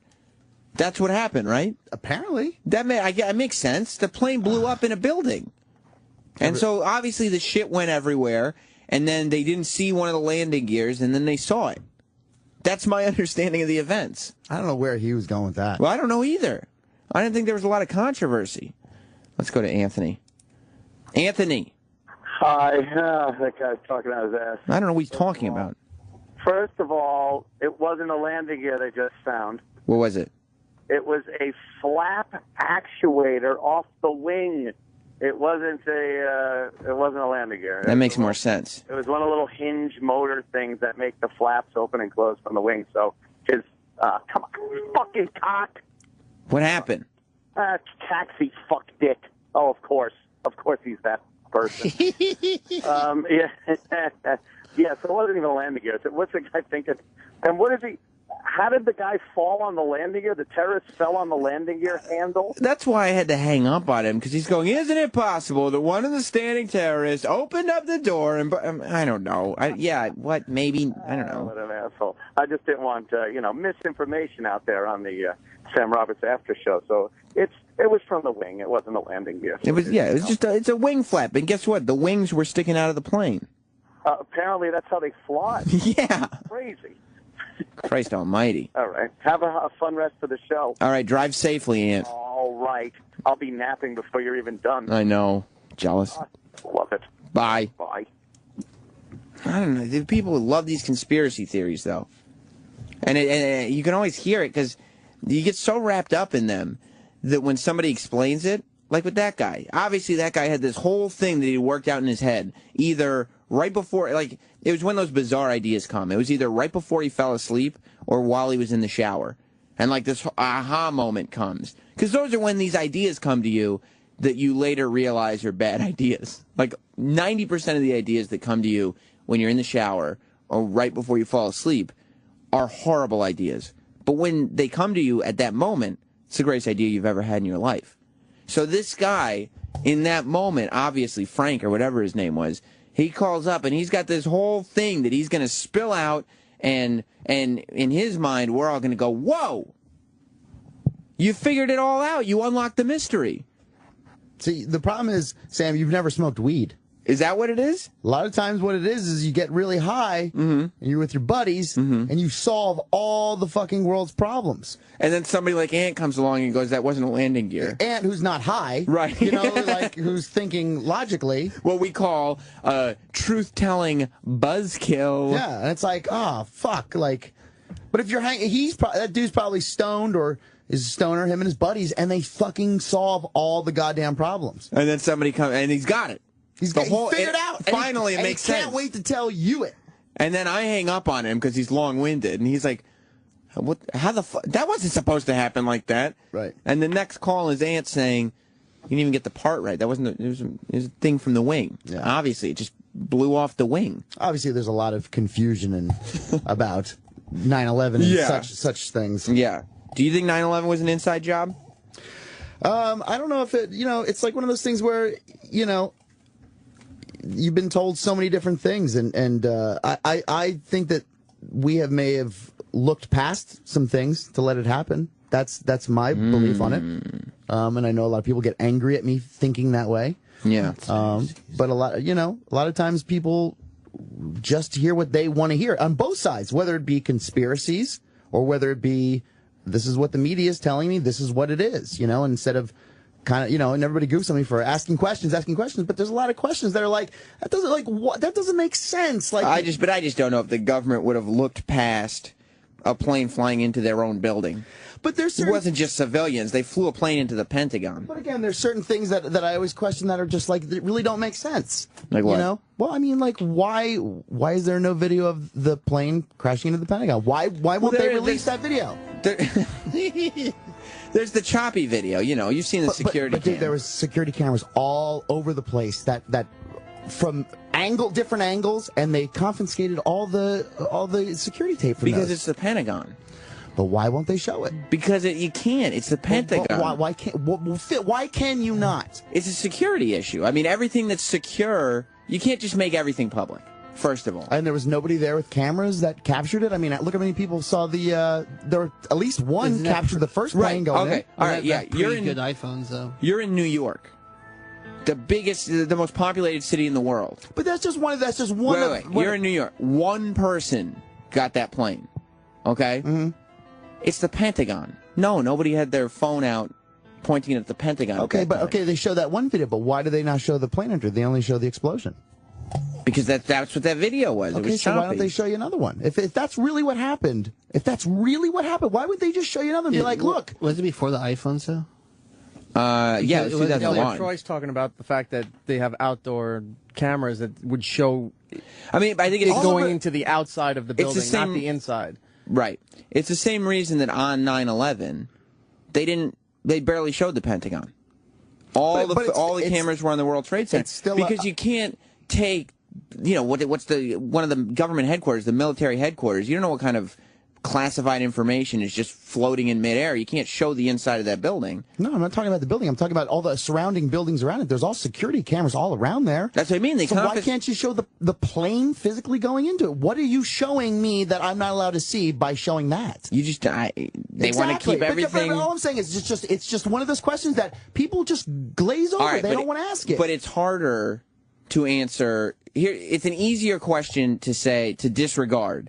To say, well, they don't have footage of the Pentagon being a plane flying into the Pentagon that they will show. Okay, that's an easier question to disregard than why would they blow a hole into the Pentagon?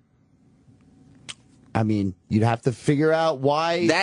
Why would they blow to disregard? Why would they blow a hole into the Pentagon? It's a much bigger question to disregard than any of these other questions. I can give you speculation. What is it? I mean, just show that we're being attacked at another. But they already had the World Trade Center. But if you show it from multiple locations, I mean, it looks like a bigger attack. But if they wanted to make that much of an impact, why wouldn't they show it? Show the plane going in? Yeah. Because maybe it wasn't a plane. Why wouldn't they have flown a plane into it? They flew a plane into the other buildings. There's a lot of questions to be asked that people That's what don't I'm want to saying. ask. There's a lot more holes exactly in this But what theory I'm than there saying are is- in the actual but story. What I'm saying is there are people that the media will give you this story, and you just take that story and you go, this is what it is. And then you don't go, wait, whoa. You told us this, but what about this? This doesn't make any sense. We don't want to ask those questions. No, you can ask them, but then once it's like, well, no, this doesn't make sense. You can't. Nobody says. But okay. I've yet to get an answer of how that possibly makes any sense. Then that's different from what you're saying. It's not that nobody's asking these questions. It's just you're not getting the answers to these questions. Exactly. It's the same thing. But why don't people demand answers? They do. Who? But they, no, but they're not. I'm sure people do. People aren't They're getting the just answers not that they releasing want. that information. But why is that information not out there? Because it's for the same reason all that's information what I'm is saying. classified. There's a lot of questions where it's just like, okay, look, terrorists got us, fine, but there's still a lot of things that don't all add up. It's a little strange. Of course, it's strange because it's never happened before. Right. And not everything's just going to be declassified because conspiracy theorists need to sleep better at night. Well, you put it out there as the media. This is what it says, and this is what people believe. So that's what it is. And there's a difference between just saying, okay, well, the media tells me I guess it's true, and what logically makes sense here. Right. Logically, what happened here. And you could 9/11, logically, it doesn't make sense that it was an inside job. No, but it makes no sense. It very well, we could have known it happened. It was going to happen. But it did no benefit to us.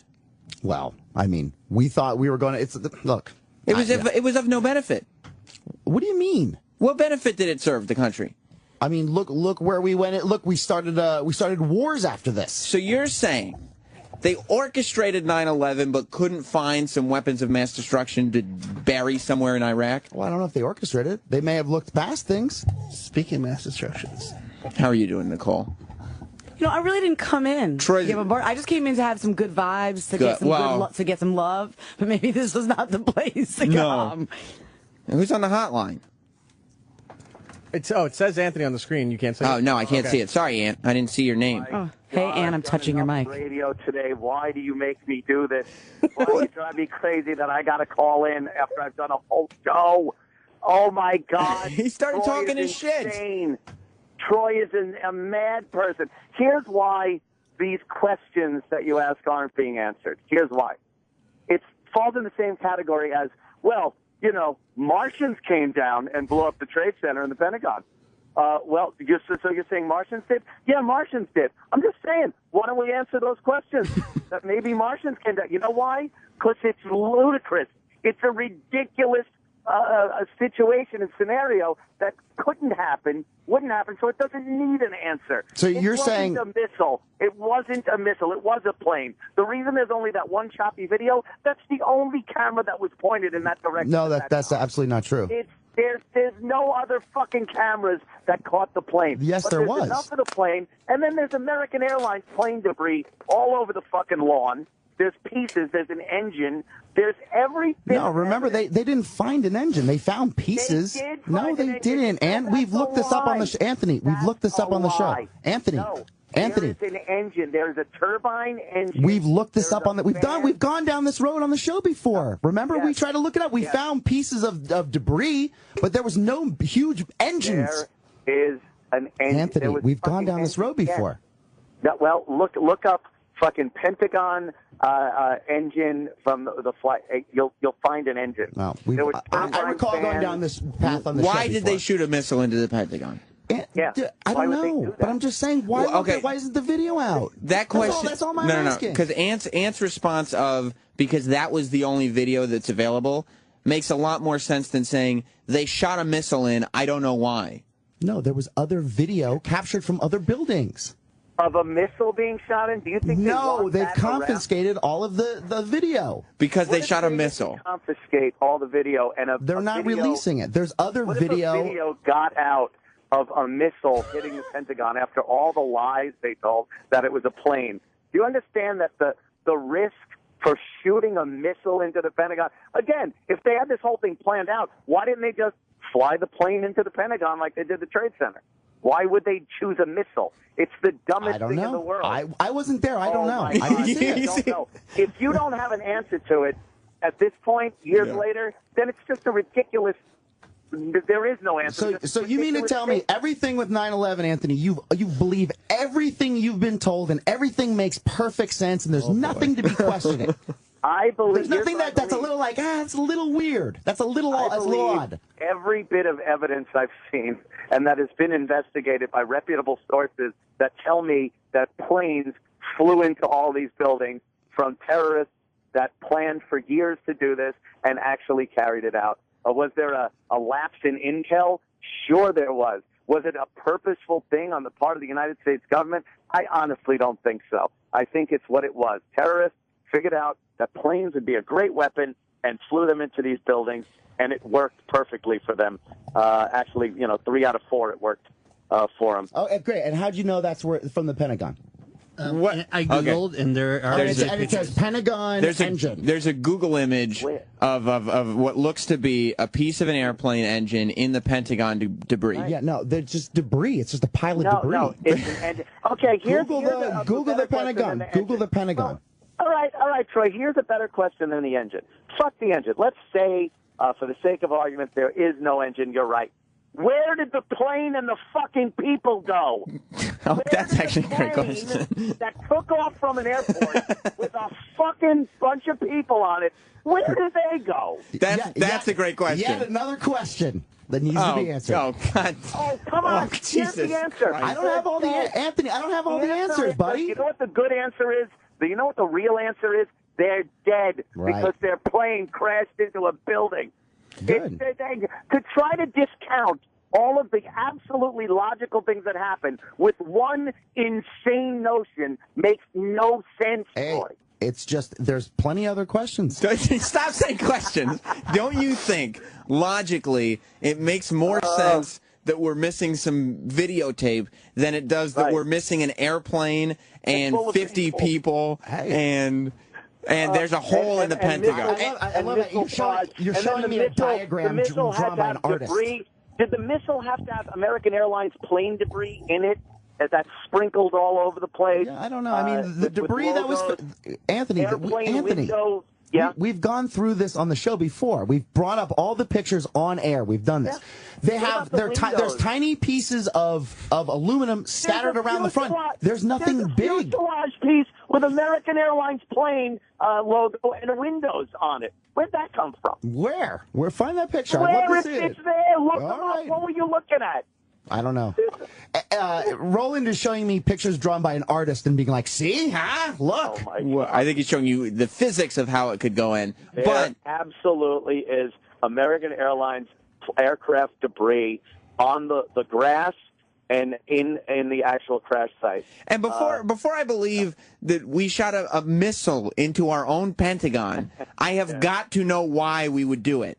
And it's been 11 years. And we've had no benefit of the hole being in the Pentagon. Look, Roland's the worst person to be trying to argue this point with. Because he's showing me a close-up of a fucking airplane. He's like, huh? See? See? Huh? It says C for part of American Airlines, dummy. Okay, yeah, but how do I know that's in front of the Pentagon, dummy? There. Oh, God. It's from the Pentagon. I can't believe it's 2013, and this is still being fucking discussed. Oh, my God. Yeah. You know what? You know what I just flew into? My driveway. Take it easy, guys. Enjoy your nap. I'm napping. Bye. Bye. What did you walk into, Nicole? I don't even know what's going on. I mean, you're asking the wrong girl. I don't know about any of this shit. Troy thinks that on 9/11, the government might have. I said might. The government might have shot a missile into the Pentagon. Possible. Why? This is Nicole versus the streets. I don't know anything about anything. You're there to play the hits. I'm here to play the fucking hits. And maybe tell a good story about blowing a guy or something. Maybe tell you some good partying and sexual stories. That's all I'm really good for you. For me. For you. For these purposes. Right. Otherwise, don't ask me. I don't know shit about 9/11. I don't know shit about any of that shit. Stan, do you think that the government flew a missile into the Pentagon? I didn't hear the question. I just saw T-Roy's tats, and they always mesmerize me. Right, memorize you. Do you think on 9/11, the government, our United States government, might have shot a missile into our own Pentagon? No. Okay, well, Troy thinks it might have happened. Troy thinks that that's a possibility. No, I just say going to his brain? no. Troy listen. thinks maybe. Going to his brain. I just said that they won't release any other videos of the plane crashing into the Pentagon. That's Don't some people think that like Bush knew? I'm gonna try to talk like I know what I'm talking about. Don't some people think like Bush knew like about like the 9/11 planes that they like he was responsible for like the planes going into the towers? I think most of the people who think that Bush was responsible for 9/11 could probably have a pretty good intellectual back and forth with like. What are you saying?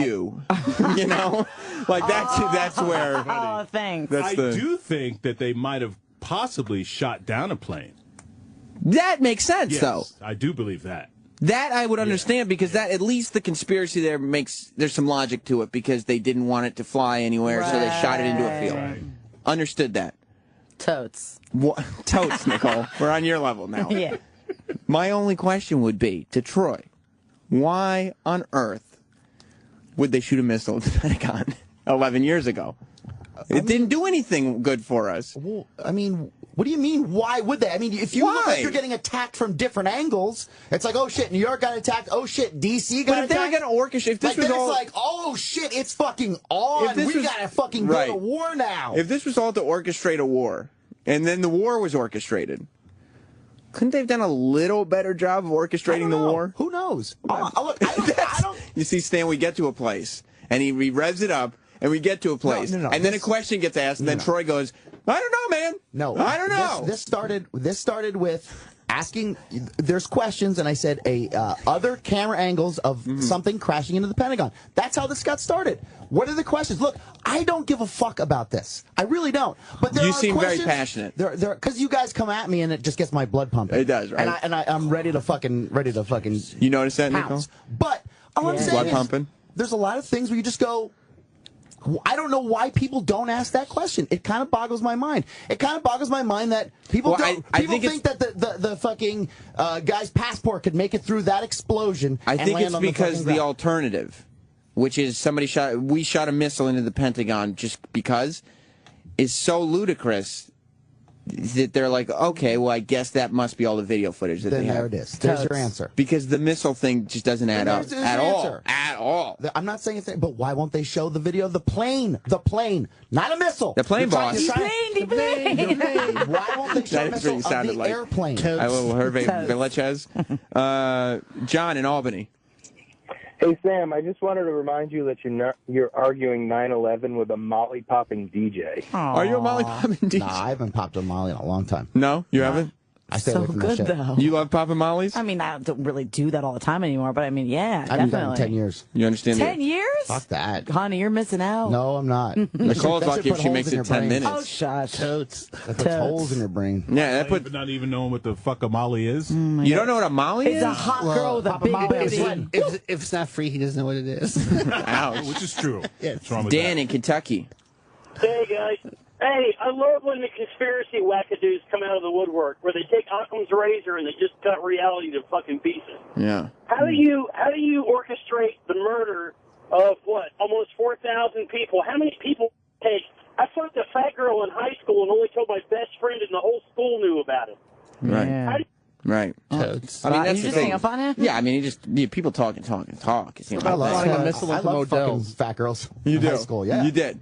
In high school? Yeah. See, I'm more comfortable. I would like to talk to you about that more than this bullshit because you're way out somewhere in left field. Wait, so tell him who you wish that you could bang. I told on the show Rebel Wilson from who hosted the MTV Movie Awards. A whole lot of women. I found myself attracted to her while I was watching the show. I probably would. Yeah. I mean, her, or her size of a gal. No, her Yeah, specifically. yeah, absolutely. For the name? And just because, I mean, I don't know if it was something about her personality and confidence. It Did you say the scene? got me going. What? Her movie was it that scene? No, I'm going to watch it, though. The, what's it called? Eric, what's that movie called? I don't know. What's it called, Nicole? Way to go. With the cups. Pitch Perfect. Pitch Perfect, right. Wait, This is new. Have you heard about this, Pitch Nicole? Perfect? Not Fever Pitch? No. Fever Pitch is with Drew Barrymore and Jimmy Fallon, right? Sure, whatever. Pitch Perfect is the answer. I wanted to tell you about this. Ridiculous. Troy, you got to make your mom proud, right? Your mom. Nicole? Yeah. You working on making your mom proud? I try very hard. You know even Canadians can do that now? How? Because Canadians, for the first time, can shop on IHateStevenSinger.com. Yeah, you heard that right, Canada. Go to IHateStevenSinger.com, and you can FedEx from the website. FedEx shipping is available now. From Canada to wherever you want. Probably within Canada or the United States. Is that a conspiracy? No, this one's not a conspiracy. This one I have all the answers for. You love your mom. You got to make sure she knows it. Make sure all of the moms in your life know it. So what's the perfect gift? Well, Steven Singer's famous gold-dipped roses, of course. It's the perfect gift for your mom, your mother-in-law, the mother of your children. A real long-stem rose. There's no conspiracy here. A real long-stem rose. Dipped in 24-karat pure gold. It's the gift that lasts forever, and it's only $69. Yep. Only $69. Stan, that's almost as good as free. Almost. Almost. Steven Singer's real long-stem roses come shipped in a beautiful gift box with your own personalized Mother's Day card. Moms love to collect them every year and display them as a beautiful bouquet. Can you imagine? You'll have the best Mother's Day gift every year for years to come. So don't disappoint, Mom. Go to IHateStevenSinger.com. Order now and get free shipping in the U.S. And don't forget, shipping to Canada is also now available. Call 1-888-I-HATE-STEVEN-SINGER or go to IHateStevenSinger.com and order your Mother's Day rose. Nicole, you doing all right today? Yeah, I'm doing good. You doing well? Today. Yeah. Yesterday you were in a bad mood. I'm still sort of in a bad mood. All right. Because I'm here. Yeah, you don't. Yeah. She likes to get away from the mashup and come in here. She does. Yeah. Just but me I understand breathing that. bothers her. It seems. Yeah, it I does. get that. It does. I get it, Nicole. So get out and stop breathing. All right. Take your show, girl. We're all going to get out. Okay, perfect. And let Ron and Fez come in. Because up next. Goodbye, everybody.